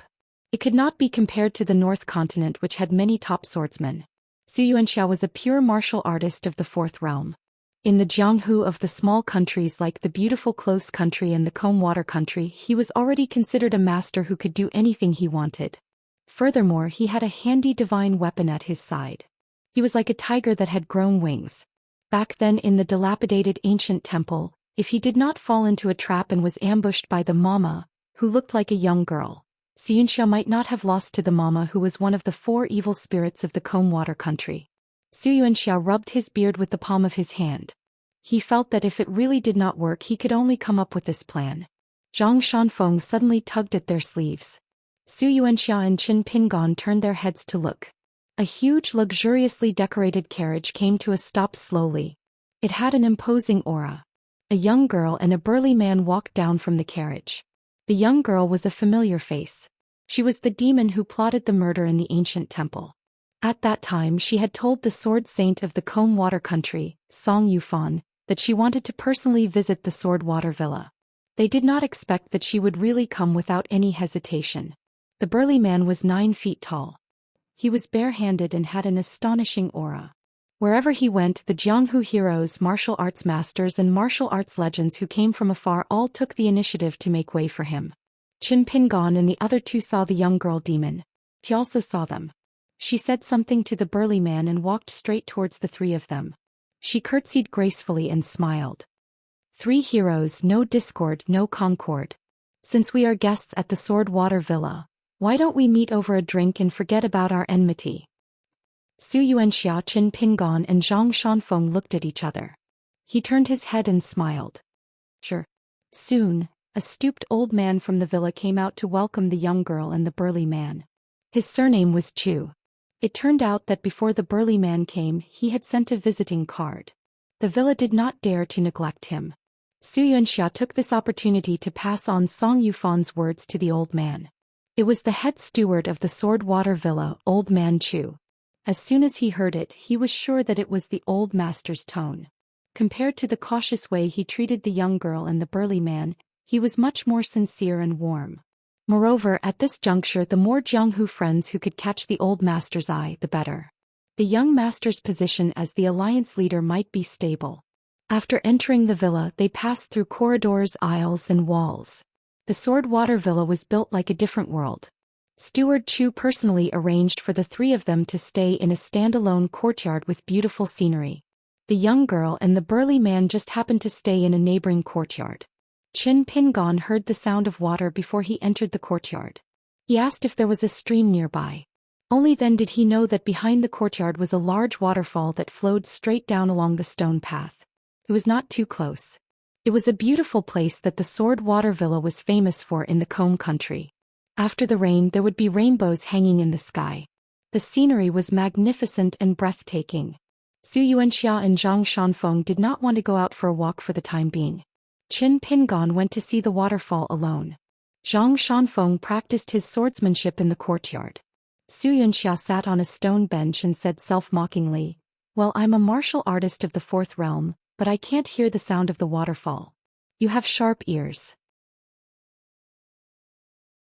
After walking for a while, Old Man Chu stopped and turned his head to look in the direction of the waterfall in the distance.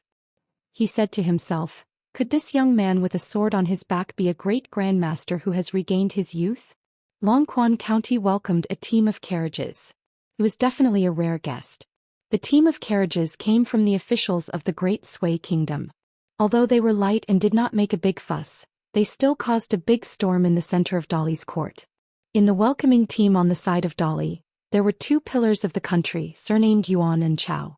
There was also the minister of the Ministry of Rights who came from the Cliff Academy.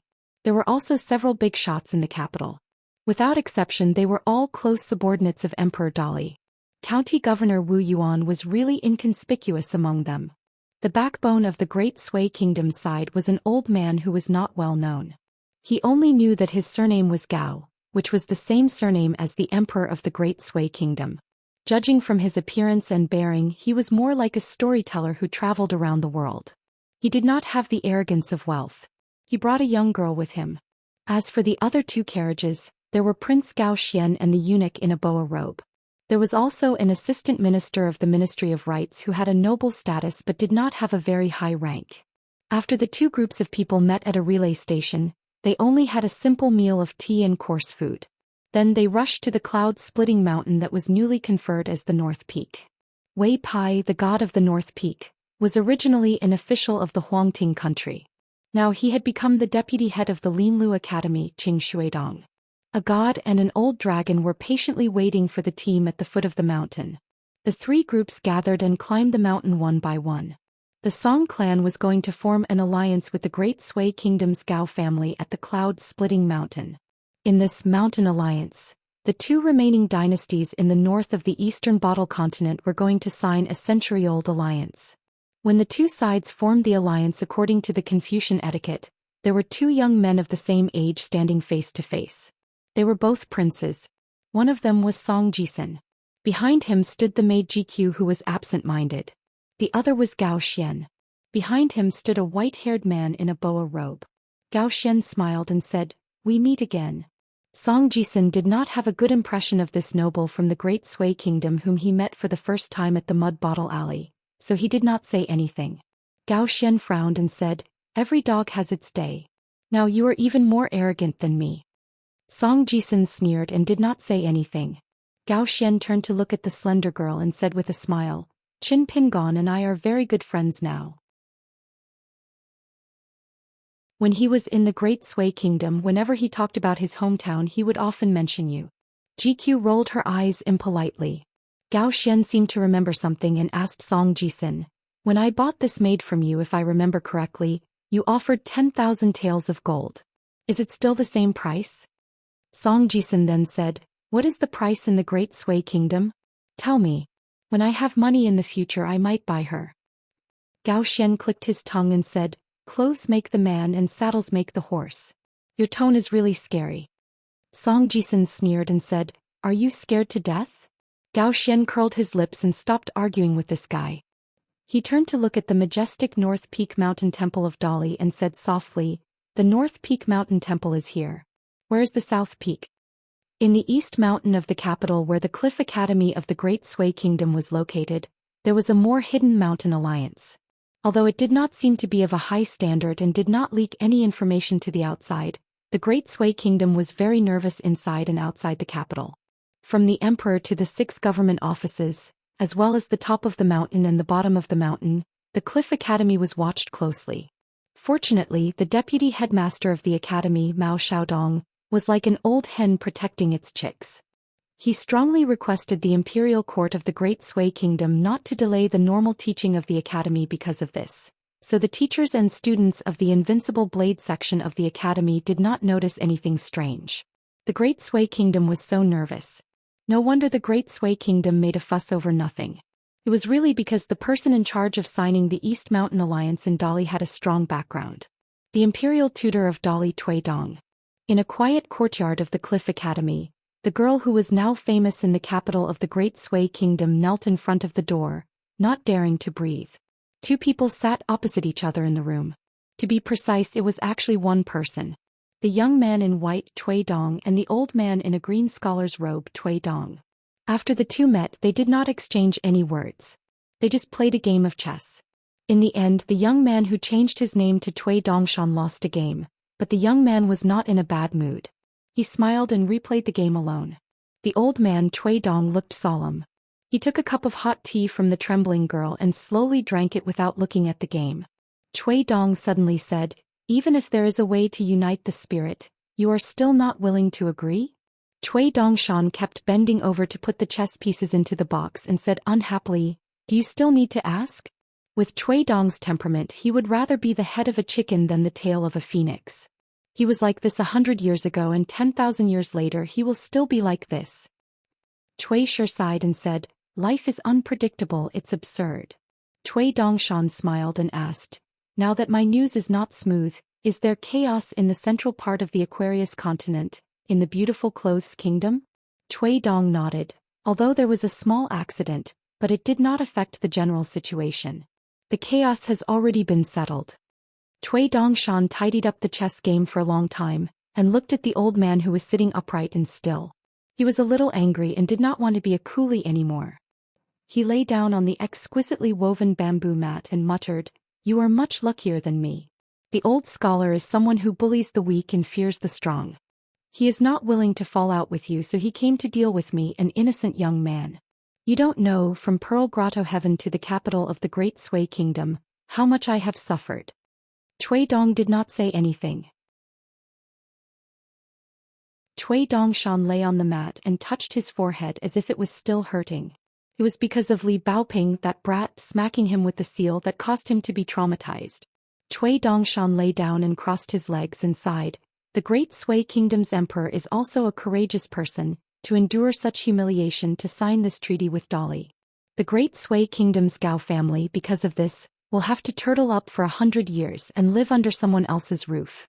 They will give up all their subordinate countries, including Huang Court, and watch as Dali's cavalry bypasses their own doorstep, all the way to the south, and establish the Aquarius continent's unprecedented grand unification. Tui Dong said indifferently, 100 years later, what will be the Aquarius continent situation? Can you and I see it? Even if we can see it, it will be right. Today, the Great Sui Kingdom's Gao family's forbearance may not be the first step for the latecomers to catch up. Tui Dongshan shook his head. If it was me, I would not be able to swallow this. Tui Dong sneered. So when I, Tui Dong, was young, regardless of my temperament or foresight, they were all useless. No wonder I am in such a bleak situation today. Tui Dongshan was not angry. He swung one of his legs and used his hands as a pillow under his head and stared at the ceiling. I don't know why, but you look down on the current me and I don't like the current you. Looking at the mirror, we hate each other. Haha, there is such an interesting thing in the world. Tui Dong hesitated for a while. Grandfather is in the Longquan County and is staying in a bamboo house in Luopa Mountain, and is much more awake now. But I knew there would be a but. Cui Dongshan covered his ears with his hands and rolled around on the bamboo mat, imitating Li Huai's moaning, "I don't want to hear it, you bastard." Cui Shi ignored him and continued. Before Lu Chen left the vast world, he found him and fought with him in the bamboo house. You should know that for someone like him who practiced martial arts to the point of Qigong deviation, his greatest wish in life is to know the Tao of the 10 realms martial man and the Tao of the 13 or even the 14 realms Qi refinement warrior. Even if it is the Tao of the 10 realms martial man, the Tao of the 13 or even the 14 realms Qi refinement warrior. Therefore, even if he is facing the chief of the Taoist sect. Cui Dongshan turned to look at the old man across the chessboard. Lu Chen is in the vast world, but he has to abide by the rules set by the Confucian temple, right? At most he is at the 13th realm. Grandfather has returned to the 10th realm, and if he can recover to his peak, he is still capable of fighting, and at the very least he is not doomed to die. Cui Dong shook his head and said, Lu Chen played a little trick and brought him into the small grotto heaven. In this way the battlefield will no longer be in the vast world. Cui Dongshan sat up abruptly, his face full of murderous intent, but his tone was extremely reserved and calm. Grandfather, he is dead? Cui Dong drank a mouthful of tea and said slowly, No, he is not. After that he walked out of Luopa Mountain, and like an ordinary citizen in the small town, he was busy buying the 4 treasures of the study. When I found him, he said that in the small grotto heaven, Lu Chen used a mysterious Dao technique to summon as many as 10 10th realm martial artists for Lu Chen's use. Think about it, if a person with 2 fists was surrounded by 10 10th realm martial artists in history, knowing that death was certain, would you throw that punch? Cui Dongshan stood up and sat down cross-legged. He scratched his head and said in frustration, Of course I wouldn't, but he would. Grandfather, don't you know that if you take back that punch, you will give up on the legendary 11th realm of martial arts? If you don't throw that punch, then wouldn't you have given up on your life's pursuit? Cui Dong put down his teacup. Then have you ever thought, even if he threw that punch and survived and even became an 11th realm martial artist, then you, me and Qin Pingan, will we still have peaceful days in the future? Those big shots who have been hiding behind the scenes for thousands of years can accept a 10th realm martial artist from the Aquarius continent, but they may not be able to accept a new 11th realm martial god. So for that punch he made a deal with the patriarch Lu Chen, or rather with the Central Plains divine continent, to use a pure 11th realm martial artist, in exchange for a chance to go to the marketplace to buy miscellaneous goods, in exchange for a peaceful life. Cui Dongshan fell backwards with a plop. Boring. Cui Dong's heartstrings trembled slightly and suddenly looked out the door. Cui Dongshan was the same. Cui Dong laughed coldly, Qi Jingchun. Like a ghost that refuses to leave and is only willing to stop at this moment, I want to see if you still have any tricks up your sleeve to play chess with me. Cui Dongshan said weakly, Old Cui, if you want to mess around then go ahead, I am not going to play chess with Qi Jingchun, it's even more boring. Cui Dong snorted, he stood up and looked down at himself in his youth form and mocked, Mud can't support a wall. Cui Dongshan did not even blink and laughed. Lying in the mud and basking in the sun is actually quite comfortable. Don't ever help me, I will fight whoever helps me. Cui Dong stretched out a hand, Give it to me. Cui Dongshan blinked his eyes. What? Cui Dong's face darkened. That thing in front of you. Cui Dongshan flipped his body and used his butt to face Cui Dong. Cui Dong's face darkened. I'll lend it to you for 20 years. After that, even if you haven't reached the upper 5 realms, I will still take it back. Cui Dongshan quickly turned around, stretched out a hand and bargained, At least 50 years. Cui Dong walked to the door and waved his sleeves, 30 years, if you dare to ask for more, I will beat you to death right now. After Cui Dong left the courtyard, Cui Dongshan rolled on the bamboo mat all the way to the door. The girl kneeling outside the threshold was like a wooden person from beginning to end. Languid Cui Dongshan sat up, glanced at the girl's sitting posture and laughed. Thank you, it turns out that your butt is quite big, no wonder you want to be my master's wife. The girl sat in the same position and turned a deaf ear to him. Cui Dongshan jumped up, ran to the girl's side and kicked the girl's butt, kicking her into the courtyard. The white-clothed youth put his hands on his hips and laughed loudly. The girl silently got up and did not even pat the dust off her body. Cui Dongshan sighed and reached out to gently beat his chest. Looking at your pitiful appearance, I feel like my heart is being cut by a knife. Xianxia forced a smile and squeezed out a smile. Cui Dongshan hurriedly covered his eyes with one hand, and shook his other hand hard. Quickly turn your head, I saw a ghost in the daytime, your master's eyes are going blind. The girl turned her head and looked up, the sky was clear and boundless. When she was young she did not understand why cloudless was the best weather. Isn't it better to have colorful clouds? It was not until she went up the mountain that she understood that if there were no clouds, there would be no wind or rain. Li Baoping gathered everyone with a wooden chief's order. This was because she had recently finished reading a novel about Jianghu heroes. A person who was respected as the chief of Jianghu would be able to command the Jianghu as long as he showed the order. It was very impressive. She held the self-made wooden token and swaggered to knock on each door. She did not say anything, and with a straight face she raised the token in her hand and then walked to the next door. In the end, Lin Shui, Li Huai, Yulu, Xianxia and even Cui Dongshan joined in the fun. They gathered in Li Baoping's dormitory, waiting for this Wulian alliance master to speak. Li Baoping coughed and the small wooden token hung around her neck. There was a thick envelope on the table. The girl in the red cotton-padded jacket slowly opened the envelope and said with a solemn expression, Junior Marshal Uncle has written a letter to all of us. As the branch master of the Eastern Mountain Branch under Longquan County headquarters, I will now begin to read the letter to all of you. Remember not to make a ruckus, not to be careless, not to... Li Huai, sit properly. And Cui Dongshan, you are not allowed to cross your legs. Yulu, don't eat the melon seeds yet. The group could only sit up obediently and listen with respectful attention. The girl first read the letter her junior marshal uncle had written to her, and she read it with a cadence. Then she carefully folded the letter and put it beside her hand. She took out the second letter from the envelope, which was for Li Huai, Lin Shui, Yulu and Xianxia. They were all on the same piece of paper.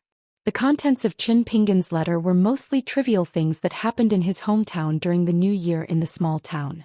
If they were not allowed to have conflicts, they must be united when they were outside, they must get along well, they should not let their families worry, they should not be too tired from studying, they should go down the mountain to relax when appropriate, they could go for a stroll around the capital of the Great Sui Kingdom and so on. At most he wrote about some strange people and strange things that happened after they left the capital of the Great Sui Kingdom, as well as some descriptions of the scenery of riding on a Kun boat and overlooking the earth. Could not be said to be written at all. It was flat and straightforward and the wording was dull, but the feelings were sincere. Everyone could even imagine that when Qin Pingan picked up the pen and wrote the letter, he was sitting even more upright and still than they were right now, his expression definitely meticulous. After Li Baoping finished reading all the letters, her hands made a gesture of qi sinking into the dantian. Done. Li Huai wondered, Li Baoping, since Qin Pingan almost always writes a letter, why don't you just give the letter to us directly? The girl in the red cotton-padded jacket glared at him and Li Huai shrank his neck. Cui Dongshan pointed at his own nose. What about mine? Li Baoping crossed her arms and sat cross-legged on the bench. She shook her head and said, Youngest marshal uncle did not write to you. Cui Dongshan raised his head and pretended that his face was full of tears. He muttered, there is actually such a heartless teacher in the world. Li Baoping suddenly laughed out loud and took out a few banknotes from the Dolly time-honored bank. Just now in my letter, youngest marshal uncle told me about this matter. I forgot to read it. Here, take it. Youngest marshal uncle said that he owed you 2,000 taels of silver and he has returned it to you. Cui Dongshan, you can't go back on your words in the future. If you say that youngest marshal uncle did not return the money to you, I will testify for youngest marshal uncle. Cui Dongshan took the few banknotes that were as light as a feather. He looked heartbroken. Suddenly, a glimmer of hope appeared in his eyes. Baoping, did your youngest marshal uncle mention anything about the spring festival couplets? I wrote them. Did teacher post them on the eve of the Lunar New Year? Read the letter carefully again. What if he missed something? Li Baoping said firmly, no. I've already read little marshal uncle's letter 9 times. I can even recite it backwards. Cui Dongshan looked suspicious. He stood up and bent down. He reached out to take the letter, intending to read it himself. Li Baoping pressed down on the carefully folded letters and glared at the defeated opponent. How dare you? Everything had its weakness. Cui Dongshan retracted his hand resentfully and sat down again. He sighed and felt that there was nothing left to live for. Li Huai whispered, Cui Dongshan, do you think the banknotes are an eyesore? Why don't you give them to me? Cui Dongshan kept the banknotes and squinted. The banknotes are not an eyesore, but you are. Li Huai imitated Li Baoping and crossed his arms in front of his chest. He said proudly, be careful with your words. Do you know that I am now the branch master of the Wu Academy's Dongshan branch under the Longquan village headquarters? Cui Dongshan stood up and patted his butt. He laughed and scolded the little brat, get lost. Li Baoping kept all the letters and put them in the envelope. I will keep the letters for you in case you lose them. Dismissed. Cui Dongshan yawned and left the school. Lin Shui and Li Huai left together. Yulu and Xianxia walked at the back. Yulu laughed softly. Qin Pingon wrote a letter to us. I have 24 more words than you. Xianxia said with a black face. Yulu, are you not childish? Yulu laughed very annoyingly. Deep in the mountains of Swordwater Manor, there was an astonishing waterfall. It was like a white chain falling from the sky. Under the waterfall was a dark green pool. It was so deep that the bottom could not be seen. There were vague figures of red swimming fish that flashed past. The sound of the waterfall was like thunder. Water vapor filled the air. Qin Pingon stood in an exquisite waterside pavilion beside the deep pool. He was thinking about a problem. If he slashed with his sword, could he split the waterfall? Qin Pingon weighed the power of the waterfall. He then thought about the awkward situation where he did not even know how to use his sword correctly. The answer was no. Qin Pingon tiptoed and stepped on the red railing of the waterside pavilion. He wanted to practice the sword furnace stance, but one of his hands could not help but take off the blade's strengthening gourd. He drank another mouthful of wine. He raised his head and looked at the peak of the waterfall. His gaze slowly moved down. It was like a sword chi that came from the sleeve of an immortal.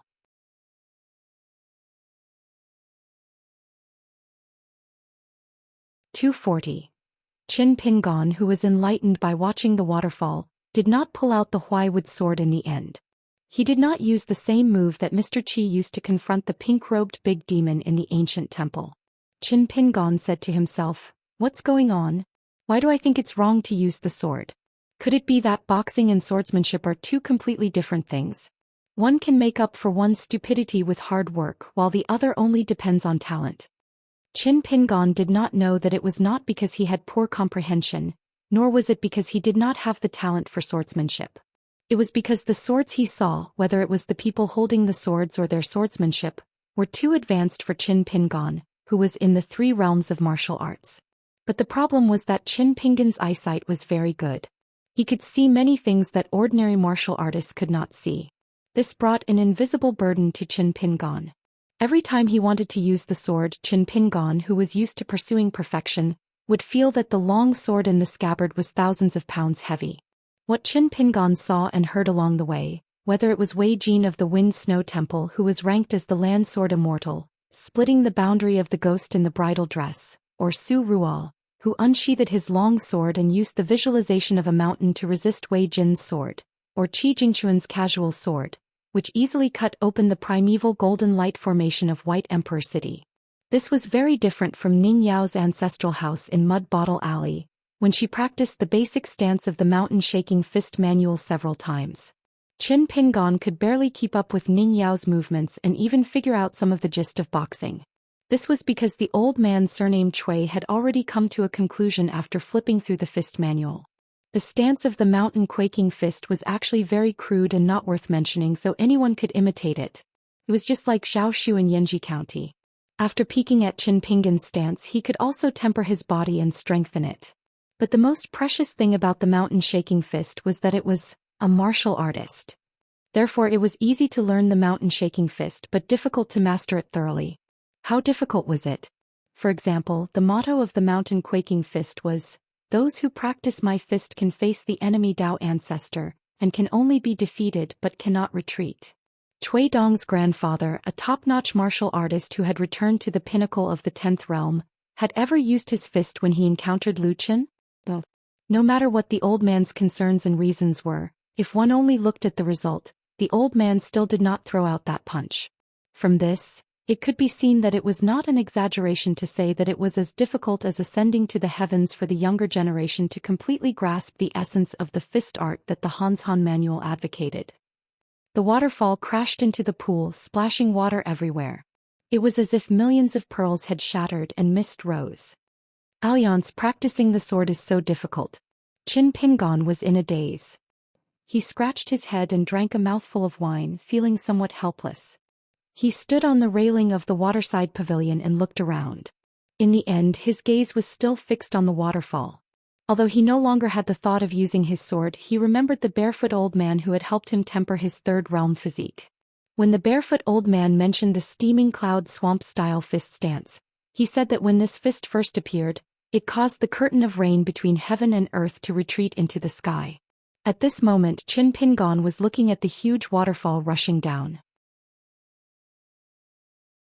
He wondered if the old man from the bamboo house could make the waterfall surge up and the water recede if he threw out a punch. Once he switched from the unfamiliar sword drawing to the familiar punch, Qin Pingon immediately gained confidence. This confidence came from the hundreds of thousands of stances and the fact that he had faced the enemy without retreating. Qin Pingon looked at the spectacular waterfall and suddenly had a strange thought. If he threw out a punch with all his strength, would he be able to break through the curtain of water of the waterfall? Would he be lucky enough to break through it and still have a trace of the fist aura to smash into the tough stone wall behind the waterfall? He wondered if Xianxia and the other martial artists of Jianghu who had reached the qi refining realm could punch a hole in the stone wall. Qin Pingon was somewhat tempted.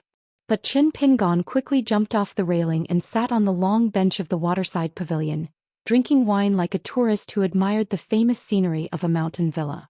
Qin Pingon looked at the other side of the road. A moment later, a group of people in bright clothes slowly walked over. Some were laughing loudly and had a heroic spirit, some were gentle and elegant, and there were also women with graceful bearing, smiling like flowers. In the middle of the three people in the lead was a handsome young master with a jade pendant hanging on one side of his waist and an uncommon short sword hanging on the other side. He had a dignified appearance. On his left was a man with a saber. He walked like a dragon and tiger, looking around proudly. On his right was a young scholar with a square headscarf and a folding fan in his hand. Behind the three people, there were several women and young girls, all of whom had an extraordinary appearance. Further behind there was a group of retainers and attendants. Most of them were young and strong men with sharp eyes and an imposing manner. One of them carried a hard-horn bow on his back and was the most eye-catching. An indescribable Jianghu aura rushed towards the waterside pavilion. The waterside viewing path of the Swordwater Mountain Villa was a broken path. The end point was this waterside pavilion. The other party was crowded on the small path and there was almost no space. Qin Pingon could only temporarily stay in the waterside pavilion, thinking that he would find a chance to leave after they entered the waterside pavilion. The three people in the lead and the women went up the stairs one after another. The retainers each took a side and guarded outside the waterside pavilion. As for Qin Pingon, who carried a sword box on his back, most of them only glanced at him and did not pay him any attention. After seeing Qin Pingon, his gaze paused slightly as if he was waiting for Qin Pingon to take the initiative to speak. But after meeting his gaze, Qin Pingon appeared somewhat wooden. The young master smiled slightly and nodded his head in greeting. In reality, he was somewhat puzzled. Of all the heroes of Jianghu who had entered the mountain villa, there was actually someone who did not recognize him. Qin Pingon then nodded his head and returned the greeting. Just as Qin Pingon planned to take the opportunity to leave the waterside pavilion, a young lady sitting beside the handsome young master looked at Qin Pingon and said gently, "Young master, if you are here to admire the scenery and have not enjoyed yourself to the fullest, you do not need to leave." Qin Pingon was startled, because he could not understand the official language of the Comb Water Nation that the lady spoke. The lady understood tacitly, and immediately repeated herself in the language of the Aquarius continent. Qin Pingon then understood. The lady was about 17 or 18 years old, her height was not inferior to any man, her face was cold as ice, and at her waist hung an exquisite scabbard that was wrapped in gold threads. Just that her posture of hanging the blade was rarely seen, as it was hanging in the opposite direction. This point was exactly the same as the middle-aged man. She glanced at the wooden sword sheath on Qin Pingon's back, and then looked at the scarlet-red wine pot on Qin Pingan's waist. She did not see through his background and cultivation level and thus lost interest. The man with the blade said generously, "Little brother, just sit down. If you want to drink, then drink. If you want to admire the scenery, there is no need to be restrained. If we are talking about first come first serve, then we are the ones disturbing little brother's leisure. Of course, if you dislike us for being noisy, little brother can leave then." Ordinary people could only sit down, but Qin Pingan cupped his fists and bade farewell. "I have already been here for half a day, and after seeing the waterfall I will return." The man with the blade laughed heartily and actually stood up and cupped his fists. No problem, little brother, please do as you wish." One of the youngest young ladies opened her eyes wide. She felt that the unfamiliar young man had poor eyesight and was putting on airs. Did he really not know that the host in the waterside pavilion was Song Fengshan, the young Heights Lord of the Sword Water Manor? Alas, it was said that a princess of the Sword Water Manor admired him so much that she almost eloped. Even if the guest did not recognize the host, would the big shot of the Sword Water Manor, who dared to carry a blade in the opposite direction, not recognize him? The man who cupped his fists and bade farewell, although he looked amiable and did not look like a big shot of the Jianghu, was actually the current Heights Lord of the Sword Water Manor, which was as famous as the Sword Water Manor. He was a great master of blade techniques in the Sword Water Manor, and was famous throughout the Jianghu of dozens of countries. Even the old sword sage Song Yulan personally praised his blade techniques, saying that he was only a hair away from reaching the realm of perfection in martial arts. The young lady was secretly happy, thinking that this poor young man could not be a fledgling of the Jianghu, could he? Could it be that he was a little thief who dared to sneak into the Sword Water Manor so he did not dare to stay? Haha, if that was the case then it would be fun. Qin Pingan walked out of the waterside pavilion and down the steps. Suddenly a cold voice came from behind him. "Wait a moment." Qin Pingan turned his head and saw that it was the young lady who carried a blade in the opposite direction. She walked to the top of the steps and looked down at him. "Who is your master? Is it a swordsmanship sect from the Colorful Robes Kingdom or the Ancient Yu Kingdom?" Although the lady's words were slightly overbearing, Qin Pingan turned around and shook his head. He tried to say something polite that did not hurt the atmosphere. "I come from a place further north. This time I came to the Sword Water Manor with a friend. I heard that the young Heights Lord was elected as the chief of the Sword Water Manor, so I wanted to find an opportunity to congratulate you." The handsome young man smiled slightly. The young scholar who was waving his folding fan teased softly, "The immortals are here, but the predecessors did not recognize them." The man with the blade looked at the lady's back and laughed angrily. "You little martial arts fanatic, you are not allowed to be rude to the guest. What did I tell you before? You can't casually find someone to compare notes with outside of your own manor." The lady with the blade pressed her palm on the hilt and the top of the scabbard rose slightly, pointing at Qin Pingan who was at the bottom of the steps. She turned a deaf ear to the man's words and stared at Qin Pingan asking, "Are you in the second or third realm of martial arts? How many years have you been practicing swordsmanship?" Qin Pingan frowned, cupped his hands and turned to leave. He did not intend to pay attention to this young lady who came from a rich family in Jianghu. Qin Pingan was easy to talk to, but it did not mean that he had no principles. On the contrary, Qin Pingan had never provoked strangers, but he was not afraid of them either. Kai Qinqian Fu Nanhua, the mountain-moving ape, the Chiduan mountain snake whose head had exploded, the official's bodyguard on the Xihua River ferry, the young man Cui Dong who did not dare to show his face at the bottom of the ancient well in Huangting country, and the female ghost who was strangled and had her divine soul smashed in the ancient temple not long ago. The lady with the blade sneered and said softly, "This kind of trash has the nerve to carry a sword in Jianghu and even dare to enter the Sword Water Manor. Presumably, the person who taught you swordsmanship only taught you to be timid and afraid of trouble, right?" The man with the blade was somewhat helpless. His daughter's bad temper, which had been brought out from her mother's womb, was really harmful. But complaints were complaints. The man had always been proud of his only daughter's martial arts talent. He did not hide his expectations and directly declared that his daughter would never marry outside of the manor in the future. The horizontal blade manor would only marry into the family because his daughter was destined to succeed as the manor master. The man with the blade did not want to take advantage of his position to bully others. He stood up and was about to persuade his daughter to stop provoking the foreign youth. People who practiced martial arts should be the most important thing, the level of martial arts was secondary. But the man also knew that his daughter was not the only one who did not listen to these old words of Jianghu. In fact, the young geniuses of Jianghu today all heard them in one ear and out the other. Their faces were full of impatience, and they sneered behind the backs of the older generation. Wasn't the most outstanding young master of Combe country in the past 10 years the young manor master sitting next to him? He had entered the 4 realms of martial arts at a young age and had won himself the reputation of the little sword fairy. Every time before Song Fengshan used his sword, whether he was challenged or took the initiative to find someone to test his sword, he would burn incense, take a bath, and change into a new set of clothes that he had never worn before. After he used his sword, he would not leave anyone alive. However, such a decisive sword genius was very likely to be the youngest level 5 grandmaster in the history of the Combe country. A 5th realm grandmaster at the age of 30. When the time came and he defeated Green Bamboo Sword Fairy, Song Fengshan could rightfully occupy the title of Sword Fairy. At that time his grandfather, the old sword sage Song Yufan, should still be alive. Now that the sword god of colorful clothes country was dead, who could contend against the sword water villa in the territory of more than 10 countries? This was also the key reason why the Jianghu of Combe country was willing to bow down to a junior. However, the old manor master Song Yufan rarely appeared in public for decades. Could be that he was disappointed in this new Jianghu. It was said that the relationship between grandfather and grandson was not very good. The old sword sage especially disliked his granddaughter-in-law who hid a needle in silk.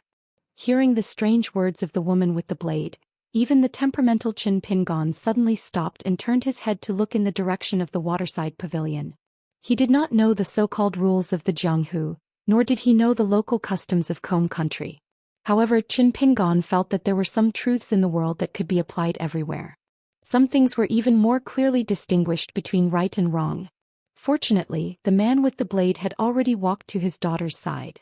With a stern face he lectured, "How can I let you walk the Jianghu alone with such arrogance and willfulness? Let's postpone it for a year." The woman flew into a rage. Her frosty expression became even colder. However, the person in front of her was her father after all. He was the master who had personally taught her the martial Dao blade technique. He was both a father and a teacher. Moreover, in front of so many outsiders, the woman with the blade had been exposed to the affairs of the Jianghu since she was young.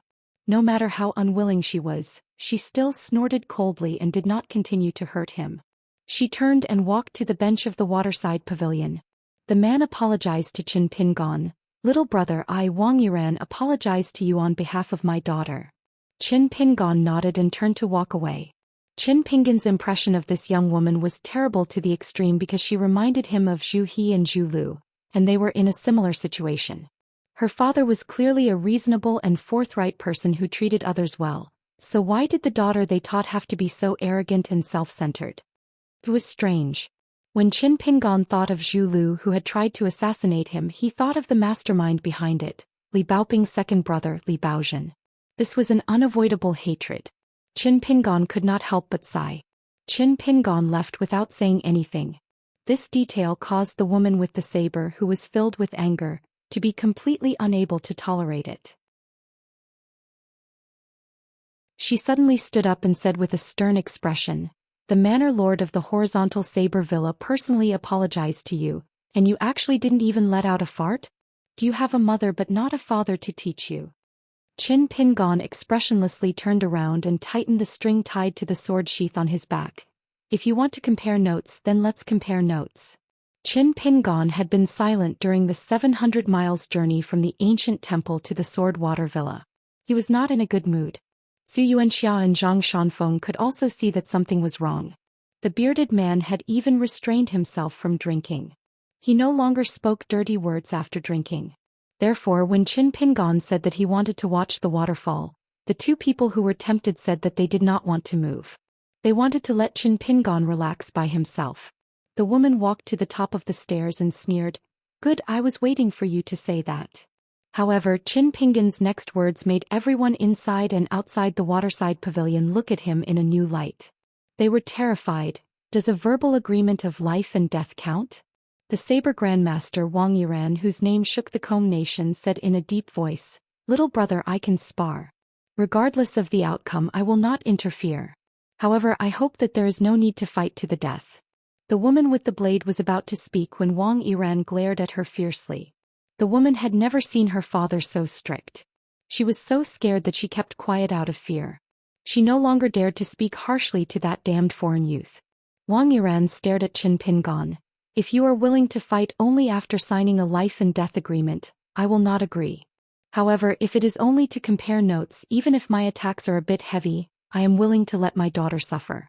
I hope that she can use this opportunity to know the depth of the Jianghu. Don't be so arrogant and think that you are invincible just because you learned some mediocre martial arts." At the end of his words, the man turned his head and glanced at his daughter. In front of so many outsiders, these words could be said to be very heavy. Teach your son in front of your face and teach your wife behind your back. This was probably the old rule of the Jianghu. Qin Pingan took a deep breath. "Then let's compare notes." Wang Yiran, who was standing next to his daughter, said in a low voice, "Shanhu, remember to act appropriately. Don't make your Jianghu path narrower and narrower." Obviously, Wang Yiran was more optimistic about his daughter.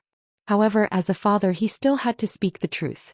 The woman with the blade looked at the youth on the path outside the waterside pavilion. The corner of her mouth twitched. "Father, I know what to do." She held the hilt of her blade and smiled slightly.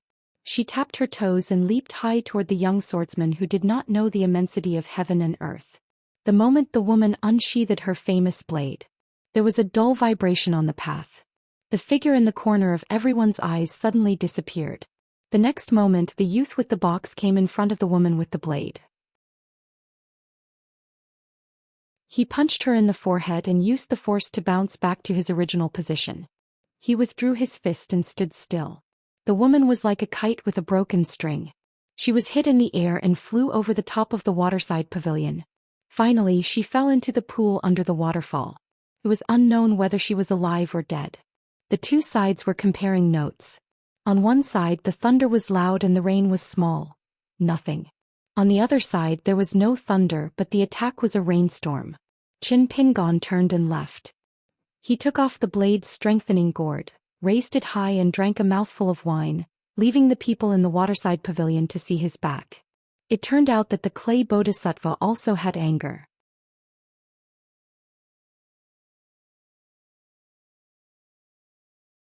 (241) Wang Yiran looked solemn and twisted his body. He didn't care whether he would scare the other women and their families in the waterside pavilion. He stepped on the railing and quickly rushed to the pool to fish out his daughter who had fallen into the water. The young master of the Sword Water Manor was calm as usual. The young scholar who was waving his fan said, "I didn't expect him to be such a hidden expert." The scholar closed his fan and looked at the teen with the sword on his back who was walking further and further away. He was definitely a martial master, Four Realms master. Was he the last disciple of the sword god of the beautiful robe nation? Because the underworld was dangerous and his master had died in the forest, he had to disguise himself as a foreigner and travel alone to hide?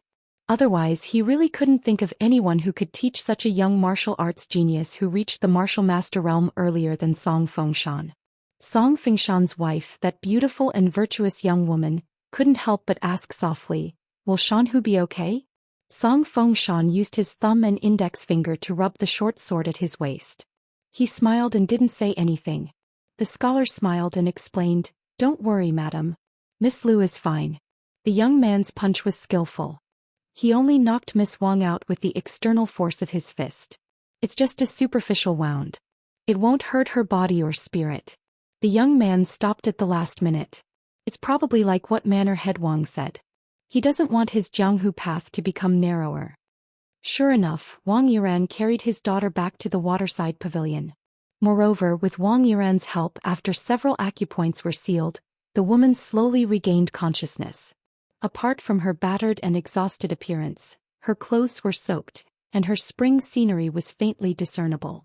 Although she had lost a great deal of face, her complexion and spirit were still fine. The woman with the reverse saber was struggling to stand in the waterside pavilion. Her forehead was red and swollen. She had her back to the crowd, with one hand supporting the pavilion pillar and the other covering her mouth. The slender woman's entire body was dripping wet, and her eyes were hazy with tears. Compared to her usual cold and elegant appearance, she had a delicate and pitiful charm. The girl who wanted to join in the fun stretched her neck and looked at the young man drinking on the path. She exclaimed, "Wow, he really is an expert." The scholar squinted his eyes and quickly sized up the woman's graceful back. The woman was like a drowned rat and her figure was exquisite. The corner of the scholar's mouth curled up. What a pair of astonishingly long legs. Hot-headed youths probably wouldn't understand this kind of feeling. Only an experienced grandson of a wealthy family like him knew that this kind of feeling was the most hurtful to a man's body. Before the first wave subsided, another wave came. In Jianghu, when the master was humiliated, the servant would die. Among the trusted retainers of each camp outside the waterside pavilion, the man with the ox horn bow on his back seemed to have seen the hidden sneers of several of his retainers. For a moment, anger rose from his guts. With a loud shout, he took down the rare hard bow that had been forged by a craftsman for 10 years. From the quiver full of white feathers on his waist, he took out an eagle feather arrow and pulled the bow like a full moon. "Evil people dare to hurt my Mississippi." Wang Yiran, the manor master of the horizontal blade villa, had always been known for his steadiness. He was a grand master of saber arts who had the aura of a mountain. However, even he was somewhat annoyed and furiously shouted, "Ma Lu, don't stab people in the back." Qin Pingon, who had already walked 100 steps away, was about to turn around. He was slightly stunned. Out of the corner of his eye, he saw someone standing on a high branch of a big tree with his hands behind his back. The mountain breeze blew. The black-clothed old man's body swayed along with the branch like water ripples. He was very elegant. The two people quickly looked at each other. The old man nodded. Qin Pingon dismissed the idea of attacking. He just turned around and faced the waterside pavilion again. The old man's figure flashed and disappeared. In the next moment he landed on the small path and brushed past Qin Pingon like a wisp of smoke. He raised his arm and pointed a finger in front of him. An eagle plume arrow pierced through the air and was stopped by the black-clothed old man's finger. The powerful arrow shattered inch by inch in the air, while the old man's finger remained unscathed, without the slightest bit of abnormality. The old man stretched out another finger and gently grasped the tip of the arrow that was already at the end of its flight. He casually tossed it away, and the tip of the arrow shot out and pierced through one of the man's palms. The man was quite courageous and he still didn't throw away the oxhorn bow. The bloody arm in his palm drooped down dejectedly. He held the bow with one hand and glared at the uninvited guest fiercely. The black-clothed old man's expression was cold. "In Jianghu, you are responsible for your own life and death. Didn't your elders teach you this principle? In Jianghu and Shushui country there are no rules. You can do whatever you want. However, in Jianghu manor you can't." The young woman stood up and bowed in a graceful manner. She respectfully greeted, "Ancestor." Wang Yiran's expression changed slightly. He hurriedly cupped his fist and bowed slightly. "Wang Yiran of Hengdao Manor greets Sword Saint Song." The scholar followed closely behind. He patted the girl's head and motioned for her to stand up. Then the scholar bowed and said loudly, "Han Yuanshan of the Han family of Xiaozhong Mountain greets Old Manor Head." The girl was lively and didn't have stage fright. She followed her brother's example and bowed without lowering her head. She looked straight at the old immortal of Jianghu and said in a childish voice, "Han Yuanshui of the Han family of Xiaozhong Mountain greets Old Manor Head." Old Sword Saint Song Yuan appeared. As the grandson of the old man, Song Fengshan was the last to stand up. He said slowly without any emotion, "Grandpa, you went out for a short time. I thought you would only be willing to come back when the manor is quiet and there are no more guests." The old man looked around and left with Qin Pingon after saying, "Foul atmosphere." Then he turned around and left with Qin Pingon. He didn't care about the Han family of Mount Xiaozhong and the Hengdao Manor at all. It was as if he didn't care about them at all. He didn't even want to look at them. Song Yuan walked side by side with Qin Pingon. He looked a little lonely with his back to the crowd. After walking for a mile, he said self-deprecatingly, "Our family tradition is so crooked that it can't even compare to a waterfall. Sorry for making you laugh." Qin Pingon didn't know how to respond. He could only say some polite words. The people in the manor are actually not so bad. They are not as bad as what you said. Every family had its own difficulties. No matter how generous the old man was, he didn't want to expose his family's dirty laundry in front of outsiders. He changed the topic and said, "Why did you change your mind and only use 30 to 40% of your strength in the punch outside the waterside pavilion? The future manor master of the Hengdao Manor is stubborn. She is not easy to deal with. You showed mercy today, but she may not appreciate it. She may pester you endlessly. Nowadays, the young men of Jianghu only care about their own happiness. I don't like it. But you are too unhappy. I can't appreciate it." Qin Pingan took a sip of wine and wiped the corner of his mouth with the back of his hand. He said with a smile, "You want to kill someone with one punch because you are unhappy. That's too overbearing. Besides, I will leave the Hengdao Manor soon. It won't be easy for the Hengdao Manor to make trouble for me. At most, the woman will curse me behind my back. I won't hear it." Song Yuan turned to look at the sincere young man. It was unexpected but reasonable. He said with a smile, "It's okay for an old man like me to say this. Half of my body is in the ground. Everything is over. What else can I do? You are just a 15 or 16-year-old kid. It's boring to talk like an old man." Qin Pingan didn't refute. After the punch, the lingering depression in his heart was reduced a lot. That was enough. He remembered something and reminded softly, "The old woman who called herself the four evil spirits of the Hengdao Manor in the ancient temple entered your manor with a burly man. Senior, you should be careful." Song Yuan laughed and said, "That's nothing. Together with the young master of the Han family in the waterside pavilion, the notorious four evil spirits of the Hengdao Manor are all here." Qin Pingan was confused. The remaining devil? Song Yuan shook his head and smiled bitterly. "Don't mention it." Qin Pingan took a sip of wine and thought about something. The old man understood in his heart and spoke frankly. "This time, I invited you all here as guests without any intention of scheming. I purely hope that such a manor won't be filled with a bunch of bastards who put on airs. After all, this Swordwater Manor is a place that this old man personally managed. I don't want it to be filled with dog shit. There are puddles here and puddles there, causing this old man to feel disgusted just walking in his own home. With all of you as my guests, this old man is much more pleasing to the eye." Qin Pingan didn't know whether to laugh or cry. This old man was too straightforward. Qin Pingan didn't know that Song Yuan's reputation in Jianghu was not only because of his increasingly famous title of Sword Sage, but also because of the nickname Iron Lump, given by his peers. It was to say that Song Yuan was a serious man not only in his family but also in Jianghu. If one were to say that Song Fengshan did not have the same personality as Song Yubern, then it would be an unfair accusation. It was just that Song Yubern was old-fashioned and pedantic. Song Fengshan, who pursued the pinnacle of swordsmanship, disdained to follow him. Song Yu was an old man in his 70s. He had seen too much of Jianghu and the evilness of people's hearts. He was more and more certain about one thing. Reason only needed to be spoken to by reasonable people. Otherwise, the rusty old iron sword on his waist would be the reason why he, Song Yu, burned. Song Yuan liked to travel Jianghu alone with a sword. Over the years he had seen a lot of talented young people. Although they were really talented, they didn't have good martial ethics. However, they were still successful. The Jianghu people who admired them were as numerous as the carps crossing the river. Song Yuan didn't understand. In 30 or 50 years, Jianghu would be handed over to these people. What was there to look forward to? However, no matter how good Song Yuan's swordsmanship was, he was only one person. His peers had passed away one by one with the old words and rules that the younger generation didn't like to hear. Now even the old sword god of colorful clothes kingdom, who was both a friend and a friend, was dead. Song Yuan was a little dispirited. He felt that today's Jianghu was tasteless. There was no taste of alcohol at all. The old man and the young man took a leisurely stroll. Song Yuan suddenly said, "Those people at the waterfall pavilion were blind. They couldn't see the level of your fist intent. But I can see it clearly. So I'll say something.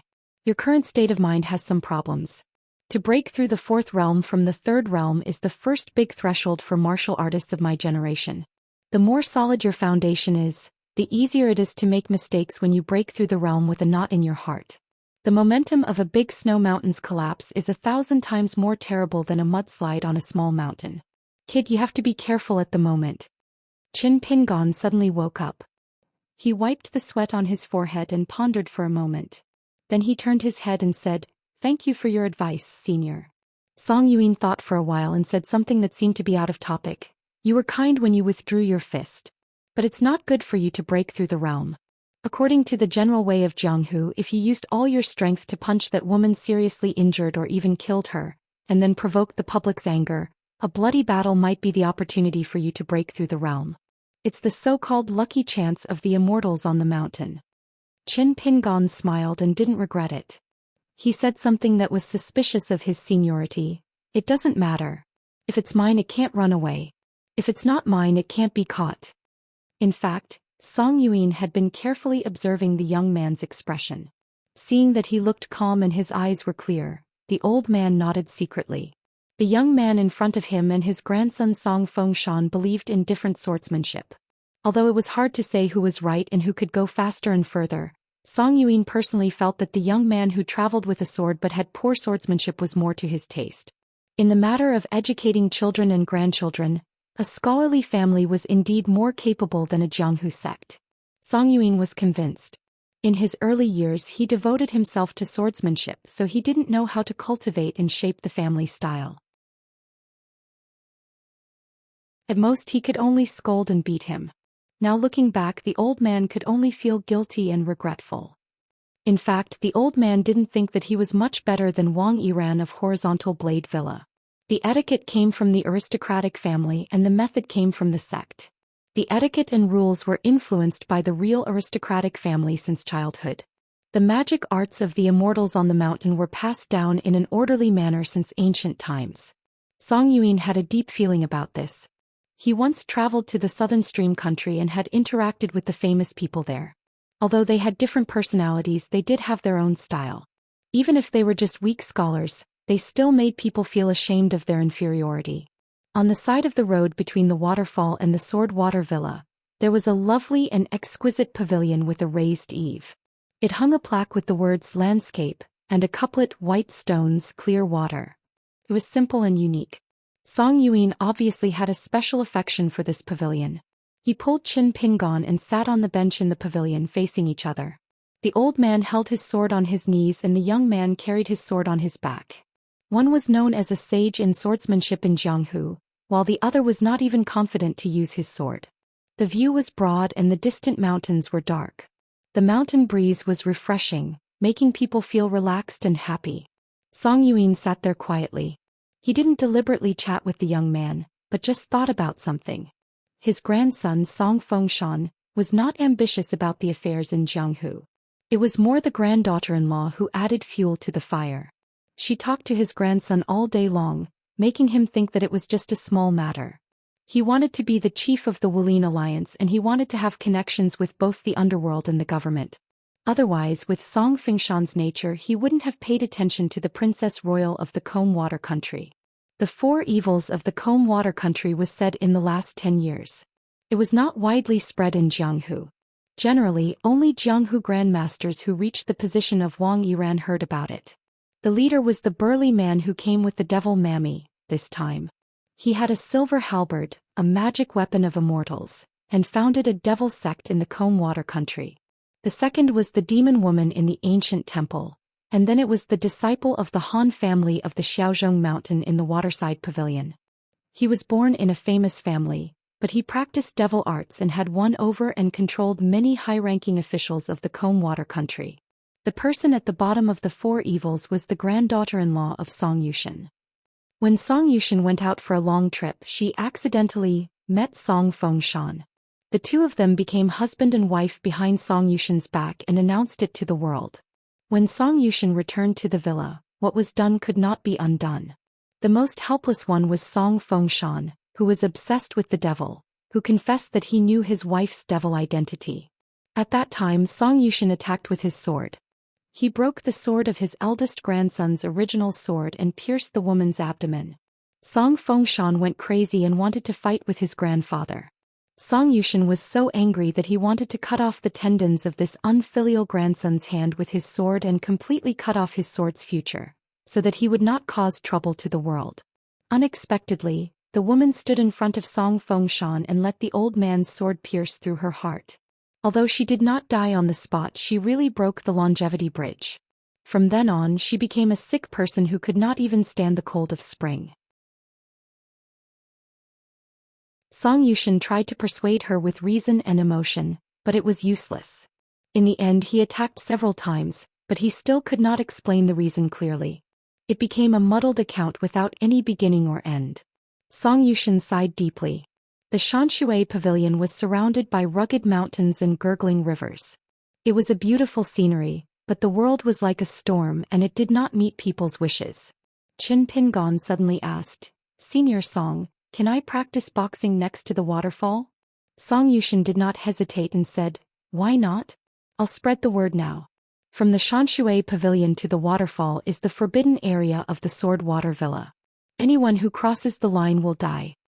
Qin Pingon scratched his head, feeling a little apologetic.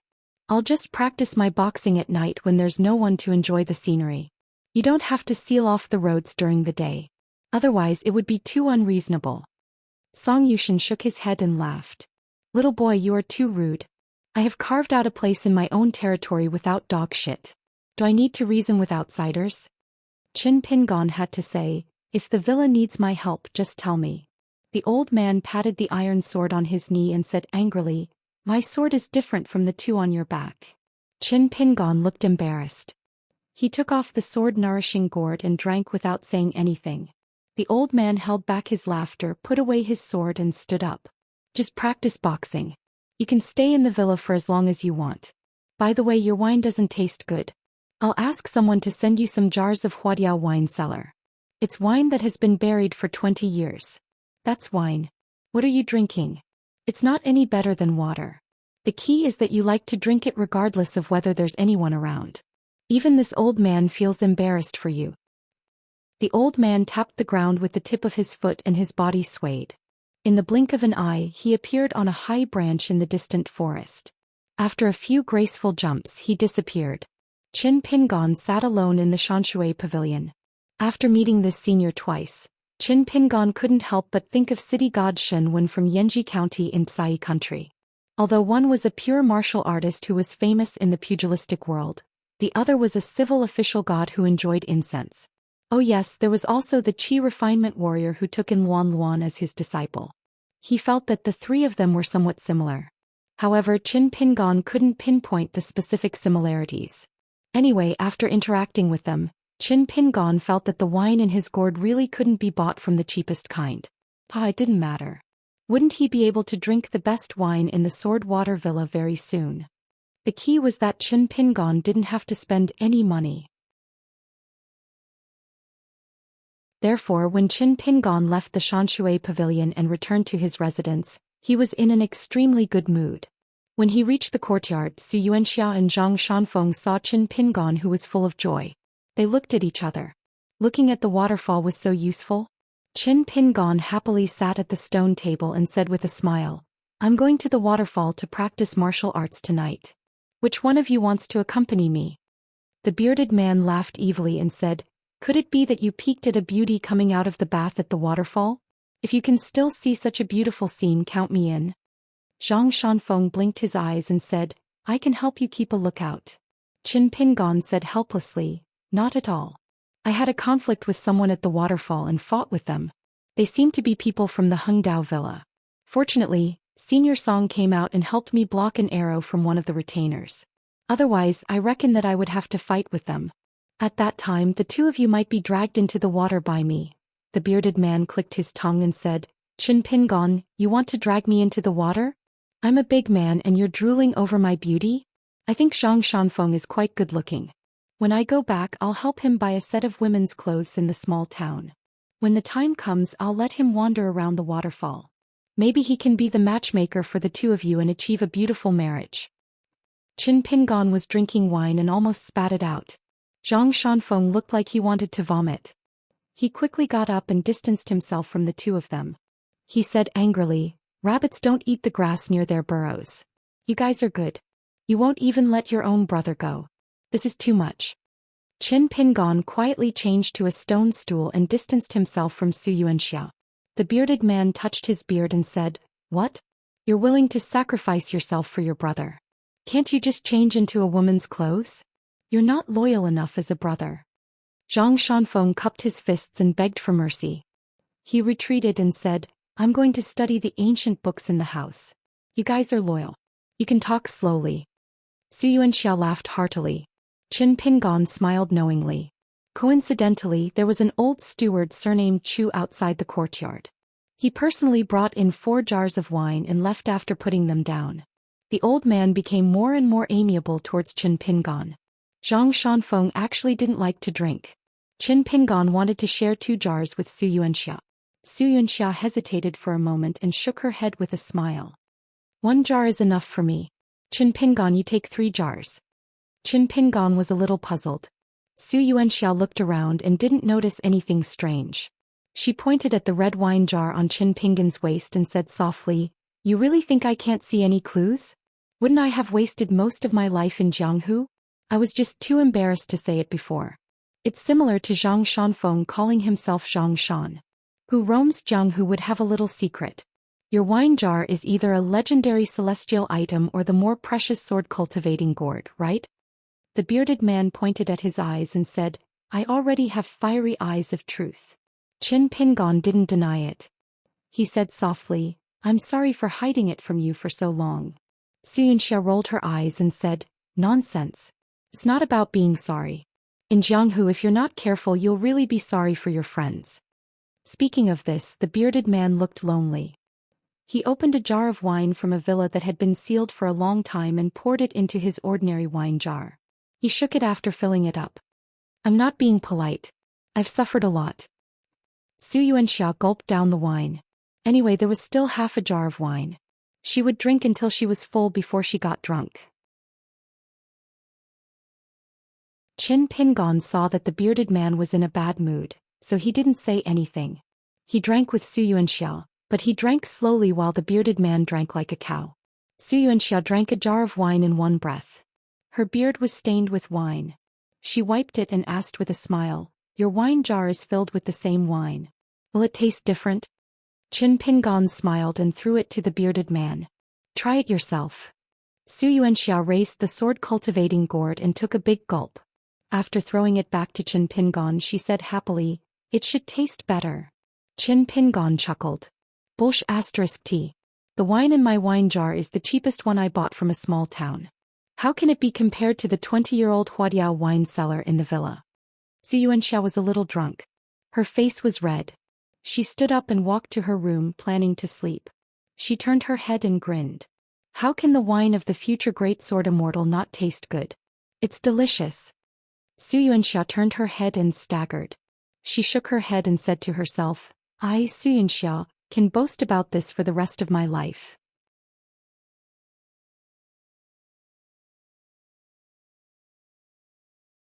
(242) 11,000-word chapter. As night fell, the Sword Water Villa was brightly lit. The courtyards of various sizes were filled with guests, toasting each other and drinking countless jars of fine wine. After the event, it was said that even the small town could smell the fragrance of wine from the villa. Qin Pingon asked old steward Chu about the Immortals Ferry. There was indeed such a place in the Combe country. It was more than 600 miles away from the Sword Water Villa and was located at the border of the Combe country and Xianxia country. It was said that qi cultivators often appeared on the mountain. However, the area within 300 miles had long been sealed off as a forbidden area by the royal family of the Combe country. If one did not have an official document issued by the provincial government, regardless of whether one was a civilian or a martial artist, they would be killed without mercy if they trespassed. The old steward was experienced and considerate. He took the initiative to laugh and say that the Sword Water Villa had a good relationship with the governor's mansion on the border. They were old friends and only needed to write a letter from the old steward to get an official document. There was no need for Qin Pingon and the others to work hard. Zhang Shanfeng asked the old man if there were any shops opened by qi cultivators at the ferry to trade goods. The old steward said there were. After the young master Song Fingshan's original sword was damaged, he had personally gone to the ferry and brought back the short sword that was hanging at his waist. The old steward said everything he knew. Not only did he reveal the inside story of the Combe country, he even revealed that Song Fengshan had spent 900 mountain snow coins in order to buy the immortal's divine weapon named Song Shui. It was almost half of the villa's gold and silver savings. He told all these secrets to the three of them. Of course, this was not because the old steward was blinded by the Jianghu Code of Brotherhood and did not know the taboo of speaking too much. It was because Old Sword Saint Song had privately instructed him to treat the three of them, especially the young man with a sword Qin Pingon, as a good friend of his. The villa did not need to be wary of him. A promise was worth 1,000 gold. The word friend was as heavy as a mountain. This was the righteousness of Jianghu that the older generation of Songyu praised. Old Steward Chu had been following the sword sage of the Combe nation for 60 years. He had gone through fire and water for the villa, sharing honor and disgrace. He might have been influenced by Songyu's Jianghu spirit, which was why he was so conscientious and had no regrets. Inside Zhang Shanfeng's house, the three of them ate a sumptuous dinner filled with delicacies. Just as Qin Pingon was about to head to the waterfall to practice his martial arts, he was suddenly stopped by Zhang Shanfeng. Zhang Shanfeng asked Qin Pingon to wait for a moment. The bearded man had one leg on the bench and was picking his teeth with a bamboo pick. He asked Zhang Shanfeng if he wanted to avoid anything. The young Taoist ran over to open his bag and said no. Zhang Shanfeng quickly took out a pair of bamboo chopsticks, placed it on the table and pushed it towards Qin Pingon. Qin Pingon asked curiously, "Why? We've already finished eating. Why are you giving me chopsticks again?" The pair of bamboo chopsticks on the table was one of the spoils of war that Zhang Shanfeng had obtained in Yanji County. One was carved with the azure immortal mountain, while the other was carved with the divine cloud bamboo. Zhang Shanfeng smiled and said, "I'll give them to you. Just take it as the interest for the radiant armor of Moism. I'm most afraid of owing people money. Whenever I think about it, I can't sleep or eat well. What's more, I owe 500 snow coins. If it's real money, it's 500 taels of silver." According to Old Steward Chu, as the head of the Combe nation's Jianghu, the entire Sword Water Villa's 100 years of wealth only amounts to 2 million taels of silver. "If I don't return you something, I won't be able to sleep tonight." Qin Pingon said helplessly, "Are you stupid? If this pair of chopsticks is really made from the divine cloud bamboo of the Green Bamboo Cave, it might be able to sell for a few hundred snow coins. Even if it's not from the azure immortal mountain, the spiritual energy on the chopsticks hasn't dissipated for hundreds of years. It can't be faked. Since it's an acquired spiritual weapon, it can be sold for at least a few dozen snow coins. Interest? Is there such a high interest? Zhang Shanfeng, do you think I'm an unscrupulous loan shark?" The more Qin Pingon spoke, the angrier he got. He pushed the chopsticks back to the young Taoist. "Besides, we're about to go to the Immortals Ferry in the Combe Nation. Since there's a shop that trades heavy magic weapons, we'll talk about it after we confirm the price of the chopsticks. If it's only worth a dozen snow coins, I'll take it. If it's worth more than 50 snow coins, you can't return it to me as interest." Zhang Shanfeng shook his head and said firmly, "No. I can't rest my conscience. Taoists are most afraid of inner demons. Qin Pingon, don't hinder my cultivation of Tao." Qin Pingon stood up and scolded with a smile, "You can talk nonsense. Get lost, get lost. There's no room for discussion. Take it back. Otherwise, let's fight. Whoever wins will have the final say." Zhang Shanfeng was silent. Qin Pingon pushed the door open and left. He went to the waterfall to practice his boxing. Zhang Shanfeng sighed and looked at the bearded man. "What should we do?" Xianxia took pleasure in his misfortune and said, "Compared to Qin Pingon, you're still miles away from being the child of wealth." Zhang Shanfeng was a little depressed. He poured himself a bowl of wine and took a sip. His face immediately turned red. It turned out that during the life and death battle in the beautiful Robes Nation's Yanji County, the young Taoist had a flash of inspiration. He poured spiritual qi into an armor pill, and a radiant armor protected his body. That was how he had blocked the demon's fatal blow for Taoist Chongmiao. The old Taoist who knew his stuff was shocked. He cried out in disbelief. This was a military treasure. He had only heard of the beautiful Robes Nation in the central region of the Aquarius continent. The ancient Yu Nation's imperial treasury had a priceless armor pill. It was rumored that the #1 martial artist of the Xianxia nation had offered 6,000 Xiaoxia coins to purchase it from the ancient Yu nation's emperor, but he was rejected. Ever since then the young Taoist had been haunted by this matter, but he didn't know how to broach the subject with Qin Pingan. Later, after the incident at the ancient temple, Qin Pingan was abnormally depressed on the 700 Li mountain path. Zhang Shanfeng found it even more difficult to speak frankly with Qin Pingan. Now that they had arrived at the Sword Water Manor and were about to head to the Immortals' Ferry, Zhang Shanfeng couldn't stand the torment in his heart. Thus he confided in the bearded man who was experienced in Jianghu. Xianxia helped the young Taoist confirm two things. First, Qin Pingan definitely knew the true value of the armor pill. When he had casually offered 500 Xiaoxia coins, he had deliberately given it to Zhang Shanfeng at a price of half. Second, according to Zhang Shanfeng's description, when Qin Pingan was on the Kun boat in the North Continent, he stayed in the heavenly room. Although there was no doubt that the youth who carried his sword south came from a poor background, he clearly had his own unique opportunities. Moreover, Qin Pingan didn't seem to care much about money, at least to his friends. Therefore this was no longer purely a matter of owing money, but a troublesome matter of owing a huge favor. In the end, Xianxia didn't directly tell Zhang Shanfeng what to do. Instead she said two sentences.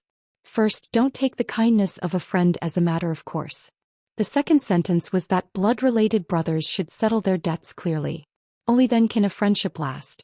Don't think that you can forget everything after becoming friends. That's the naive thinking of a child who hasn't grown up. Therefore Zhang Shanfeng wanted to use interest as an excuse, hoping to give away the pair of mysterious bamboo chopsticks from the Qingshan mountain. The reason why he didn't use the white bowl that could slowly absorb the aura of heaven and earth and condense it into a drop of sweet dew was because Zhang Shanfeng was a qi cultivator. To Zhang Shanfeng, the white bowl was a necessity on the path of cultivation. It could be said that it was a timely help after a long drought. On the other hand, Qin Pingan was purely a martial artist. He didn't need it. At most it was just icing on the cake. Even if he received the white bowl, he would probably sell it at a discount and exchange it for some Xiaoxia coins. Zhang Shanfeng drank wine. His face was flushed red. He said drunkenly, "Brother Su, can you give me a suggestion? I really can't think of a way." The bearded man said seriously, "If you really can't, why don't you wear a woman's clothes?" I think that Qin Pingan didn't have the slightest interest in women and female ghosts. He didn't hesitate to fight or kill. Listening to the bearded man's nonsense, the young Taoist sighed. He knocked his head on the table and passed out drunk. What a good way to say that if you have wine today, you should drink in the morning and worry about tomorrow. Xianxia stroked his beard with the palm of his hand. Two images appeared in his mind. They were both in the dilapidated ancient temple. The young man said to a graceful woman that the weather was cold and stretched out his hand to warm himself by the fire. After the woman turned into a female ghost, the young man grabbed her neck and punched her until her soul dissipated. Xianxia recalled that at the dinner table just now, Qin Pingan mentioned the waterfall disturbance. A young woman with a reverse saber was punched into the pool by him. The man quivered and said in fear, "Qin Pingan, don't tell me you really like men?" In the main hall of the Sword Water Villa, the guests and the host were drinking happily. The fragrance of the wine was intoxicating. The hall was covered with a large colorful carpet. It was a unique lichen from Zhou County of colorful clothes country. The old villa master Zhou Xian was still unwilling to show up to welcome the guests. The young villa master Song Fengshan sat on the main seat. Beside him was his virtuous wife who managed the internal and external affairs of the villa. Although the young woman was good at managing the household, she had a good sense of propriety. She treated people well and never hid her husband's glory. Even though Song Fengshan was always in seclusion to comprehend the sword, the reputation of this little sword fairy in the Jianghu of the Combe country was getting bigger and bigger. In the end, it was so big that he could hold a martial arts assembly. The leaders of the top Jianghu sects in the Combe country were all present tonight.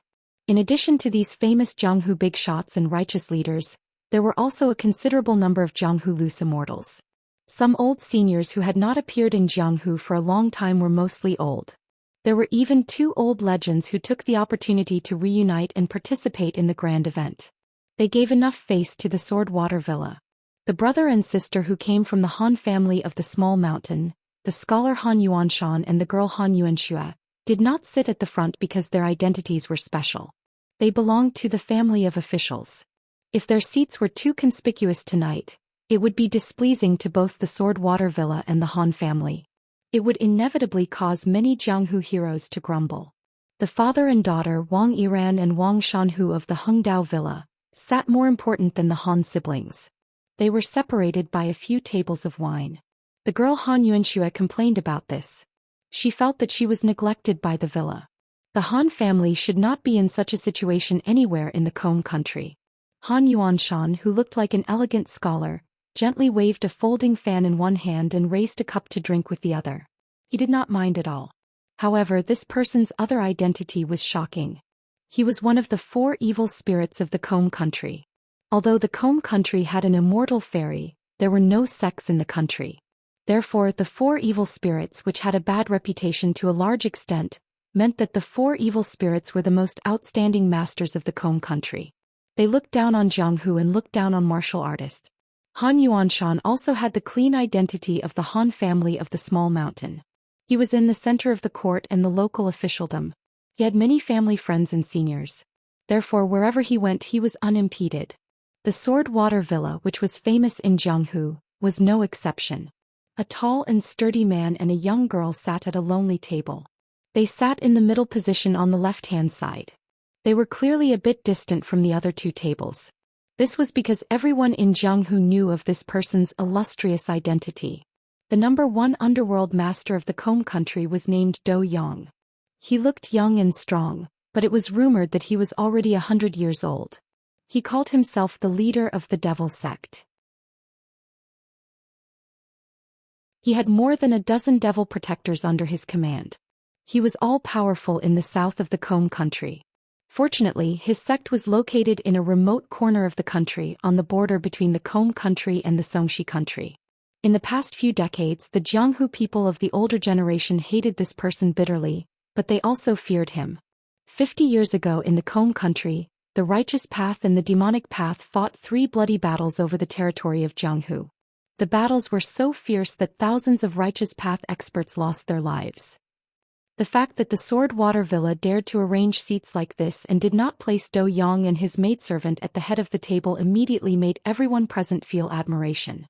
They also appreciated the young Song Fengshan a bit more.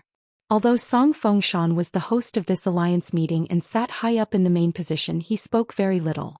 He only drank slowly by himself and did not deliberately talk to anyone. Occasionally, there would be people who would bring up their old relationship with the old sage of sword to establish a relationship with this future alliance head of the Wulin world. Song Fengshan, who was dressed in a green robe and had a short sword at his waist, would at most return a toast. Most of the time, the young woman beside him would recite his Jianghu deeds like the back of her hand. In addition to some comments she had heard from her own ancestor, she was even clear about the Jianghu achievements of some of his outstanding juniors. This made him not feel the slightest bit neglected. Instead, he felt comfortable all over and was extremely respected. People respect me, I will return the favor 10 times over. The young woman did it so well that no one could find the slightest flaw in the Sword Water Villa. The Mama of Gu Temple, who was mistaken for the great devil Dou Yang's personal maidservant, seemed to have a delicate and naive appearance, but her eyes were overflowing with color. Her eyes quietly scanned the guests all around. Occasionally her gaze would meet Han Yuanshan's gaze, but it would also disappear as soon as they made contact. However, the corner of the young woman's mouth curled up and her eyes were charming. The scholar also understood tacitly and made some subtle movements to return the favor. The young woman's love sprouted even more. When she lowered her head to drink, she quietly stuck out her tongue and licked half the rim of the cup. Seeing this, Han Yuanshan narrowed his eyes and his mouth and tongue became dry. He had personally experienced this old witch's skill in bed. Every time she would call several beautiful and charming ghosts. Even if his innate talent was extraordinary and he cultivated the Devil School's secret technique, it was still difficult for him not to admit defeat. Dou Yang took all of this into his eyes. He sneered and said, "Coquettish woman, you really can be in heat at any time." The young woman laughed and said, "Yo, Dou de Jiaozhu is jealous?" Dou Yang picked up some salty and mild seasonal vegetables with his chopsticks. ignoring this fellow Taoist's teasing. The love between a man and a woman, the pleasure of fish and water, compared to the struggle for the great Tao climbing to the peak alone, it was nothing. Wang Yuran clearly sensed his daughter's absent-mindedness, as well as the gaze she stole several glances at Song Fengshan, which contained unending affection and deep disappointment. Wang Yuran was well aware of this love between a man and a woman that was destined to have no good results, but as a man he did not feel the need to interfere and break up the affectionate couple. First of all, Sword Water Manor's golden signboard was not something that Horizontal Saber Manor, which was a head lower than others, could make irresponsible remarks about. Second of all, if his daughter Wang Shanhu wanted to be a qualified future manor head, it was not a bad thing for her to suffer a little emotional injury, or to be knocked unconscious by a punch like today, making a fool of herself in front of everybody. It was better than making a big mistake in the future and suffering even more. Wang Yuran decided to turn a blind eye to this. In Jianghu, which grandmaster in the eyes of the common people did not have a few close female friends when they were young? In the end, how many people could help each other in difficult times, and how many people could forget each other in Jianghu? By the time they truly stood at the peak of Jianghu, they would discover that all of this was like passing clouds and smoke. For example, the shrewd and profound descendant of an aristocratic family, Han Yuanshan, was rumored to be the best at keeping women in a golden house. The key point was that he could make women follow him wholeheartedly. Daughters of border officials who held real power, female disciples of Jianghu grandmasters, cold and elegant young demonesses who were bloodthirsty, and fairies who enjoyed fame in Jianghu, were all taken in by him. If his daughter Wang Shanhu was infatuated with this person, Wang Yuran would interfere forcefully, absolutely not allowing his daughter to have any relationship with Han Yuanshan. Otherwise, perhaps when the time came, even Horizontal Saber Manor would become a dowry that he offered up with both hands. Obviously, Han Yuanshan's plan was big and far-reaching, and there must be a real expert behind him giving advice and advice. There was no problem doing business with this kind of person, and it would not be a small profit. However, one must not treat him as a close friend, as it was tantamount to courting death. As for his daughter's secret love for Song Fengshan, Wang Yuran did not care, because Song Fengshan was a true man of Jianghu. If one day Song Fengshan was willing to marry his daughter as a co-wife, Wang Yuran did not mind merging Horizontal Saber Manor into Sword Water Manor. However, the new manor must have the word saber in it, and one of his children must have the surname Wang. Then, in the next 100 years of combing country's Jianghu, there would only be two surnames, Song and Wang. Someone raised his glass to toast, and Wang Yuran smiled and raised his glass to return the gesture. Although Wang Shanhu was absent-minded, she did not lack etiquette and followed her father to return the toast. After putting down the wine glass, Wang Yuran looked forward and said softly, "Are you still thinking about that young man with a sword on his back? Do you think that if you don't kill him you won't be able to vent your anger? Let me give you a word of advice, that young man is not an ordinary person, and even Song Fengshan has already regarded him as a potential opponent. It's just that old sword Saint Song seems to have a good relationship with that young man." Han Yuanshan guessed one thing right, that young man is most likely the proud disciple of the sword god of colorful clothes country. This time he went out to travel because his master suddenly died, and his enemies are powerful, so the young man wanted to avoid the limelight. Old sword Saint Song and the sword god of colorful clothes country have a good relationship, so he took care of him and did not hesitate to personally teach Ma Lu a lesson. The young woman clenched the hilt of her saber and lowered her eyes. "Father, are we just going to let it go? That hateful guy who hides his head and hides his tail, I admit that he killed me with one punch at the waterside pavilion. Even if he seriously injured me with one punch, I still admit defeat. But he humiliated me like this. In front of so many outsiders, how can I walk Jianghu in the future? Do I have to hide in the Horizontal Saber Manor for the rest of my life?" Wang Yuran slammed the wine cup in his hand on the table and sneered, "Face is something that is earned by winning battles that shake the Jianghu. The Jianghu is a place with the best memory but also the worst memory. Decades later, when you, Wang Shanhu, become a saber master who is even more powerful than your father, and become a sixth realm great grandmaster like the legendary sword god and sword saint Song of the beautiful robe kingdom, do you think anyone will mention something as trivial as the waterside pavilion? They will only remember which sword Dao master you defeated and how many underworld demons you killed. When you unsheathed your saber, the saber aura was like a waterfall. Who among the spectators would not clap and cheer? Who would dare? The young woman's shoulders trembled slightly. She lowered her head and said sadly, "But I can't even defeat a swordsman younger than me, and I can't even take one punch from him. How can I stand shoulder to shoulder with you in the future? How can I talk about the legendary Great Grandmaster realm?" To the central region of the Aquarius continent, the 6 realms of martial Dao were the pinnacle of martial arts. Beyond that, for the past few hundred years, no one knew of the glory of that realm, and could be considered as the invincible great martial god. It was said that when the sword god of colorful clothes country was at his peak before he retired to the mountains, he once touched the threshold. But in the end, for unknown reasons, his realm fell greatly. He was disheartened and completely withdrew from Jianghu. And the old sword saint Song Yufan said bluntly that he had no hope of reaching the martial god realm in this life. If Qin Pingan knew this, he might be dumbfounded again. After all, Zhu He, who was also a level 4 martial artist from Lizhu Cave Heaven, knew that the 9 realms were the limit of martial arts. Of course, Zhu He also did not see the whole picture of martial arts. In fact, not long after, Song Zhangqiang and Li Er succeeded in reaching the 10 realms, and the 11 realms was the real peak of martial arts, the real martial god. And the old man surnamed Cui, who taught Qin Pingan the strongest 3 realms, just missed the 11 realms. The depth of the water, the height of the mountain. Qin Pingan's hometown, Lizhu Cave Heaven, which was now Dali Longquan County, was the place with the deepest water, the highest mountain, and the most chaotic situation in the entire Aquarius continent.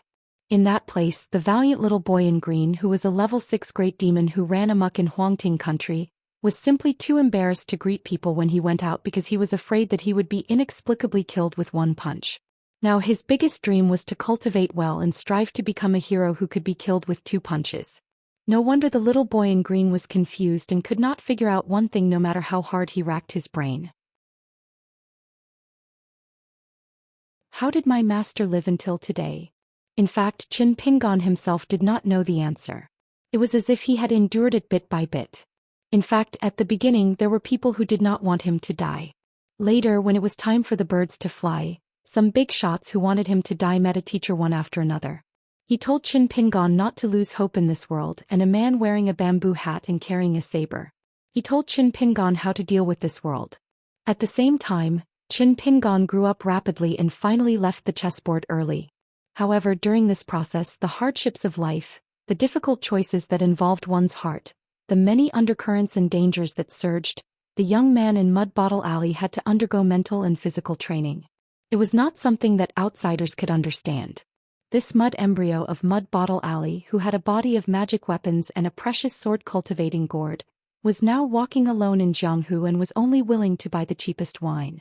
Of course, he immediately began to practice boxing in a new way that was different from the 6-step stance walking and the sword furnace stance. At the waterfall pavilion, Qin Pingan did not carry the sword case on his back this time. He chose to stay in the courtyard because the bearded man and the young Taoist were there. However, the wine pot was still tied to his waist. When walking in the mountains and rivers of other places, do not cause trouble, do not be afraid of trouble, and be careful.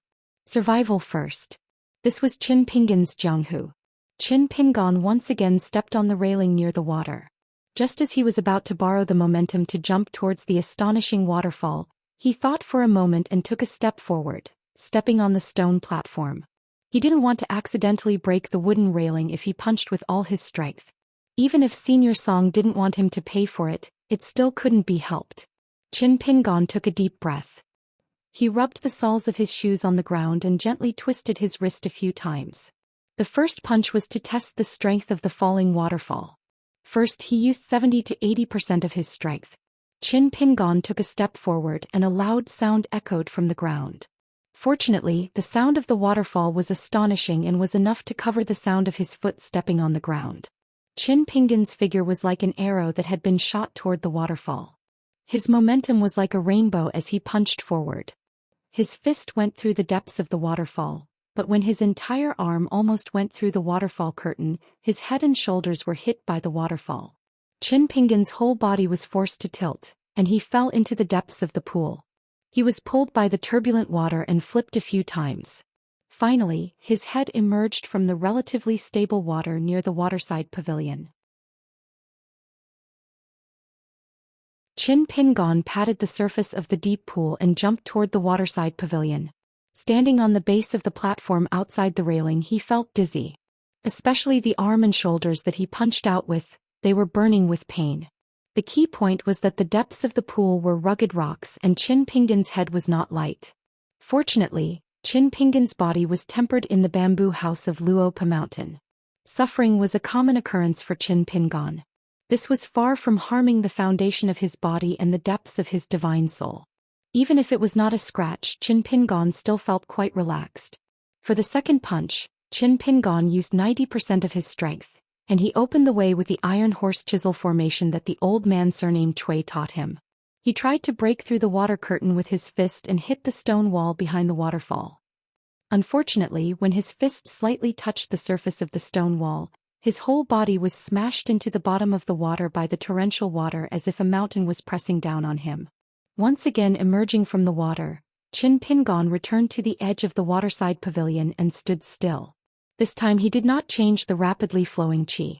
He held back the genuine qi that was like a fire dragon patrolling in all directions. In a spurt of energy he once again delivered a very powerful punch to the waterfall. This time, Qin Pingon's fist successfully hit the cold stone wall at the end of the waterfall curtain, but it was weak. Not to mention making a pit, it probably did not even leave a trace. Under the moonlight, Qin Pingon, whose Dantian's qi was surging, could not calm down.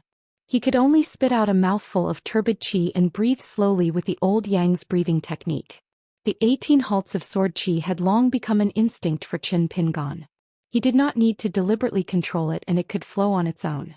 It quickly passed through a dozen acupoints that were even named differently from the current qi residents. Previously it was stuck between 6 and 7 halts, and now it was stuck between 12 and 13. It was as if it was blocked by a chasm, unable to move forward an inch. Qin Pingon held his breath and concentrated his mind, punching towards the waterfall for the 4th time. After a dozen punches, Qin Pingon could only stand with his back against the railing. He simply sat down cross-legged. As he stabilized his qi, he took off his wine gourd and began to drink slowly. Qin Pingon looked up at the bright moon above his head. The book said that the moon was the brightness of one's hometown. It also said that the moon surged like a great river. It also said that the bright moon on the sea was born together with the tide. The moon in his hometown was waxing and waning. As a teenager who worked hard to make a living, he had already seen it countless times. He had seen it with Lu Xianyang and the snotty Gukan.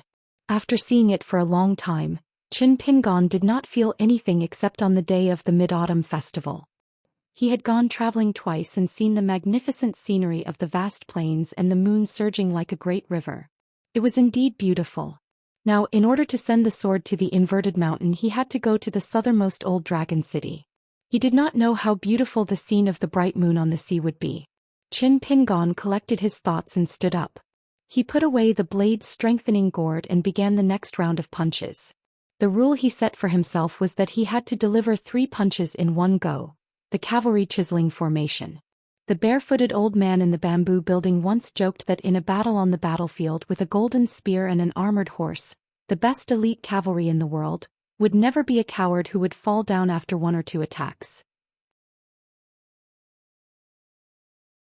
After being smashed by the huge waterfall again and again, Qin Pingon's body became more and more sensitive to pain. When he was done this time, Qin Pingon directly lay on the platform and gasped for breath. If the old man surnamed Cui had only punched Qin Pingon from the beginning to the end at Luopa Mountain to temper his body and spirit, making him take the beating passively instead of asking Qin Pingon to peel his skin and pull out his tendons. Without these cruel actions, perhaps Qin Pingon would have had to stop practicing his punches today. Once, the barefoot old man looked down at Qin Pingon, who was lying in a pool of blood, and sneered, "You can't even bear this little pain and you still want to reach the 9th or 10th realm?" At that time, Qin Pingon only wanted to curse the old man, but unfortunately he did not have the strength to say a word. Compared to the pain he suffered at Luopa Mountain, this was a blessing. The further he went in Jianghu, the less he was used to suffering. Qin Pingon thought to himself as he slowly stood up. He gritted his teeth and punched again. After a quarter of an hour, the waterfall under the moonlight still made the pool rumble. It seemed to be mocking the young man for overestimating himself, like an ant trying to shake a tree. Qin Pingon floated on the surface of the water. He opened his eyes wide and looked at the sky. Once again he went ashore and punched. Qin Pingon shouted angrily, "Open for me." A large hole was punched in the waterfall's water curtain by the strong punch, but it disappeared in an instant. Qin Pingon's fist smashed heavily on the stone wall. His whole body almost went through the waterfall, but he was soon knocked into the bottom of the water without any suspense. After floating around the deep pool with the water, he climbed up to the base of the waterside pavilion. In this way he intermittently stopped and rested. In the latter half of the night, a drenched Qin Pingon sat on the railing. He lifted the wine pot with trembling hands and drank a mouthful of Huadiao aged wine. He felt his throat burning and his liver burning. He could only put away the blade-strengthening gourd, not daring to drink even a small mouthful. In the distance, the lanterns of the Sword Water Villa were hung high. The banquet was far from over. There were young women who were disciples of the villa who also served as sword attendants. They performed sword dances for the guests to liven things up. The cheers were endless. Qin Pingon tilted his head and stared at the waterfall that seemed to be invincible in the world. Qin Pingon punched for the last time. He used the deity drumming style. He glided over the water like a dragonfly skimming the surface of the water. When he approached the waterfall, his fist and arm pierced through the waterfall again and again. There was always a time when a person's strength was exhausted. Qin Pingon knew that he could stop practicing martial arts tonight. He was already exhausted. If he continued to hit the waterfall, he might be washed to the bottom of the pool one day and completely faint. In the end, a corpse would float up. Qin Pingon walked out of the waterside pavilion, dripping wet. He passed by the mountain water pavilion and returned to the courtyard. He slept for less than 6 hours. The next morning, Qin Pingon ate a careless breakfast and walked 6 steps to the waterfall pavilion. He did not return until noon. However, this time, Qin Pingon had no choice but to let Zhang Shanfeng inform the Sword Water Villa that he needed a large bucket of water. When old steward Chu sent a trusted servant girl from the villa to bring the bucket over and fill it with hot water, Qin Pingon closed the door and soaked in the hot water. The medicinal ingredients that Wei Pai bought from the Oxhorn Mountains Baofengzhai could only be used 3 times. He had used them once in Yanji County. After this time he only had one last chance. Today the Sword Water Villa was still welcoming the Jianghu people from all walks of life. Tomorrow was the auspicious day to elect the Wulin Alliance chief. This was even better. The heroes of the Jianghu and the Jianghu people were busy visiting each other. They either compared notes on martial arts with each other, asked their seniors for guidance on difficult problems, or went to the great grandmasters to get familiar with them. They came and went in groups. It was very lively. In the night, Qin Pingon had dinner with Su Yuanxia and Zhang Shanfeng. Then he went to the waterfall alone. This time, other than using the fist moves taught by the old man surnamed Chui, Qin Pingon also hit the waterfall because there was a towering stone pillar about 2 feet from the surface of the water. It was not in the middle of the waterfall. It was the size of a chessboard. For some reason, it had not been shaved off after being hit by the water for thousands of years. Qin Pingon suddenly had an idea. He stood on the stone and used the sword furnace to stand still. He allowed the water from the waterfall to crash on his head. Qin Pingon had no choice but to change from a standing position to a sitting position. In the end he lost his balance and fell into the water. After several times, Qin Pingon was able to use the sword furnace to stand still for less than half an incense stick's worth of time. Then he used the sitting position with his head held high and his chest out for half an incense stick's worth of time. Finally he lowered his head and stretched his neck out of the waterfall. He let his back bear the impact.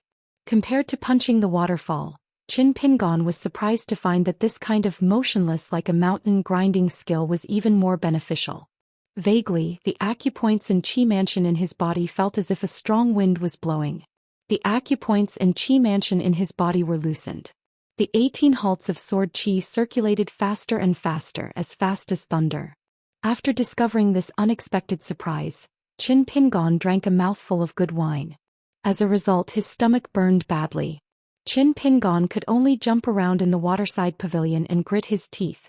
He went to the bottom of the waterfall a few more times. In the latter half of the night, the moonlight was still the same. The singing and dancing of the sword water villa became louder and louder. The youth walked back to the courtyard in high spirits. There was a bucket in the room as well as the two sword-bearing maids of the villa who waited outside the courtyard all day long. Qin Pingon used up the last of the medicinal ingredients in the bundle. This time Qin Pingon slept in for the first time. He slept until the sun was high in the sky. After eating a full meal he left the courtyard in high spirits. He smiled and nodded to the two sword-bearing maids of the villa. He slowly walked past the mountain water pavilion and arrived at the waterside pavilion that faced the waterfall for hundreds of years. It was said that the sword water villa was only built 60 or 70 years ago. This nameless waterside pavilion had existed for a long time.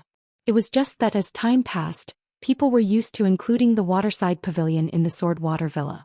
When Qin Pingon walked away from the waterside pavilion, two sword-bearing maids who were bored to death gathered together and whispered to each other. One of the girls with an oval face said that the young master who came from outside the village was really a strange person. The other girl laughed and said that if he wasn't a strange person, how could our old villa lord like him? The girl with an oval face teased her partner and said that although this young master's appearance was not as good as the young villa lord, he was also delicate and pretty. Do you like him? The other girl's sword-bearing maid said that she had seen the young villa lord's peerless demeanor and would not like other men. The two girls took advantage of the fact that there was no one around and laughed and played.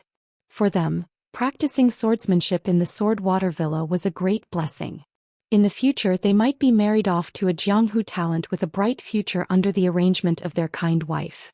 However, the sword water villa would always be their home. They would not have to worry about the Jianghu for the rest of their lives.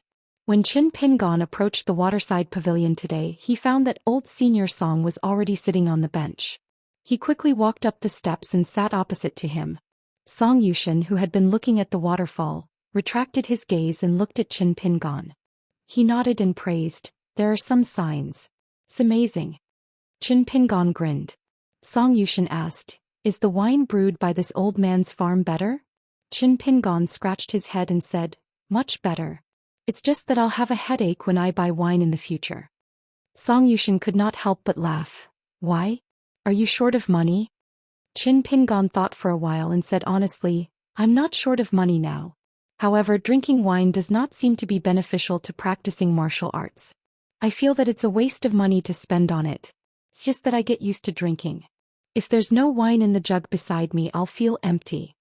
Song Yushin teased, "You're not a married woman.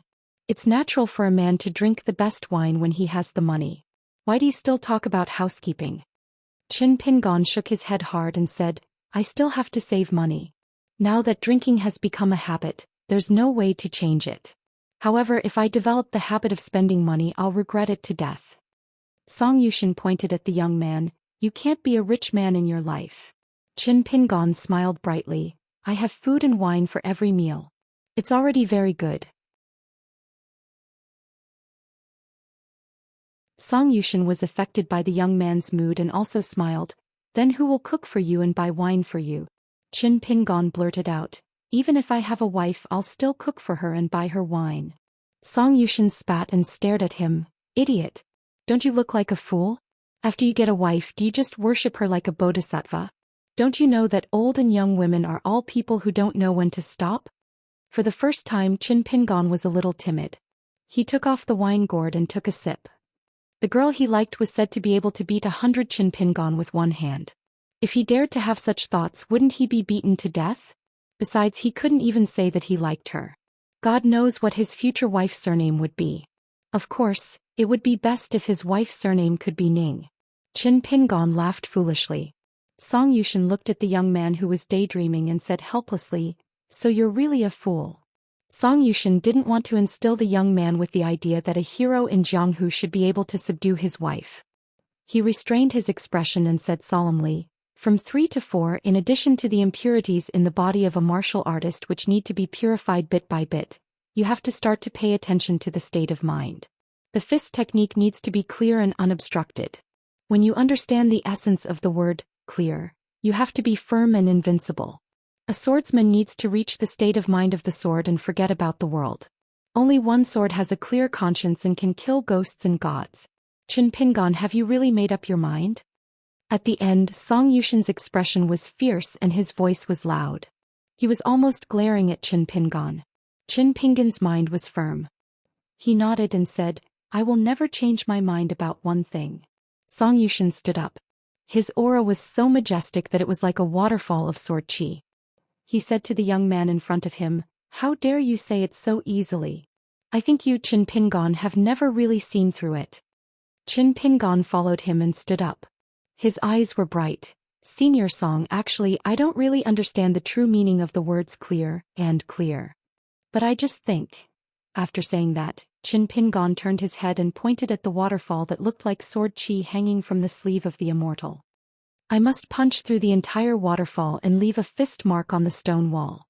I even feel that sooner or later I will punch the waterfall backward and make the water explode so that it won't be able to press my head down anymore. Song Yuxian suddenly shouted angrily, If that's the case, when are you going to do it? Almost out of pure instinct, Qin Pingon turned his body sideways and faced the waterfall outside the waterside pavilion. He took a few steps back and stood at the top of the steps. He took an ancient boxing stance that the old man surnamed Cui had never mentioned before as his starting stance. Even though Song Yuxian, the sword sage of Brush Country, was in the pavilion, Qin Pingon didn't see Song Yuxian in his eyes. He didn't even see the pavilion anymore. Between heaven and earth, there was only his opponent, the waterfall falling from the sky. When Qin Pingon went down south, the 6-step pile walking was even slower. But this time Qin Pingon wanted to go faster. He was the fastest. His steps were so big that the last step of the 6-step pile walking smashed the railing of the pavilion. He stepped on the base of the platform. 6 footprints were left on the railing from the end of the stairs to the edge of the platform. Then he rushed forward. The power of his fist was so strong that it looked like a green dragon wrapped in his sleeve. Breaking the waterfall with one punch, Qin Pingon rushed into the water curtain and punched the stone wall. The stone wall was instantly shattered. Countless broken stones bounced back and shattered the waterfall. That was not all. Qin Pingon alternated left and right. He punched the stone wall again and again. This was the real scene of a deity beating a drum. Countless stones flew and the waterfall flowed chaotically. From the top of the pavilion to the top of the waterfall, a gorgeous rainbow appeared because of the dissipation of the water vapor. Song Yu stood in the waterside pavilion with his hands behind his back. The strong wind blew against his face, ruffling his hair and causing his sleeves to flutter. The old man looked up at the man-made rainbow and laughed heartily. How magnificent!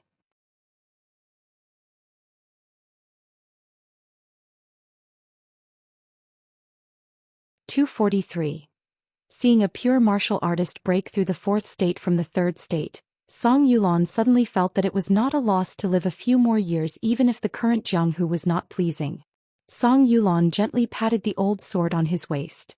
The long sword in the scabbard was attracted by the vigorous qi on the other side of the waterfall and had a telepathic connection with the old man.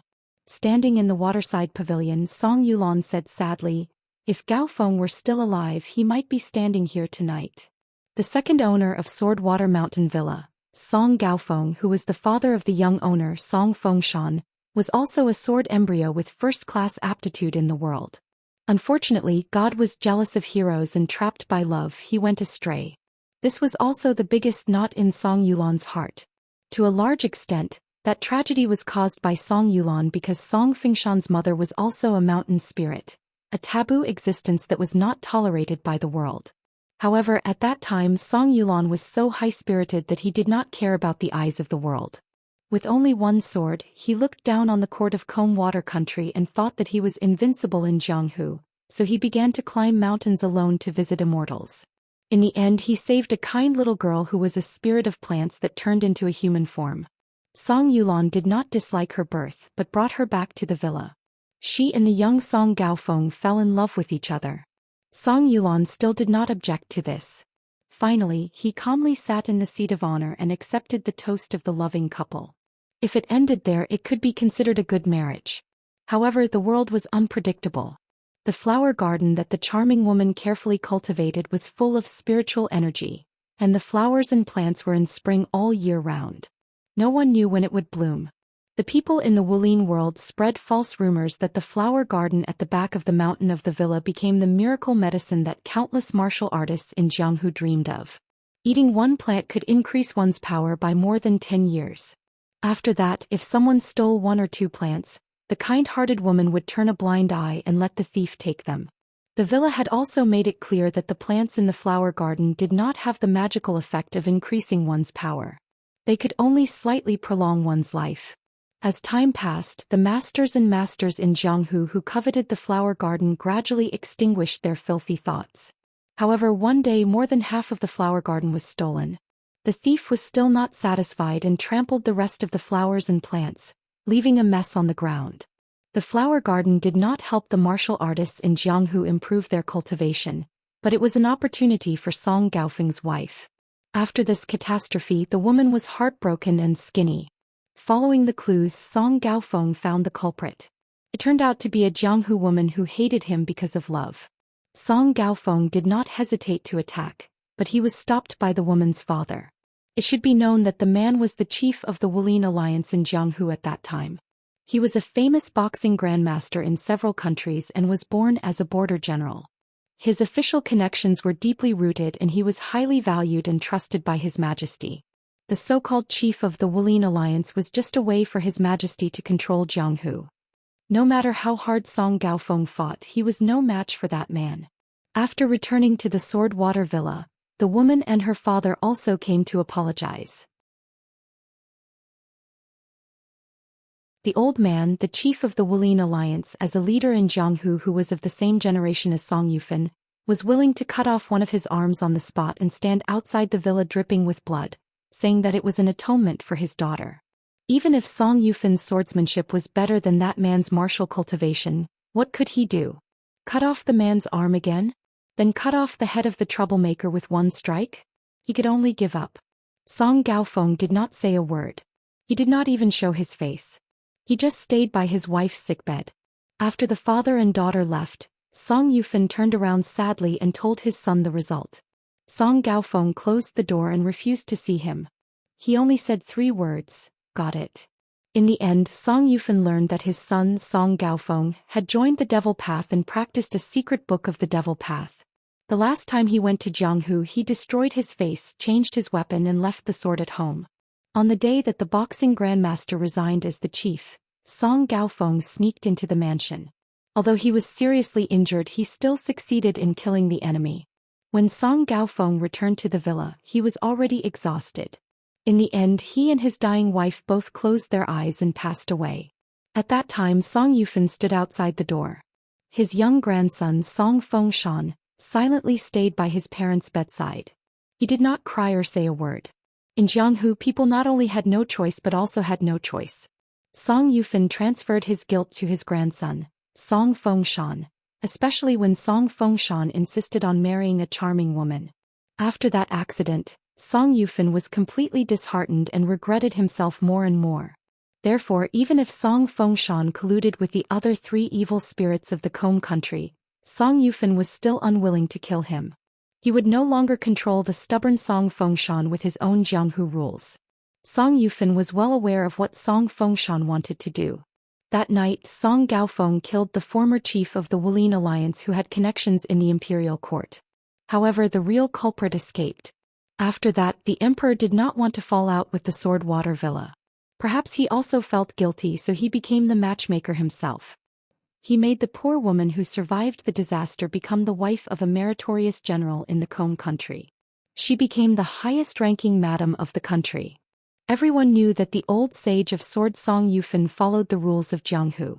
Therefore, the emperor of the Combe country was not worried about the sage of sword of the Combe country. As for Song Yufan's grandson, he was very young at that time. Everyone thought that he must have a vague memory and was not destined to be a big problem. In this way, the Jianghu of the Combe country was peaceful and sunny for more than 20 years. The chief of the Wulin alliance was empty for more than 20 years. Until Song Fengshan opened the gate of the Sword Water Villa and entertained heroes from all over the country. The official chief ceremony would be held the next day. Song Yufan had long lost interest in Jianghu. However, he was not careless about everything. Why did he often travel alone in Jianghu for so many years? Was it because he wanted to relax? Out of sight, out of mind of his grandson? Absolutely not. However, Song Yufan clearly knew that one day, a dark cloud would descend upon the city and directly attack the Sword Water Manor, the place where he had spent his entire life. His grandson, Song Fengshan, would step over the boundary and secretly become the target of public criticism under the seemingly splendid circumstances. Song Yufan had another knot in his heart. The first knot in his heart was that he felt guilty toward his son, Song Gaofeng. The second knot in his heart was that the Jianghu rules that he had followed were completely different from what his grandson had done. The sage of sword of the Kong country was hesitating whether he should draw his sword against the imperial court. Once he drew his sword, Song Yufan actually did not care whether he would challenge the emperor's dignity or not. However, it went against Song Yufan's conscience. Because deep down the old man had never agreed with Song Fengshan's Jianghu. He could not tell anyone about all of this. Song Yufan's previous trip to Jianghu was originally to find a senior in Jianghu who was both a friend and a foe. The sage of sword of the colorful robes country, whose martial virtues and martial arts were as high as the clouds.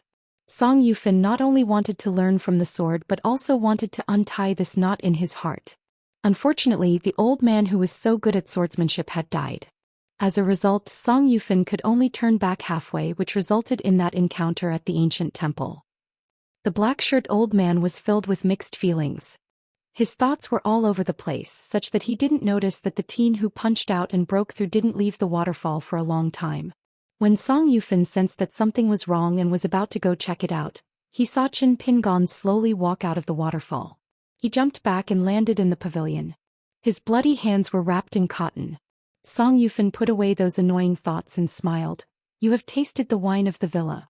Now that you are at Master Realm, how is it? Isn't it better? However, Qin Pingon's next words made the old man's eyes widen. It seems like I am just a little bit away from breaking through. Now it is like breaking through the waterfall with a punch. I am just one step away. Song Yuzai sized up the young man's restrained momentum. His fist intent was like a torrential waterfall, which was worthy of the evaluation of Qi Wuqian. The old man was stunned. You are clearly in the fourth state. I can even pat my chest and say that I have never seen a more solid and stable third state or the brand new fourth state than you. Qin Pingon, how can you still feel that you are one step away? Qin Pingon said helplessly, Senior Song, I am just a little bit away. I don't know the reason, but I know. But now that I know the general direction and have a path to take, I won't be like a headless fly running around. Before I reach Old Dragon City, I'll be able to endure it bit by bit. If I'm lucky, I might be able to break through by the time I reach your Brushwater Nation's immortal fairy. But my luck has always been bad. The chances of me breaking through by Old Dragon City are higher. Song Yufan put his hands behind his back and walked around the teen slowly before stopping. He said in amazement, There is always someone better than you. I have learned a lot today. Song Yufan laughed, Let's go and drink. No matter what, even if you didn't break through completely, it is still something worth celebrating. Qin Pingon shook the wine gourd. There was still a lot of wine, so he nodded and smiled. Okay. Song Yufan suddenly asked, There is a restaurant in the town outside the villa that serves hot pot. The ingredients are so good that the guests can eat their tongues off. The wine is also good. Do you want to try it? It is lunchtime now. I have a good relationship with the manager there, so I can give you a 20% discount. When Qin Pingon heard the 20% discount, he immediately said generously, Then I will pay. Song Yufan laughed. Oh? Let's make it clear in advance. A hot pot meal with good wine in the restaurant costs at least 5 or 6 taels of silver. Qin Pingon blinked and said without blushing, The town is a little far from the villa. Why don't we drink in the yard? Song Yufan gave him a thumbs up. You are really a hero who spends a lot of money. Qin Pingon suddenly laughed. Let's go. Why don't we go? We are having hot pot for lunch. Song Yufan was stunned. He didn't give Qin Pingon a chance to regret. He laughed and said, Follow me. Then he rushed out of the waterside pavilion, stepped on the branches of the trees and rushed out of the villa. Qin Pingon had to give up the idea of calling Su Yuanxiao and Zhang Shanfeng and followed him. When they passed the top of the waterside pavilion, Qin Pingon turned to look at the waterfall and smiled. On the stone wall behind the waterfall curtain, The teenager secretly carved 2 lines with his finger. From top to bottom he wrote the name of a girl on one line, and Qin Pingon was here on the other line. The teenager hoped that the next time he came to the Sword Water Villa, the girl would be with him. Of course, Qin Pingon only dared to secretly think like this. In Clay Bottle Alley and Apricot Blossom Alley, as long as there was a wedding or funeral, the neighbors were willing to take the initiative to help. This was the same rule as adding soil to the grave. It was passed down from generation to generation, so there was no need to reason. Today someone from Apricot Blossom Lane was getting married to a rich woman from Peach Blossom Lane. The family in Apricot Blossom Lane had a good reputation.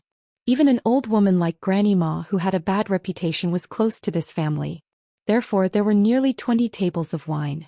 As long as you gave a red packet, whether it was a piece of silver or a few copper coins, you could eat at the table and enjoy the happy atmosphere. At the table there were a few unfamiliar faces. The leader was an old man from an old house in Clay Bottle Alley. He was dressed like a rich man and often wandered around the town. Over time he became familiar with him. His surname was Chow, and the neighbors were used to calling him Old Chow. Old Chow was kind to everyone and greeted everyone with a smile. He didn't have the arrogance of a rich man and could chat with the people around him for a long time. Old Han, who was married to this family, often chatted with him. So today he came to the wedding and gave a big red packet to give face. The old man, who had changed into new clothes, specially brought his son and daughter-in-law to toast. Old Chow brought 3 people with him. All of them had the surname Chow. The handsome young man Chow Jun also lived in the old house of the Chow family in Clay Bottle Alley. There was also a pair of grandfather and grandson who had rushed back to the town from other places. It was said that they were old Chow's relatives in the capital. It seemed that they were doing well. They seemed to be scholars and had a bit of an official's aura. Of course, they could also be people in the capital. Old Chow was a lively person and often took the initiative to run around with a glass of wine to toast.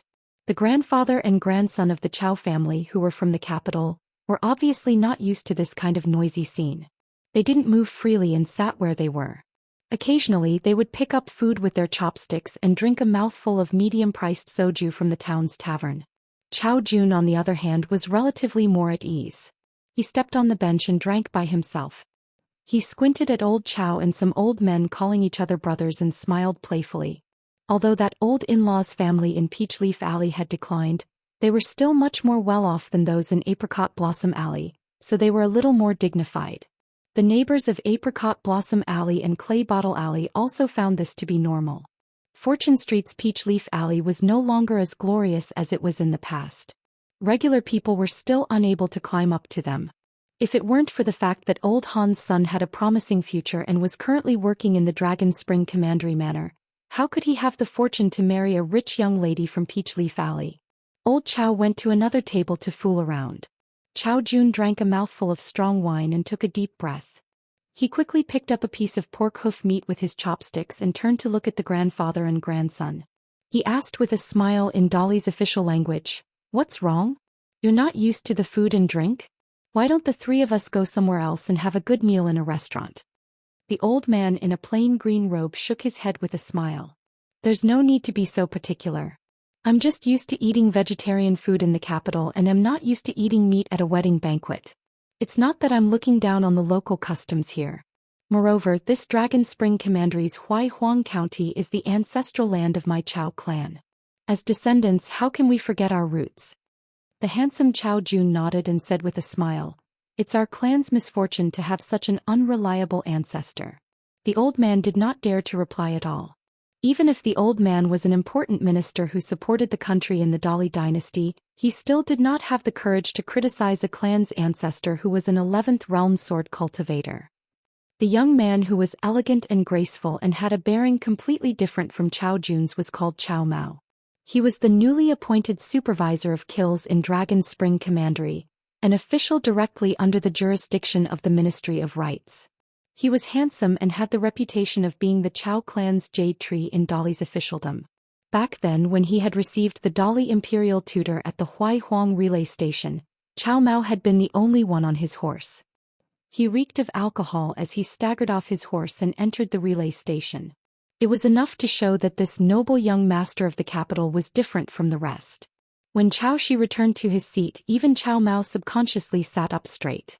The green-robed old man even sat upright. He put down his chopsticks and picked up the wine pot, taking the initiative to pour wine for his ancestor Chao Shi, who was separated by countless generations. Chao Shi finished the wine in one go and put down the wine cup. Looking at the endless stream of guests who came in to congratulate him, he stood up and said, "Stop squatting in the latrine pit. Let's make room for the people behind us. Let's go." The four of them left the courtyard. The courtyards of the few houses near the alley were filled with tables. Chao Shi led the three of them into Clay Bottle Alley and asked casually, "Your emperor has returned to the capital?" The old man answered respectfully, "Ancestor, His Majesty the Emperor is unwell. He has already returned to the capital from the relay station in Dragon's Spring Commandery." When Chao Shi passed by the Gu family's ancestral house, he turned to look at the dilapidated door and the old spring couplets.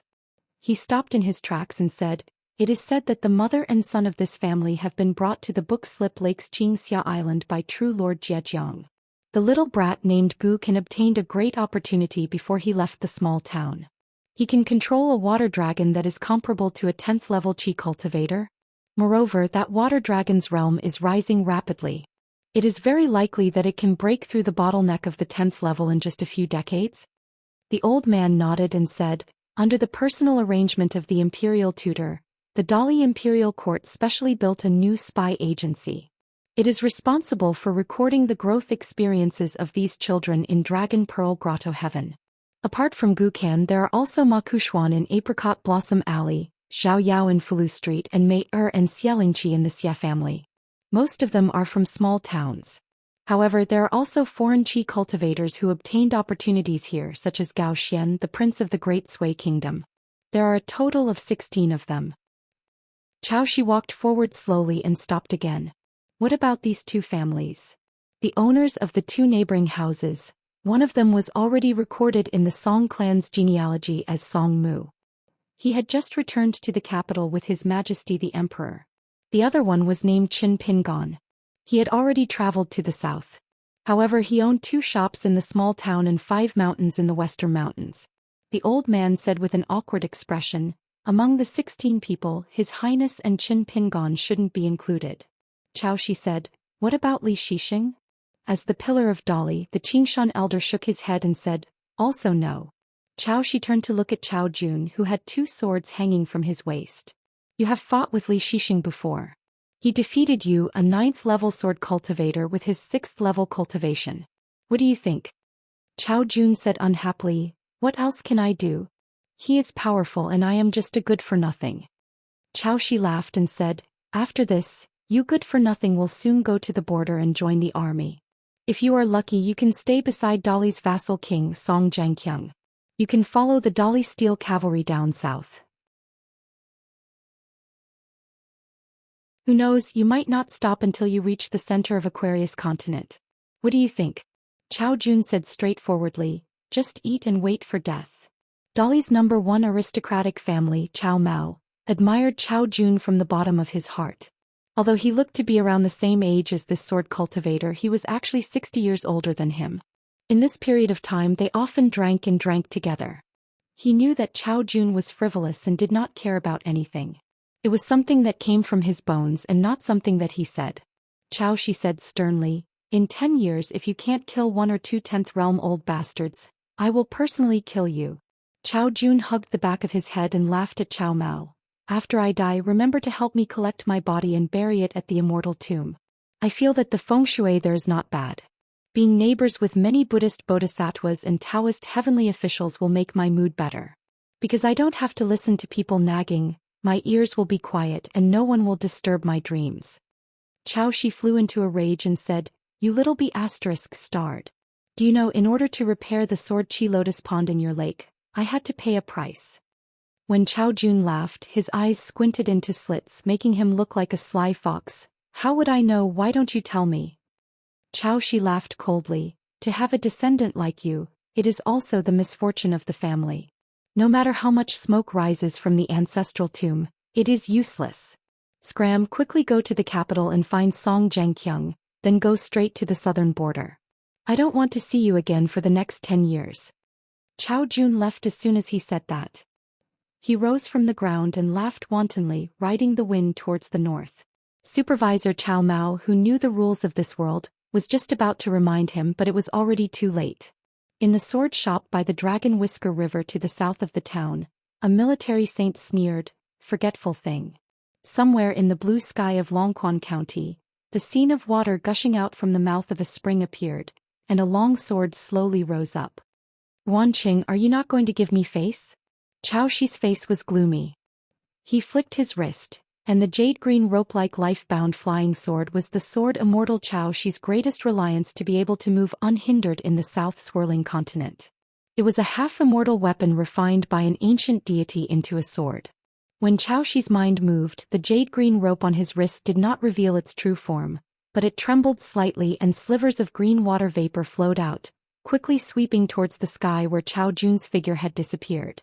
Wan Cheng's sword from the mouth of the spring slashed towards the head of the sword immortal Chao Jun, who had broken the rules. It was so fast that it far exceeded the speed of Chao Jun riding the wind towards the north. If there were no accidents, Chao Jun would be beheaded before he could even leave the borders of the old Pearl Grotto heaven. Fortunately, between Wan Cheng's flying sword and Chao Jun's figure, a surging river of water appeared out of thin air. The river cut off the sky, blocking the path of Wan Cheng's flying sword. The sword cut through the river water that was only a few kilometers wide, and the jade-green river actually folded on both ends, pressing down on the flying sword that continued to sweep forward. The river slammed against the shore, constantly blocking the flying sword that was like a small boat. Even though the river water was endless, the flying sword controlled by the military saint of the Wind Snow Temple still cleaved through the river water, advancing courageously. Chao Jun's figure did not stop, but he turned around and unsheathed the long sword at his waist, perfectly striking the tip of Wan Cheng's flying sword. Chao Jun's long sword was sent flying high into the air, and he vomited a mouthful of blood. However, his figure flew backwards at an even faster speed. The river water that was 100 miles long rolled into a ball, tightly wrapping around Wan Cheng's flying sword. In the jade-green river water ball, sword aura constantly shot out until the river water finally shattered and turned into raindrops all over the sky. However, before the raindrops fell to the ground, they condensed into wisps of jade-green sword aura again, leisurely returning to the small town of Mud Bottle Alley. Wan Cheng's unscathed natal flying sword hovered in the sky, pausing for a moment. A small pool appeared under the long sword, and the flying sword slowly descended into the pool, disappearing into the air. The swordsman from the Hassa continent, who had previously suffered a punch from Wan Cheng, successfully left the battlefield. Chao Jun laughed heartily. "Good wind with strength, send me to the sky. Thank you, Saint Wan and Old Ancestor, for sending me off together." In Mud Bottle Alley, the old pillar of the Chao family had mixed feelings. Although he was not a qi cultivator, there was no lack of experts on the mountain among the family's guests. However, he had only seen such earth-shattering fights with his own eyes. Chao Mao, the supervisor of kills of the Chao family in the capital, asked, "Old Ancestor, what if this angered the saint here?" Chao Shi sneered and said, "I can't defeat the 12th realm Taoist heavenly lord of the North Continent, but do you think I can't defeat a new 11th realm Taoist from the Aquarius continent? Chao Jun can embarrass the Chao family, but I won't embarrass the qi cultivators of the Hassa continent." At this moment, the pillar of the Chao family and the supervisor of kills, Chao Mao, finally realized why this seemingly kind old ancestor in the small town could become the gatekeeper of the magnificent town building by the sea. A man stood at the other end of Mud Bottle Alley. "Then let's try it out?" Chao Shi grinned and said, "Sure, you pick the place, I pick the time." The man from the sword shop who came to criticize without hesitation said, "In the mountains in the west, there is a valley with a radius of 100 miles. It is deserted. Now there is a formation restriction set up by Dolly. It is enough for you and me to determine the winner." Chao Shi nodded vigorously and said, "Okay, we will fight 100 years later." Wan Qing was stunned for a moment. He spat on the ground and turned to leave. Chao Mao covered his face with his hands. The pillar of the Chao family did not know whether to laugh or cry. Chao Shi rolled his eyes and said, "What? This is called a battle of wits, you know nothing." Xiaoxi took the lead and walked into his old house. Just as the grandfather and grandson behind him were about to follow, the door slammed shut. Chow Mao and Dolly's grandfather looked at each other and smiled bitterly.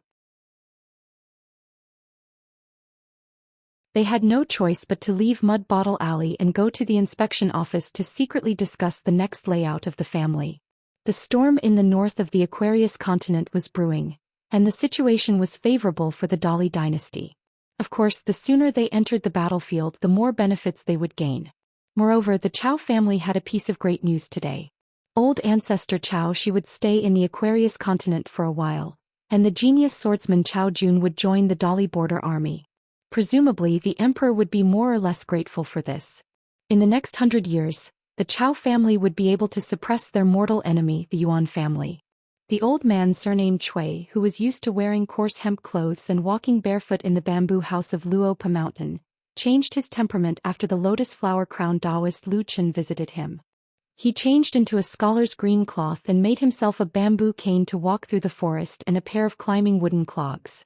He often went down the mountain to purchase ancient books and stationery. He decorated the second floor of the bamboo house like a study of a scholarly family, and whenever he was free he would pick up his brush and paint. The little boy in green and the little girl in pink looked at each other and mistakenly thought that the old man had gone mad. Later on, the little girl in pink looked at the old man's calligraphy and often chatted with the old man. Only then did she realize that the old man was a true Confucian scholar. He was an expert in zither, chess, calligraphy, and painting. He was even more knowledgeable about the orthodox Confucian studies. The little boy in green clothes was a heartless and cowardly person. All he wanted was for the old man to practice martial arts properly and become a big shot in this small world as soon as possible so that he could be at ease. Therefore, he often beat around the bush with the old man, telling him that there were hidden dragons and crouching tigers in Longquan County and that the old man should not lower his guard. He also earnestly told the old man about the treacherous Jiang Hu of Great Li, and that the old man still needed to rely on his top-notch cultivation base to intimidate the weak. Unfortunately, the old man was not willing to pay any attention to this fellow. At most, he would chat with the little girl in pink who was asking for advice. As for the so-called martial arts, it was as if he had just thrown it on the ground and never picked it up again. The little boy in green sighed helplessly, lamenting that it was better to rely on oneself than to rely on others. He could only continue to cultivate diligently, trying his best to digest the 2 high-grade snake gall stones that had entered his stomach. Recently, Wei Pai, who had been very busy welcoming and sending off the new North Mountain god, would still come to the bamboo building from time to time to visit the little pond where a purple gold lotus seed had been thrown in. Other than the purple gold lotus seed that had been left in Luopa Mountain, Qin Pingon had listened to Wei Pai's suggestion back then. Since he was the owner of Luopa Mountain, he had left a piece of idol seal on the first floor of the bamboo building as an item to suppress the mountains and rivers. The seal was none other than the 11th Qin that Qi Jingchun had carved. There was nothing special about it. It was just a beautiful vision that Qi Jingchun had given to Qin Pingon at that time. Above the 10th realm of martial arts was the martial god of the mortal world. He could stand shoulder to shoulder with the Qi cultivators at the peak of the world. The little girl in pink regarded this with extreme importance. It was almost more important than the book box that the young man Cui Dong had entrusted to her. 3 times a day in the morning, noon, and night, she would secretly take out the small seal that her master had taught her and use a silk handkerchief to carefully wipe it. No matter how the little boy in green cheated her, she would not allow him to have a share of it. Now the little girl in pink from Huangting Country's Jilon building had already broken through the last threshold of the lower 5 realms with the help of the snake gall stone that Qin Pingon had given her. She had ascended to the first realm of the middle 5 realms, the cave realm. After that, it was the 7th Seaview realm, the 8th Dragon Gate realm, the 9th Golden Elixir realm, and the 10th Nascent Soul realm. It was still a long way to go and was out of reach. However, compared to the little boy in green who suddenly wanted to improve himself, the little girl in pink was more natural. Other than tidying up the bamboo building every day until it was spotless, she would flip through books and enjoy the scenery. Her state of mind was peaceful. Compared to the ferocious imperial river water snake and the demonic fire python of the library, she was more relaxed and casual. So now it was the little boy in green who would despise her for being stupid and lazy, not knowing how to make progress. On this night, the little boy in green was meditating and cultivating at the edge of the cliff. The little girl in pink was sitting on a bamboo chair and eating melon seeds.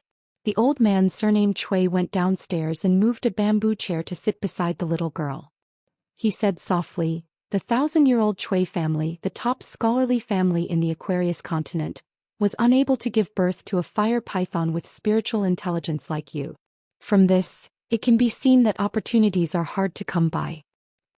The little girl in pink smiled obediently and asked, "Grandpa Chui, do you think my master has broken through the realm?"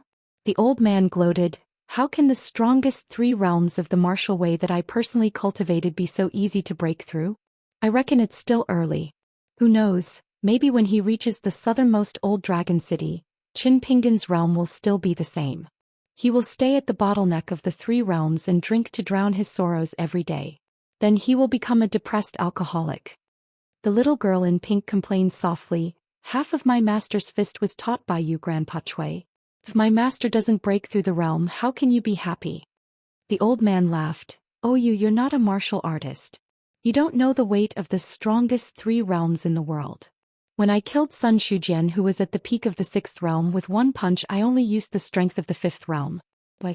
It's because the foundation of a martial artist is different. If the foundation is bad, it's like a tall building that swings in the wind. If the foundation is good, it's like a famous mountain that stands tall on the earth. A little wind and rain is nothing, it's just a tickle." The little girl in pink said worriedly, "My grandpa has no one to take care of him. When he's outside, he has to do everything himself. Will it affect his practice?"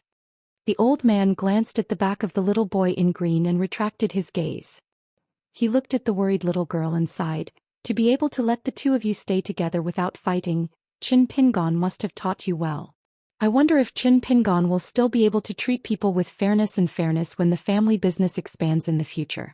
Whether the rules of a small family are good or not, and whether the family style of a rich family is upright, are 2 different things."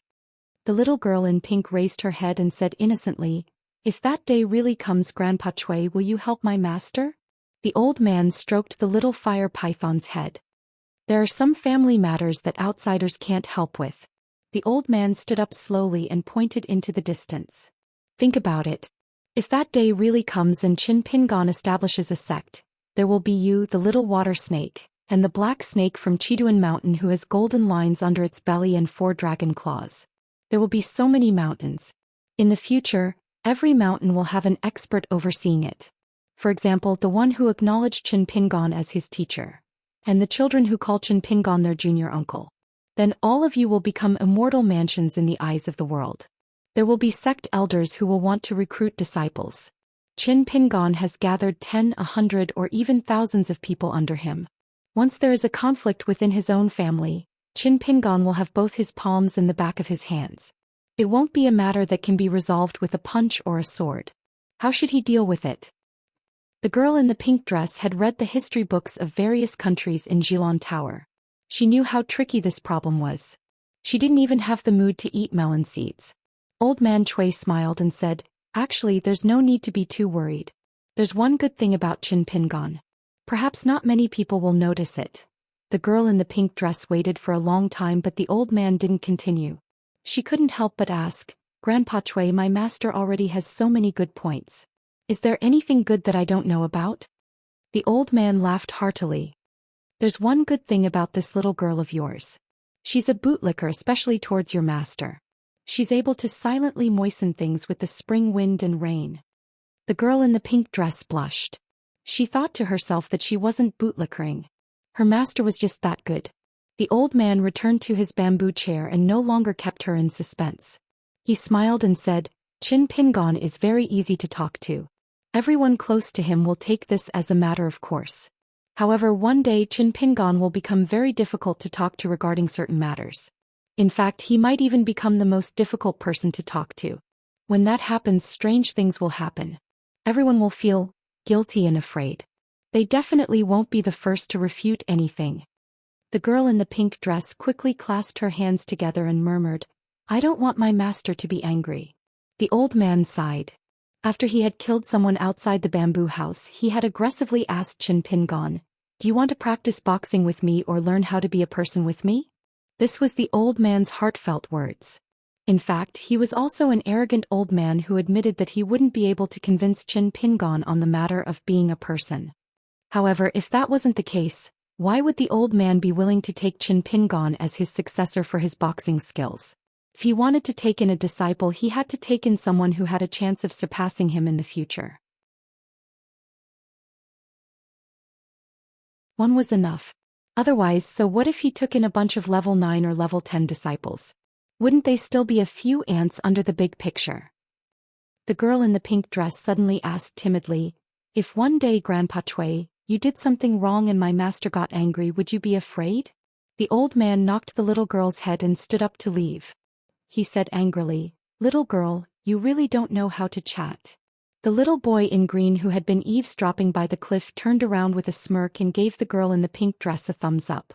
The girl in the pink dress started munching on sunflower seeds happily. She thought to herself, "I'm not the one who's awesome. It's my master who's awesome." Old Man Yang of the Yang family's shop had been guarding that small backyard year after year. For countless years, generation after generation of descendants of the Yang family, other than the head of the Yang family who had taken over the Yang family and some hidden figures who were lucky enough to become Qi refinement warriors, knew about that shocking secret and carefully guarded that secret for the old man.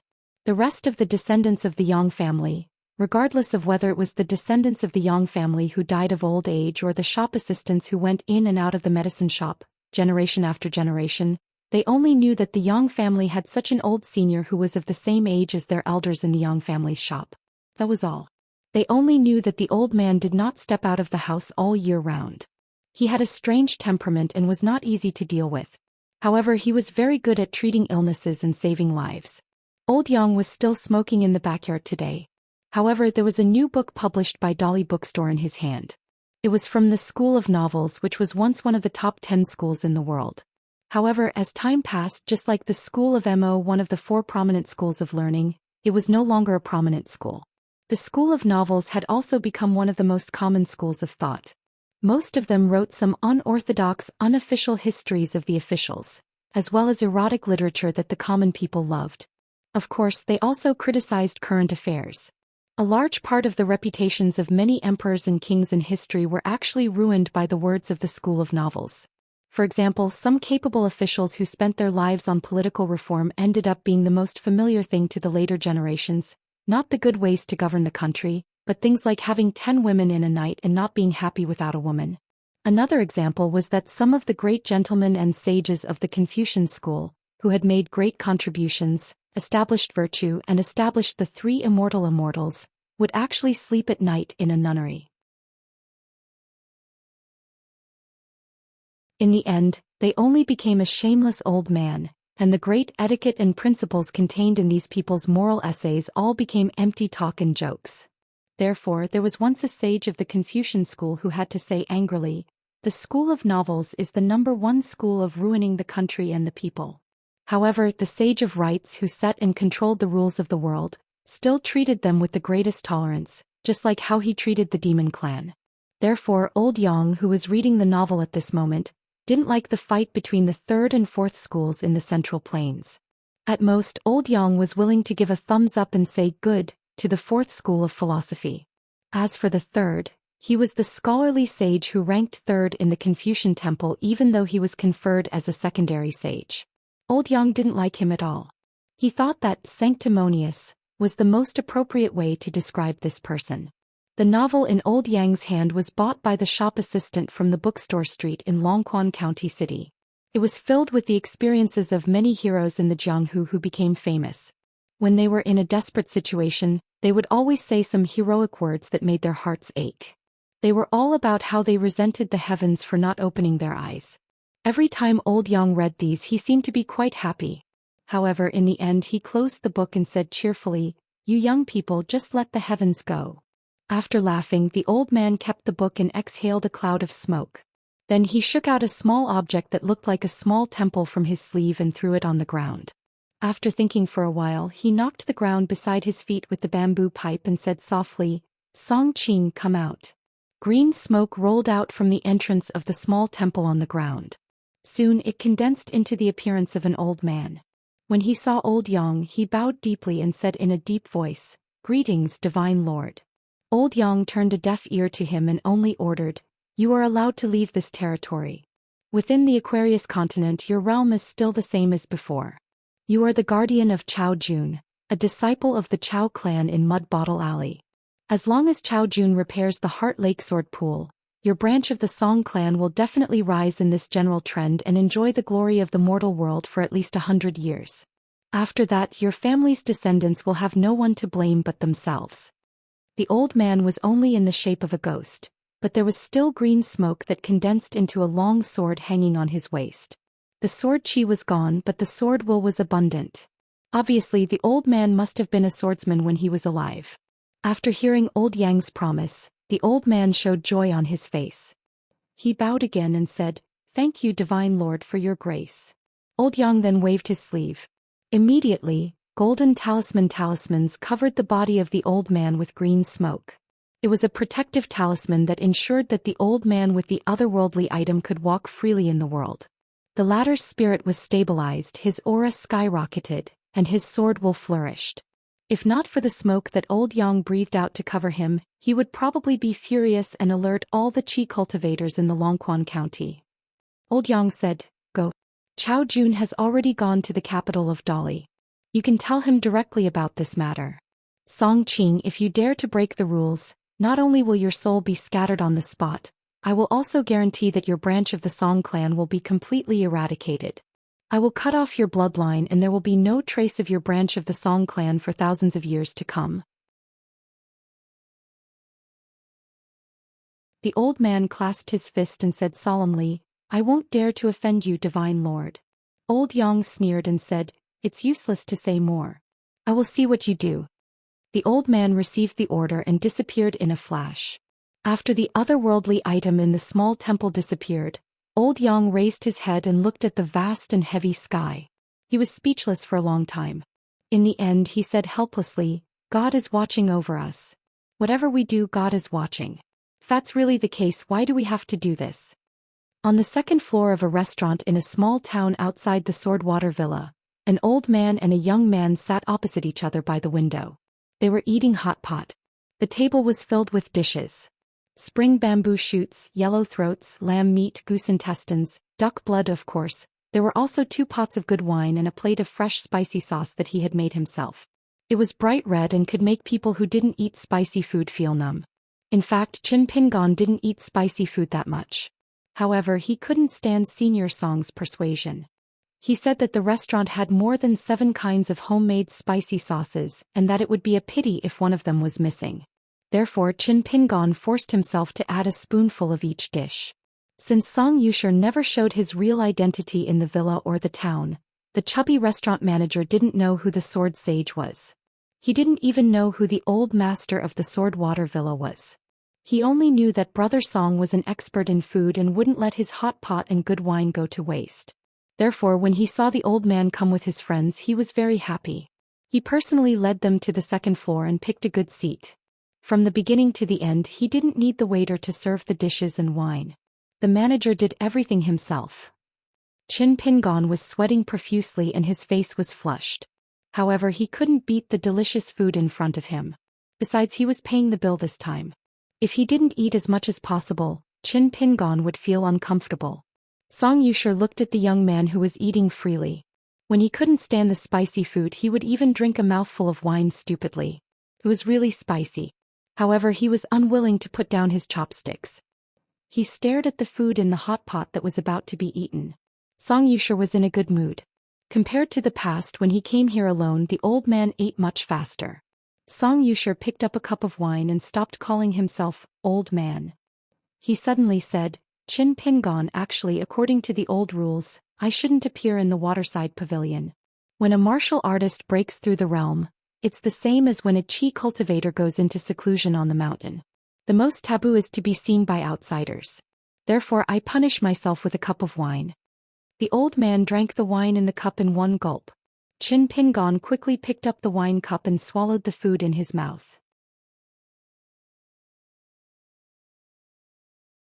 He drank a cup of wine with the old man and poured another cup to toast the old man. If it weren't for the old man, I definitely wouldn't have been able to cross the threshold of the fourth state today. I should toast the old man with a cup of wine. The old man also drank a cup of wine. Song Yusher looked out of the window at the scene of the endless stream of people on the street. Occasionally his gaze would linger for a moment. Some people's expressions would change slightly and they would quickly lower their heads after making eye contact with him. Song Yusher smiled slightly and withdrew his gaze. The reason why I went to the waterside pavilion at that time was because I have something to tell you face to face. Whether you can break through the realm today or not, you have to leave the villa tonight. You can't attend the Wulin chief ceremony tomorrow. Qin Pingon continued to pour wine. However, the speed at which he picked up the food slowed down a little. He asked softly, "Someone wants to harm the villa?" Song Yusher didn't hide anything. He smiled calmly and said, "They have a great background and great influence. But it has nothing to do with you, Qin Pingon." The old man raised his cup and drank a mouthful of wine. "I'm not looking down on you and your friends. It's just that some of the family affairs of Swordwater Villa are inconvenient for people of Jianghu to intervene. But no matter what, as the host, it's not very kind of me to ask the guest to leave. So I still need to punish myself with a cup of wine. Qin Pingon, do as you please." Qin Pingon really did do as he pleased. He just raised his cup and drank a mouthful of wine for little rice. The old man didn't care. He continued to pick up the fresh goose intestine with his chopsticks and dipped it in the hot pot for a little while. Then he put it in a plate of spicy sauce. He gently stirred it in the spicy sauce and then put it in his mouth. Qin Pingon wanted to say something but stopped. Song Yusher smiled. "Let's just eat and not talk about other things. In this world there are only beautiful scenery and food. These are the three things that can't be let down." Qin Pingon buried his head in the food and occasionally drank. All good things must come to an end. No matter how delicious the hot pot was, there was also a time when the chopsticks had to be eaten. After eating and drinking to his heart's content, Qin Pingon put down his chopsticks and finished the pot of wine. This was the first time that Qin Pingon drank half a caddy of wine in one breath. Not to mention his face, even his ears and neck were red. He said drunkenly, "The father and daughter of Hengdao Villa didn't seem to make trouble for me." Song Yusher chuckled softly. "Green mountains and clear waters, the future is long. The grudges of Jianghu are also the same. You're not from the brushwater country and will soon leave. You may not come back in the future. Otherwise there will be a lot of trouble." Song Yusher remembered something. "You seem to be full of anger after the incident at the waterside pavilion. I'm a bit curious. If I, Song Yusher, was just an ordinary Jianghu man, it's reasonable to say that Wang Yiran, the owner of Hengdao Villa, a renowned Jianghu grandmaster, treated you with respect without knowing your background. Not only did he not bully you with his power, he was even willing to apologize for his daughter. Why do you still seem to be a bit unconvinced?" Qin Pingon burped and took off the blade-strengthening gourd from his waist. However, he didn't drink.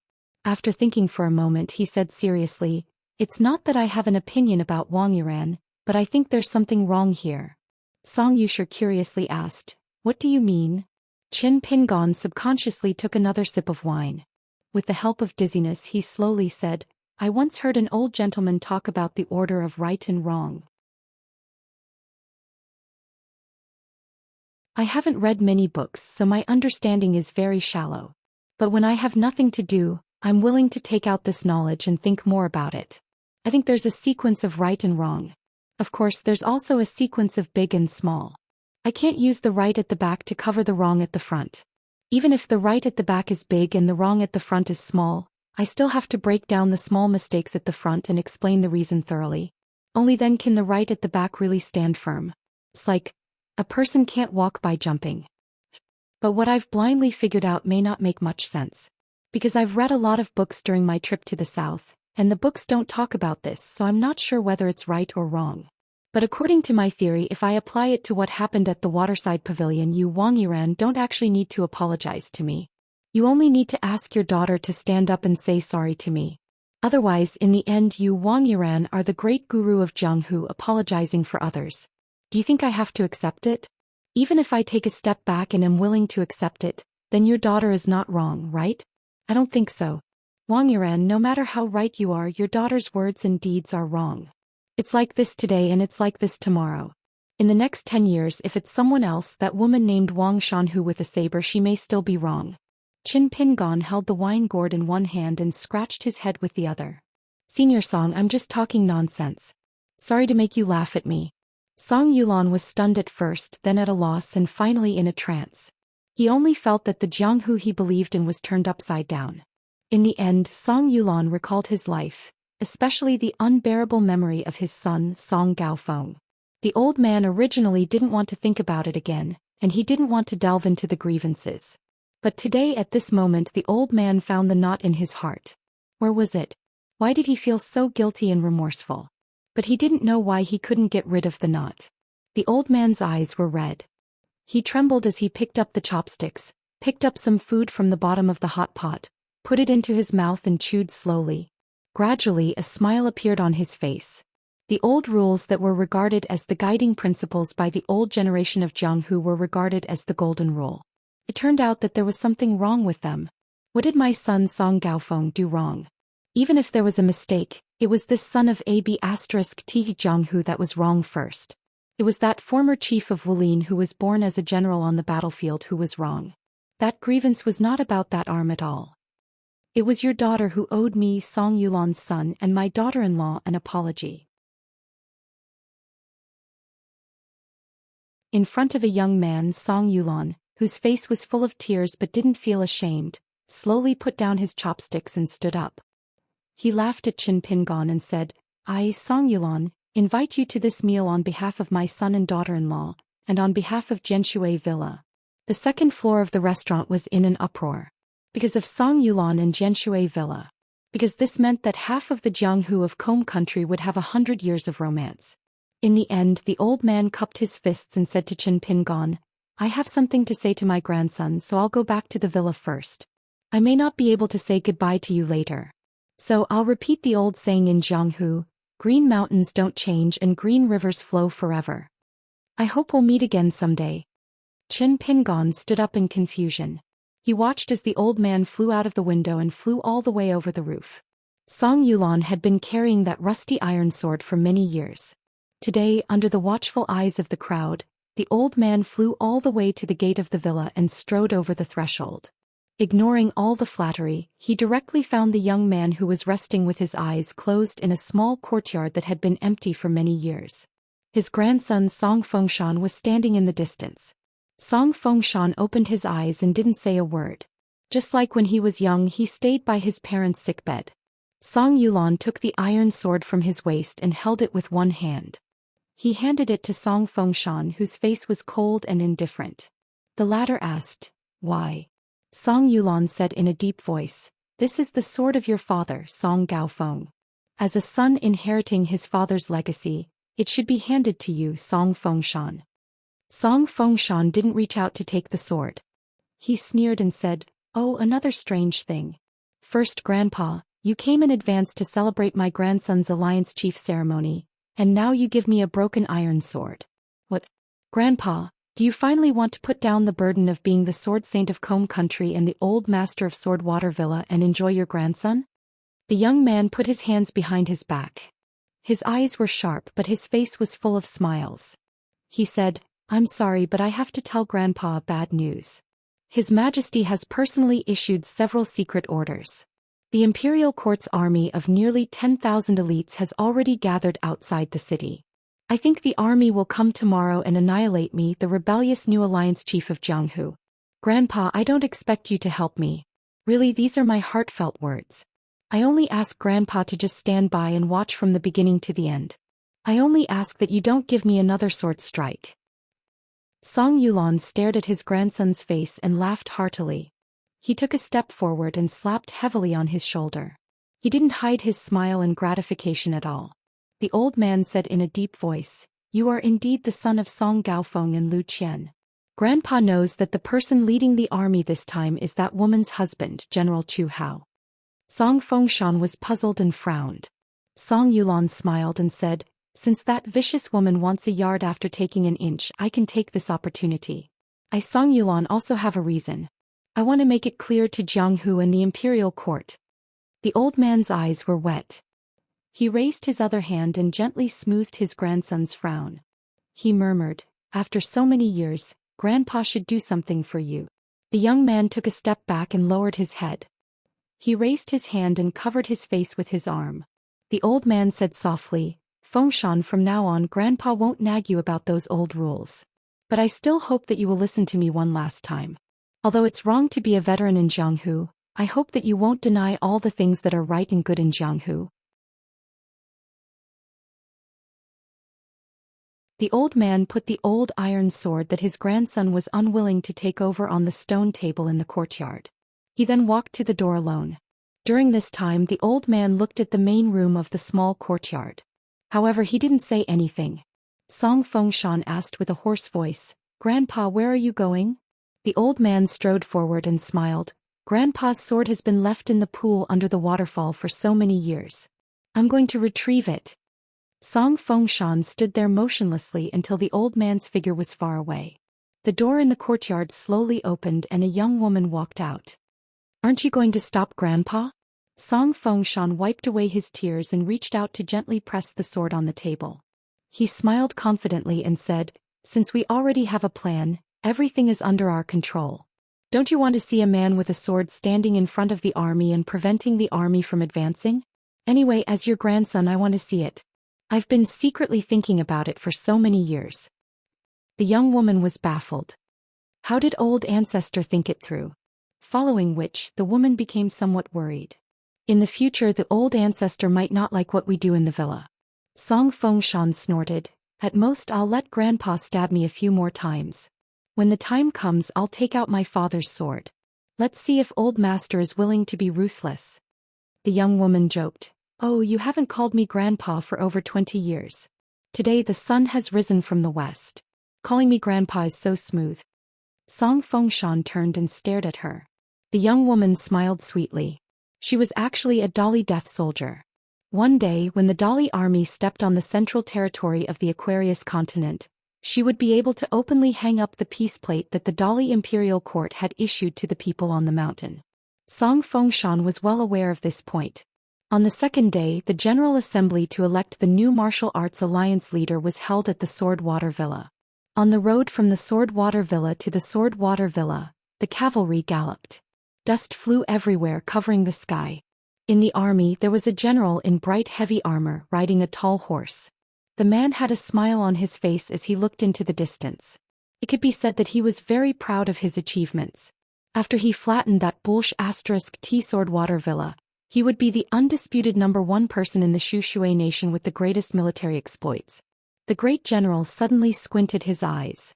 In front of the army, a black-robed old man who was hailed as the sword saint of the Sword Water country took out his sword from the waterfall and stood in front of the army. But behind the old man, there was a young man carrying a sword with a wine gourd hanging on his waist. Before punching the thousands of soldiers and horses, the young man took out the sword's strengthening gourd and drank a big mouthful of wine.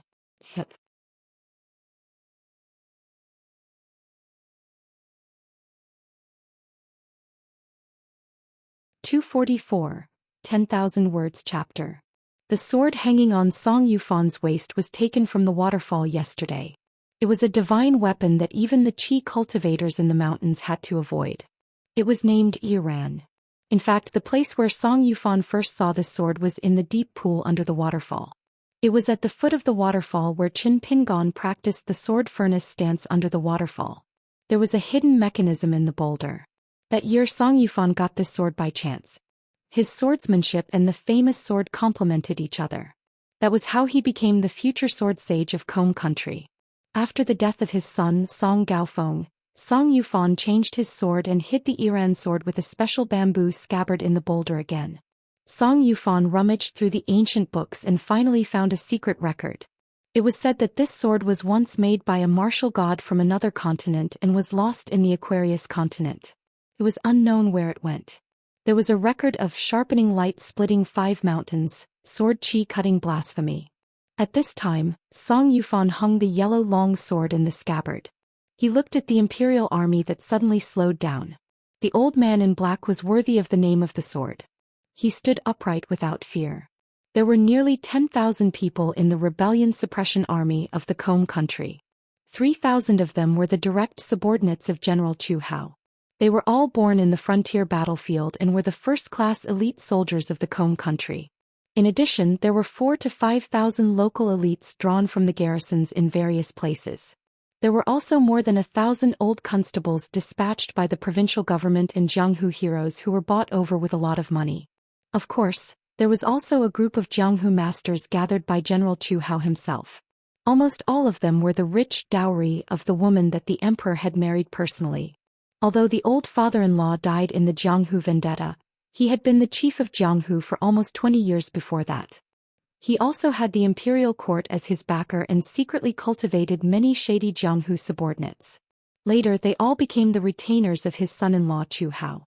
Although so many years had passed, the woman who slept with Zhu Hao still hated the Sword Water Villa and had a knot in her heart. Zhu Hao was very clear about this. He agreed but would not act rashly. Before the emperor said anything, he would use the identity of the general's residence to provoke a martial Dao master whose swordsmanship was the best in Kome country. Therefore the woman had a lot of complaints. Fortunately, the Sword Water Villa's courting death and the emperor was enraged. Zhu Hao took advantage of the opportunity to ask for help. To be honest, if a wife had a knot in her heart, it would be hard to untie it.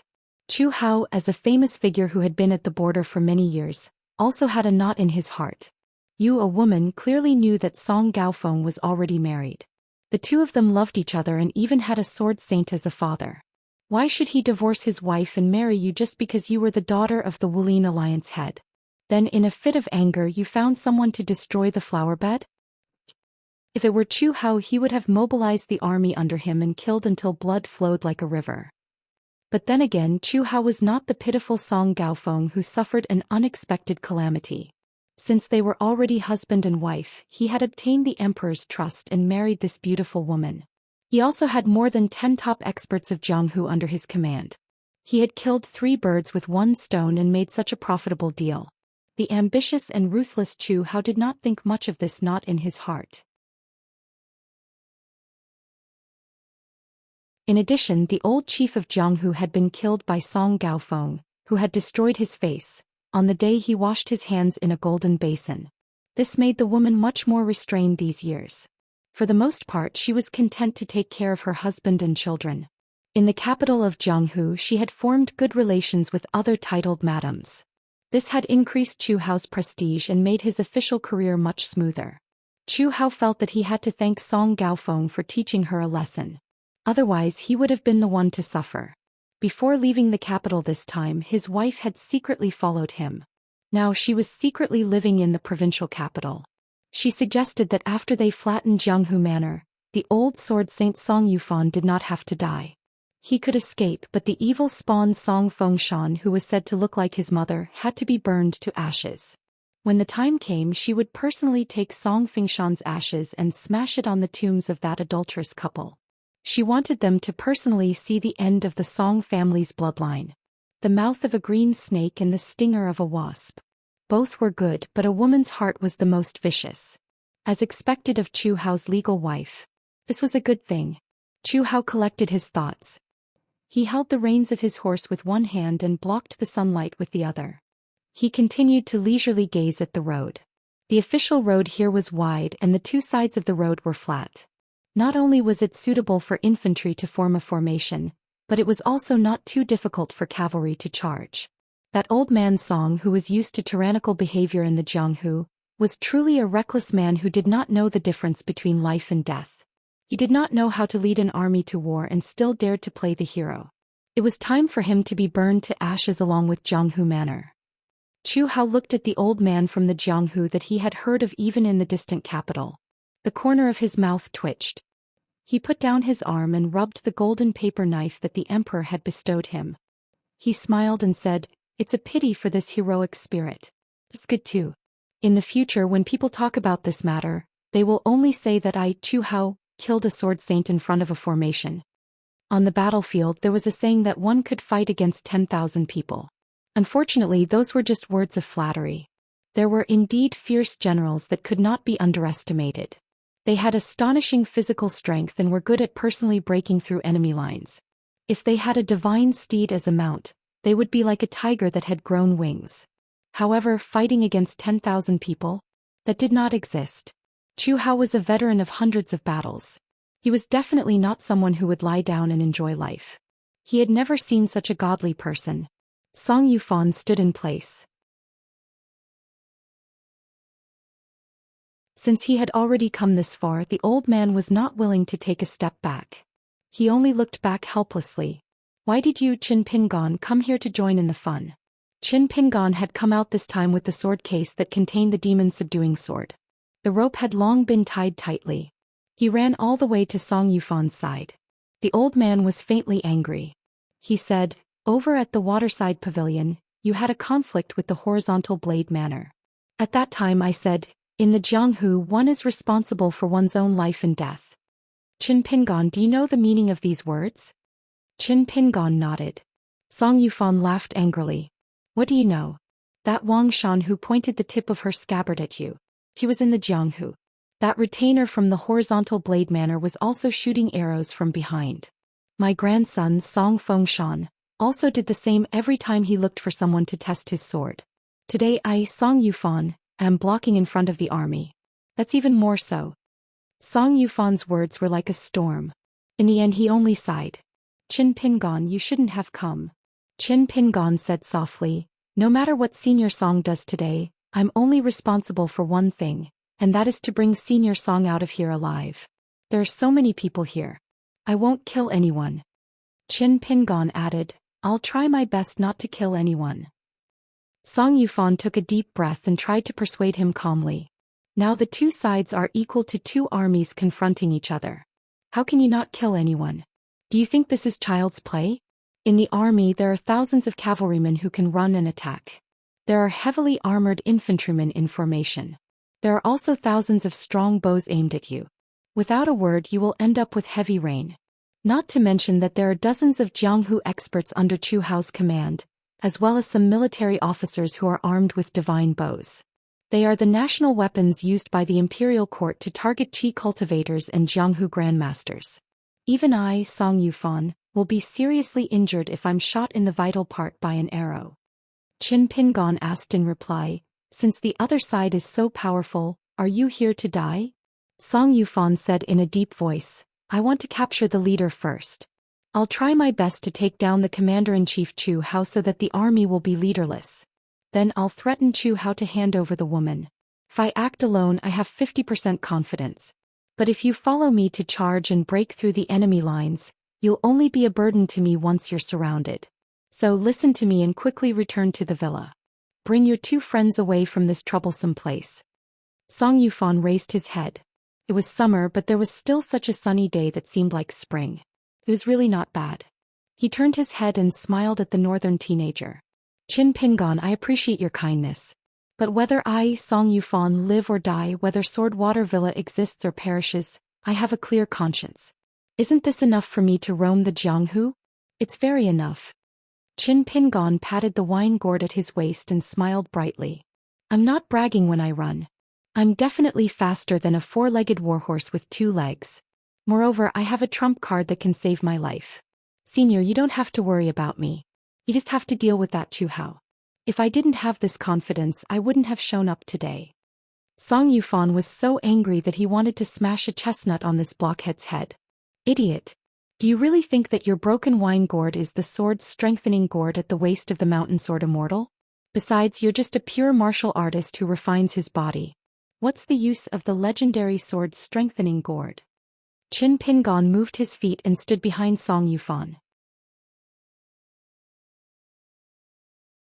They came to a place where the soldiers of the imperial court of Comb Water Country couldn't see them. He patted the sword-strengthening gourd heavily and said in a low voice, Chi, someone is looking down on you. Come out. Song Yufan was stunned. What's going on?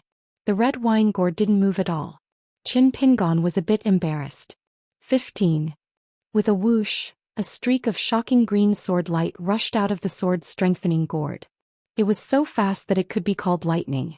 The crystal-clear pocket-sized sword suddenly hovered in the air between the two of them and then slowly wandered, as if it was asking for a reward from its master, Qin Pingon. Qin Pingon had already known that there were two little ancestors in the sword-strengthening gourd. Flying Sword 15 was docile and obedient. Whenever Qin Pingon wanted, 15 would follow the tip of the sword. It was simply his intimate little jacket. As for Qi, he was really arrogant. Unless it was in a life-or-death situation or it was interested in something, Qin Pingon basically couldn't order it around. However, Qin Pingon wouldn't force it. He didn't expect Qi to be like 15 who could do everything smoothly. At least in the few critical moments, Qi had never tricked him. Song Yufan was surprised. It's really the sword-strengthening gourd of a great sword immortal? Qin Pingon grinned. However, Song Yufan's next choice and words were still full of old-fashioned pedantry. He patted Qin Pingon's shoulder and said, Qin Pingon, remember, the son of a rich family doesn't sit under the awning table. Sco. Since you've come to see me off, it can be considered that you've done your duty. Since your path of martial arts is already smooth and you possess precious treasures, you should cherish the present stability even more. Let's go. Don't be so wishy-washy. Believe it or not, I'll beat you to a pulp before fighting with the army. Song Yufan said sternly, I, Song Yufan, am a man of my words. But there was still a but. The young man who just came out of the Jianghu was as straightforward as Song Yufan, who was experienced in Jianghu. The young man from the north who wore straw sandals, carried a wooden box and had a sword-strengthening gourd with a flying sword in it, said to the old man solemnly, I, Qin Pingon, come from Mud Bottle Alley in Huaihuang County, Longquan County, Dali in the north. I'm also traveling in Jianghu. The old man turned around and laughed. Kid, don't you look like a kid? Qin Pingon stepped forward and stood side by side with the old man. I'll treat you to a hot pot in return. The old man was still worried. Although he looked into the distance, he had to ask again, the situation is not good. Can you really run away? Qin Pingon nodded. Not only do I have the sword-strengthening gourd and the flying sword to protect me, but I also wrote 20 mind talismans last night. They can help me shrink the ground into an inch. If I really run away, I'll be so fast that even I can't help but give you a thumbs up. Although it sounded like a joke, the old man turned around and looked at the young man carefully. It didn't seem like a joke at all. The old man was relieved. Heroically, he reached out and pressed the hilt of the upright sword. Good. Then I'll wait for you to treat me to a hot pot. Qin Pingon suddenly asked softly, Can I bring my own wine to eat hot pot in a restaurant? Although he had the sword-strengthening gourd, the flying sword and the mind talisman, he was still as stingy as before. The old man laughed and said, It's not about being generous. It's very generous. Song Yufan rushed forward and pulled out his long sword from the bamboo scabbard. Sword Qi lingered between heaven and earth. He laughed loudly. Let me go first. Just bring up the rear for me. On one side there were only 2 people. On the other side there were 10,000 soldiers. However, the latter faced the old and young Jianghu people as if they were facing a formidable enemy. When the war drums sounded, some young soldiers from the local garrison swallowed subconsciously. Because the sword Qi was close. When facing 2 Jianghu boorish people, it was enough to exhaust them. There was no need to pay attention to the arrangement of troops on the battlefield. It was nothing more than the cavalry in the vanguard charging, and then appropriately pulling the front line and supporting from the left and right to cover the path of the sword saint from the Combe country. Then the infantrymen at the rear would set up the formation. With the swords and shields in the front, the spears pierced out and formed layers of iron walls. In addition to the standard infantry crossbows of the Combe country, there were also dozens of divine bows taken from the imperial treasury. They were meticulously made by the craftsmen of the Mahist school and had always been relied on by military generals. The tip of the arrow was engraved with cloud pattern talisman, the shaft was made of fine iron, and the arrow feather was made of golden eagle feathers. Each arrow was tough and heavy. Therefore, ordinary divine archers couldn't control it. Only soldiers with good martial arts attainments could pull the bowstring to the fullest. It was very powerful, and its speed, range, and accuracy were far better than ordinary strong bows. In the end, there were close to 20 lackeys of the Jianghu gathered around Great General Chu Hao. It was extremely difficult for Song Yulao to open the formation alone and kill his way to Chu Hao. However, Chu Hao knew that he had victory in his grasp. The 3,000 elite cavalry under his command didn't fear the title of Sword Saint and dared to charge head-on. However, it didn't mean that the rest of his troops were fearless of death. Chu Hao had been on the battlefield for a long time and he was well aware of this. Therefore, he sent someone to pass a message to the local garrison generals. For every soldier that died in the war, the imperial court would give a jaw-dropping 100 taels of silver as compensation. The family of the soldier that died in the war would be exempted from military service for 10 years. However, those who dared to back out would be executed immediately. Moreover, they would be punished according to the law of the border army and their families would be exiled thousands of miles away. With the rewards and punishments, the entire army could only fight to the death. Great General Chu Hao rode his horse and stood under the mighty banner that swayed in the wind. He was very satisfied. With the army at the border, the boorish people of the Jianghu were just mantises trying to stop a chariot. The emperor had privately promised him that he could take half of the property of the Jianghu manor as a reward for the Chu clan's army. The remaining half would be handed over to the national treasury. However, he had to take care of all the compensation for the local troops alone. He wasn't allowed to trouble the Ministry of War and the Ministry of Revenue. As long as the manor was confiscated, Chu Hao would still be able to earn a lot of money. Song Yulao didn't immediately rush up to the sky to be the eye-catching target. He lowered his head, bent his waist and held his spear as he charged forward. His aura was like a rainbow and he was as fast as lightning. He clashed with the Chu clan's elite cavalry that had already pulled out a neat front line. The first wave of arrows rained down. The dense black dots in the sky shot over. The bowstrings that were pulled taut suddenly released, making a buzzing sound. This was only the first wave of arrows from the mounted bows. Song Yulao stomped heavily on the ground. His originally swift and violent figure became even more ethereal. He charged forward at an even faster speed. At the same time he twisted his wrist and spun his body. The sword aura rolled. Within a radius of several feet, the majestic sword aura condensed into a ball and then suddenly exploded. The ground behind Song Yulao was instantly filled with arrows that fell in an arc. The soil was overturned and dust flew up. The remaining arrows that happened to be coming toward him were all shattered by Song Yulao's sword aura. Although Song Yulao's speed was beyond imagination and his sword aura was so strong that it opened the eyes of the soldiers on the battlefield, the second wave of arrows still followed in an orderly manner. They fell like rain. Song Yulao held his spear and his body spun like a top. Hundreds and thousands of Iran swords instantly appeared around the old sword saint of the brushwater country.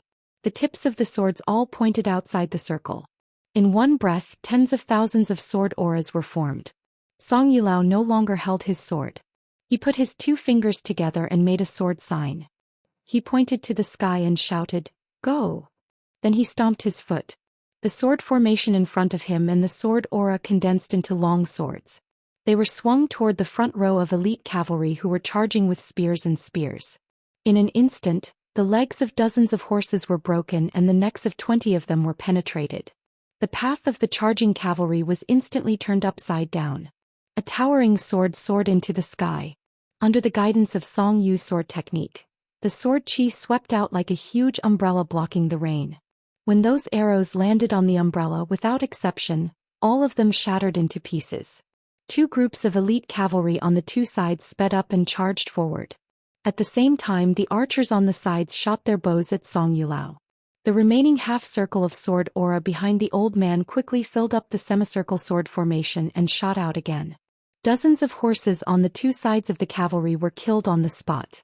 The riders fell off their horses. However, Chu Hao's ability to lead troops was outstanding here. Except for a few who fainted, most of the riders floated to the ground or rolled up. They pulled out their sabers and directly charged at Song Yulao. The title of the Sword Saint of the Combe Country, the so-called #1 person in the Jianghu, was not enough to scare these elite warriors who had been soaked in blood and laid in piles of bones. In the western region of the Aquarius continent, there were dozens of countries around the colorful dress country.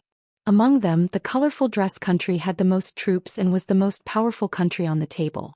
This was especially so for their number of cavalry troops.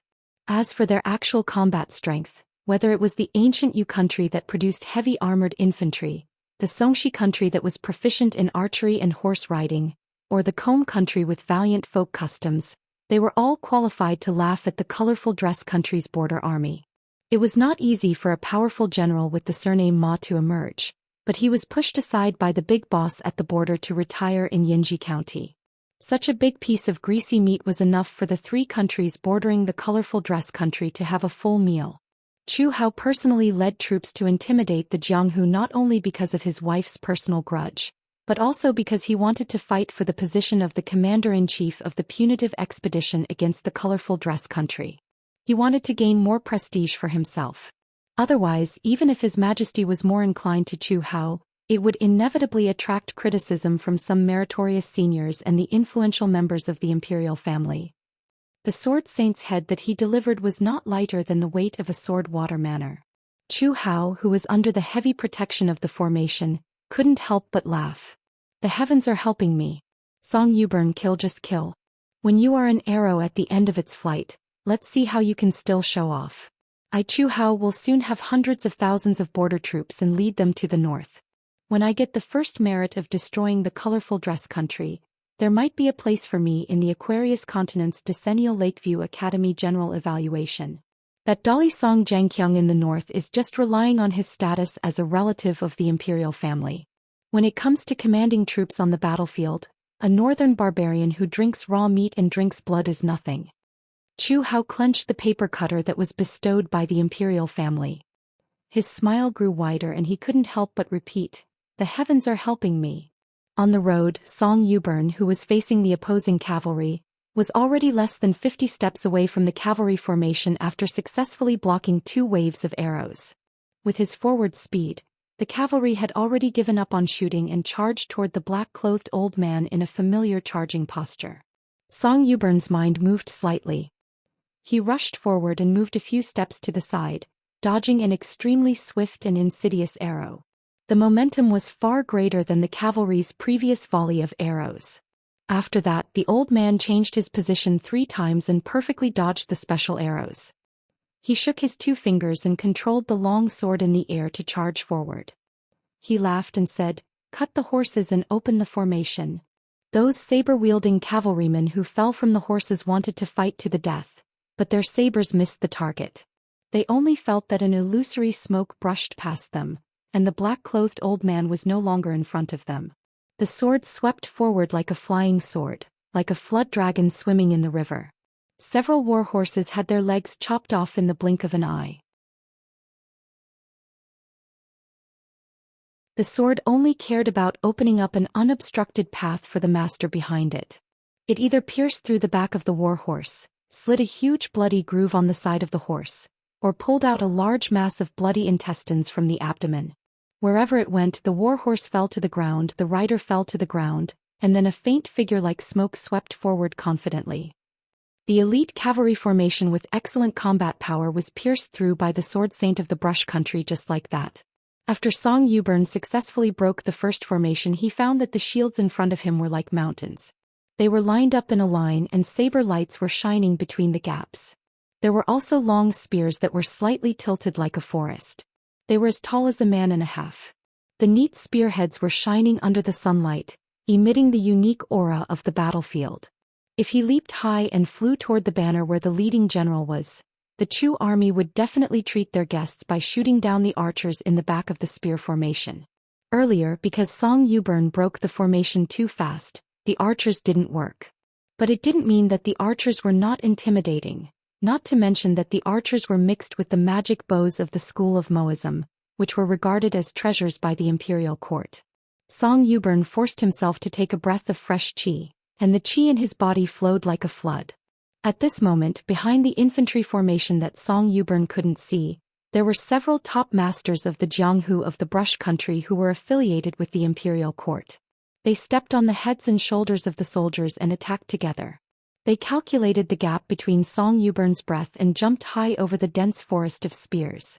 Each of them had a sharp weapon and just happened to hack down on Song Yuburn's head. Song Yuburn tiptoed lightly and instead of retreating he moved forward. He held the long sword in one hand and swung it horizontally, slashing at the empty waist. He calculated that Song Yuburn needed to take a breath, but because of the difference in martial arts realm, This Jianghu master in the eyes of the world didn't know how fast the chi flow of a 6th realm martial artist was. 3 4th realm martial artists with different weapons were cut in half by the half-arc sword chi on the spot. Born in the Jianghu, they died on the battlefield. No one knew if the 3 of them would die in peace. Song Yubern swung his sword down again, and the 4 or 5 heavily armored soldiers and the people behind them were all smashed into pieces by the sword chi that tore through the air. Their armors and weapons were all smashed into pieces. The armor of the surrounding soldiers was instantly covered with blood and broken limbs. Fortunately, the heavy armored infantry formation was known for its stability.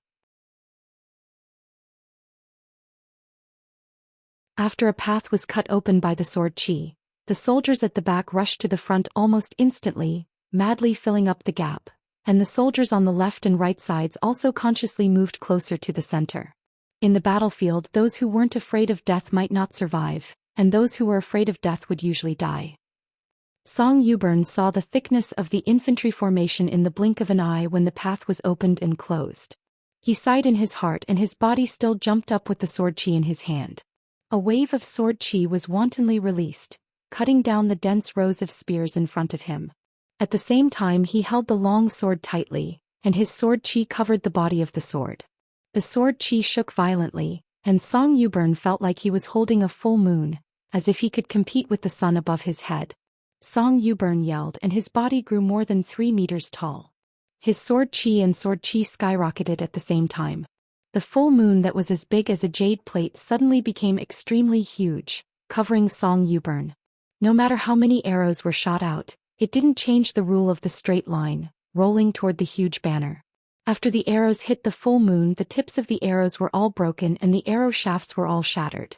When the old man in black broke the formation for the second time, the young man with a sword on his back didn't just stand by and watch. He also started to run forward, moving like a rabbit. Of course, the cavalry of the Chu clan didn't need to turn their horses around, which would only disturb each other. So naturally they vented their anger on the young man. However, no one expected that the sword sage of the Combe country, who had been famous in Jianghu for 60 years, could break the formation so brazenly, and a young man from Jianghu who came out of nowhere was also so difficult to deal with. The young man with a sword on his back was so fast that he could cover 2 or 3 meters with one step. He was so agile in the narrow space that he not only dodged 4 or 5 arrows of the school of Mo at tricky angles, but also rushed through a round of arrow rain. During the period, as long as there were arrows in his way that he couldn't dodge, the young man would simply use his hands to push away the heavy arrows. When the young man collided with the cavalry, he had the advantage with the momentum of the rushing war horse. However, the young man, who did not know his roots in Jianghu, was like a slippery loach, slipping through the gaps between the elite cavalry's charge. Occasionally when they fought, he would punch the side of the warhorse, sending the rider and the horse flying 2 to 3 feet away. Sometimes he would hit the horse with his shoulder. Similarly, the horse's hooves flew into the air, and the rider and the horse were flipped over. In the end, he even jumped up lightly and stepped on the back of a horse like a dragonfly skimming the surface of the water. The heads of the horses or the backs of the war horses behind him flashed and disappeared, which made the cavalry feel like a breeze blowing on their faces. They chopped with their sabers and stabbed with their spears, but they couldn't even catch a corner of the young man's clothes. He was definitely a grandmaster at the peak of the 4th state or even the 5th state. A cavalry general held an exquisite long spear and stabbed it accurately at the young man's neck. He roared, "Go to hell." Qin Pingon tilted his neck and just happened to dodge the long spear. At the same time, he reached out and grabbed the horse spear that all cavalry generals on the battlefield dreamed of. Even though the cavalry general's palm was covered in blood, the beloved long spear passed down from his ancestors was still snatched away. Qin Pingon switched to holding the long spear with both hands in midair and stabbed it heavily into the ground. The extremely resilient long spear was like a bowstring, and with a muffled bang, Qin Pingon was thrown 7 or 8 meters into the air. His hand still held the end of the long spear, not abandoning it. The young man with a sword on his back, with a face full of determination, looked like an immortal flying through the wind and landed in the empty space in front of the foot formation behind the cavalry formation. The young man's sleeves fluttered, and after his feet landed, he didn't stop. He took a step back and raised his arm, throwing the horse spear high into the air with all his strength. Then he made a gesture of patting the wine pot at his waist and jumped up, his figure instantly disappearing. It was as if an immortal had used the magical ability to shrink 1,000 li. Then they saw the young man step on the long spear in an inconceivable manner, 1 foot in front and 1 foot behind, like the legendary sword immortal flying the sword, full of a carefree and relaxed feeling that was difficult for martial artists on the battlefield to understand. If the enemy camp wasn't mentioned, perhaps there would be people who couldn't help but cheer. Then a scene that made people stomp their feet and curse occurred. That young man in the formation, not only did he fly forward on the long spear, he even picked up the wine gourd and raised his head to drink a mouthful of wine. Everyone gnashed their teeth in hatred, but in the depths of their hearts, weren't they also a little fascinated? The tragedy of the battlefield, the heroism of the Jianghu. Originally, the difference between the two was like heaven and earth. Just like how the sword saint from the Shui nation broke the formation, especially when his sword energy cut through the foot formation, how tragic and bloody was it? However, this young man with a sword on his back didn't kill a single person as he moved forward. He just followed the old man in black to break the formation without saying a word. They were both breaking the formation, but they were both so elegant. Because the long spear swept forward too quickly and this action was too unbelievable, the foot archers in the square formation were somewhat confused. However, under the orders of the leading general, they specifically ordered the strongest elite soldiers in the army to intercept and kill this person with their strong bows. Of course, there was no need to mention the experts on the battlefield who were qualified to wield the Mahis divine bow. They had already drawn their bows like a full moon, and the treasures of the military school shot out one after another. Strange phenomena appeared everywhere, and there were even more shocking surprises that appeared. From the red wine gourd on the waist of the young man with a sword on his back, 2 dazzling fireflies suddenly flew out, 1 white and 1 dark green. Under the long spear they shattered the arrows one by one. There was no need for the young man to dodge at all. The small number of arrows that were extremely intimidating all fell to the ground without any effect. After flying for hundreds of feet, the long spear under his feet had already begun to fall. Qin Pingon stepped on the long spear and didn't care about the long spear falling to the ground anymore. His body rose up and he just happened to dodge the attack of a top swordsman in the Jianghu. The latter landed on the ground regretfully and looked back. His eyes were fierce and his face was full of anger. If he had not been able to stop Song Yujin earlier and had been smashed into the array by the overwhelming sword aura that was almost invulnerable, it would have been pardonable. But what was going on when he did not even get close to a nameless young man? Soldiers were trained for 1,000 days to be used in a single moment. How could he enjoy the glory and wealth under General Chu Hao in the future? Further ahead, the massive sword energy enveloping Song Yufan, which was only 100 steps away from the commander-in-chief's banner, had already been seriously damaged by countless spears and arrows. Coupled with the continuous attacks of dozens of Jianghu experts, when a green sword energy came with the sound of wind and thunder, Song Yufan held his sword horizontally in front of him. Although the sword energy as thick as a green python finally broke the old man's full moon sword formation, it was also cut into 2 by the long sword. The sword energy whizzed past the old man's side, and dozens of heavily armored soldiers behind him were killed on the spot. Song Yufan stopped holding his sword horizontally. Traces of blood seeped out of the corner of his mouth. Even so, he didn't dare to breathe easily. It was because the person who launched the sword attack 100 steps away was at least a grandmaster in the 5th realm. That person stood under the banner next to General Chu Hao. He was wearing a green robe. One of his hands was behind his back and the other hand was pointing the tip of his sword at Song Yufan. This person wasn't old. He looked to be in his early 30s, but his real age might be 40. The long sword in his hand wasn't some divine weapon that could cut through iron like mud. It was a piece of green bamboo that was 2 feet and 6 inches long, which was as long as the sword. He stood proudly on the back of the horse. General Chu Hao, who was much shorter than him, didn't mind at all. He was full of smiles.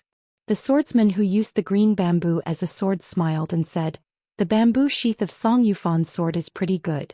General Chu, can you give it to me?" Chu Hao laughed heartily and said, "Why not? Not to mention the bamboo sheath, I'll give you the sword as well." The swordsman shook his head and said with a smile, "There's no need for that. If General Chu can give this sword to your emperor, it'll also be a good story to tell." Chu Hao was enlightened.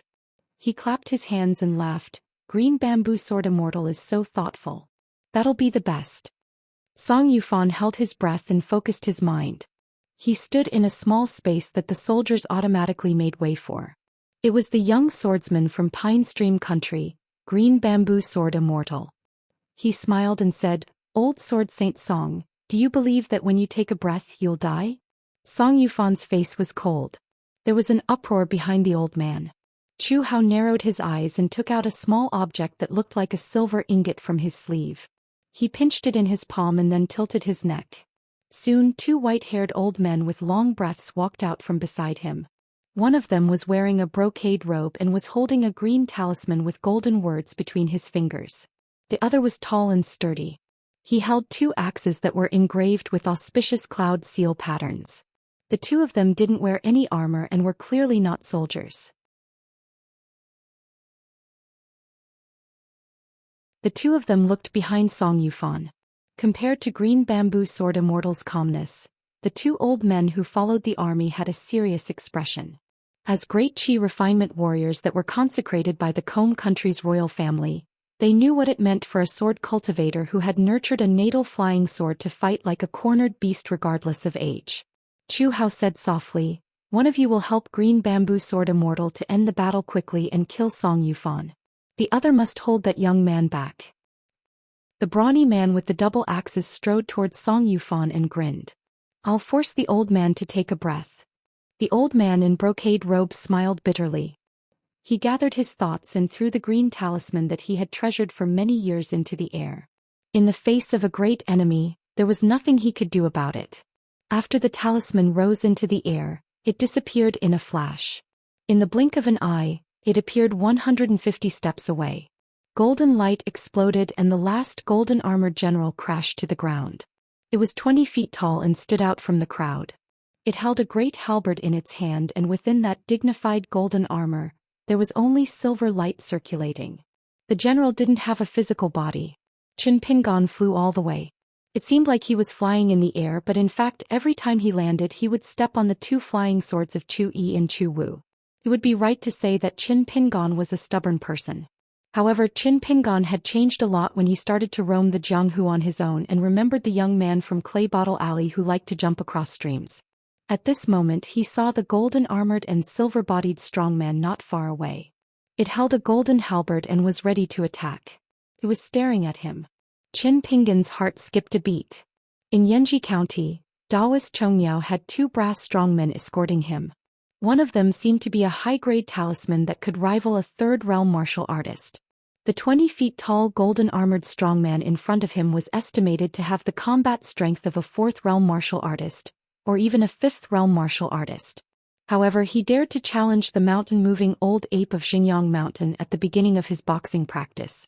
When Qin Pingan was stubborn, he wasn't afraid of anyone. After accumulating for a long time, he suddenly had a flash of inspiration. Qin Pingan reached behind him almost naturally and grabbed the scholarwood sword. At the same time he said in his heart, "Chu Yi, Chu Wu, go help Senior Song deal with the swordsman and the brawny man. I'll deal with this strong man myself." The distance between them was less than 20 steps. The 2 sword lights under Qin Pingan's feet, one on the left and one on the right, drew an arc around the golden-armored strongman who began to stomp on the ground and run forward with the halberd. Qin Pingan, who still had his hand behind him and held the hilt of the wooden sword, leaped forward and shouted, "Senior Song, don't worry about it." In the face of a great enemy, the brawny man's double axes were about to chop down, and Green Bamboo Sword Immortal was eyeing him covetously. Song Yu smiled knowingly and actually took a breath. Green Bamboo Sword Immortal, who was standing on the horse's back, struck with his sword. Qin Pingan, who was in the air, mumbled something that no one could hear. Then he fell into a state of emptiness that he had never experienced before. He forgot about everything and his sword heart was clear. There was once an ancient temple scholarwood sword that easily split open the pink-robed great demon's golden light formation. Since I'm not strong enough, I'll use the sword today like I'm learning boxing. 1 punch at a time, I'll take it slow. There will be a day when I can throw out 1,000,000 punches. First I'll take the meaning, not the form. I'll just throw out the sword. If there is a mountain, it will split the mountain. If there is a river, it will break the river. The 18 halts of sword chi in his body was no longer restrained. Like a flood breaking through a dam, it rushed through the deserted chi residences that had long been regarded as useless by modern sword cultivators. Qin Pingan suddenly pulled out the scholarwood sword in an instant. With a dazzling sword chi that he couldn't see, he slashed at the 2-foot-tall golden-armored strongman. Along with the giant halberd, the golden-armored strongman was slashed apart. Qin Pingan, who had landed on both feet, raised his head. A huge crack appeared on the golden-armored strongman's body. Silver light burst out and the golden armor shattered. It fell to the ground in front of him and then shattered with a loud bang. Golden light and silver radiance filled the sky. Qin Pingan, who was sweating and kneeling, was dazed for a moment. However, he quickly came back to his senses. He straightened his back and gripped the scholarwood sword in his hand. In the Jianghu, I have a sword. The young man had never felt so hearty before.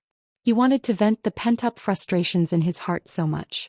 In the midst of the army of 10,000, he held the scholar tree sword that had been completed in one strike. He shouted loudly, "Great Li's Qin Pingan is here." You're tuning in to the Zhou Xian's Legacy YouTube channel. Don't forget to subscribe and join us on this journey to catch the most captivating stories.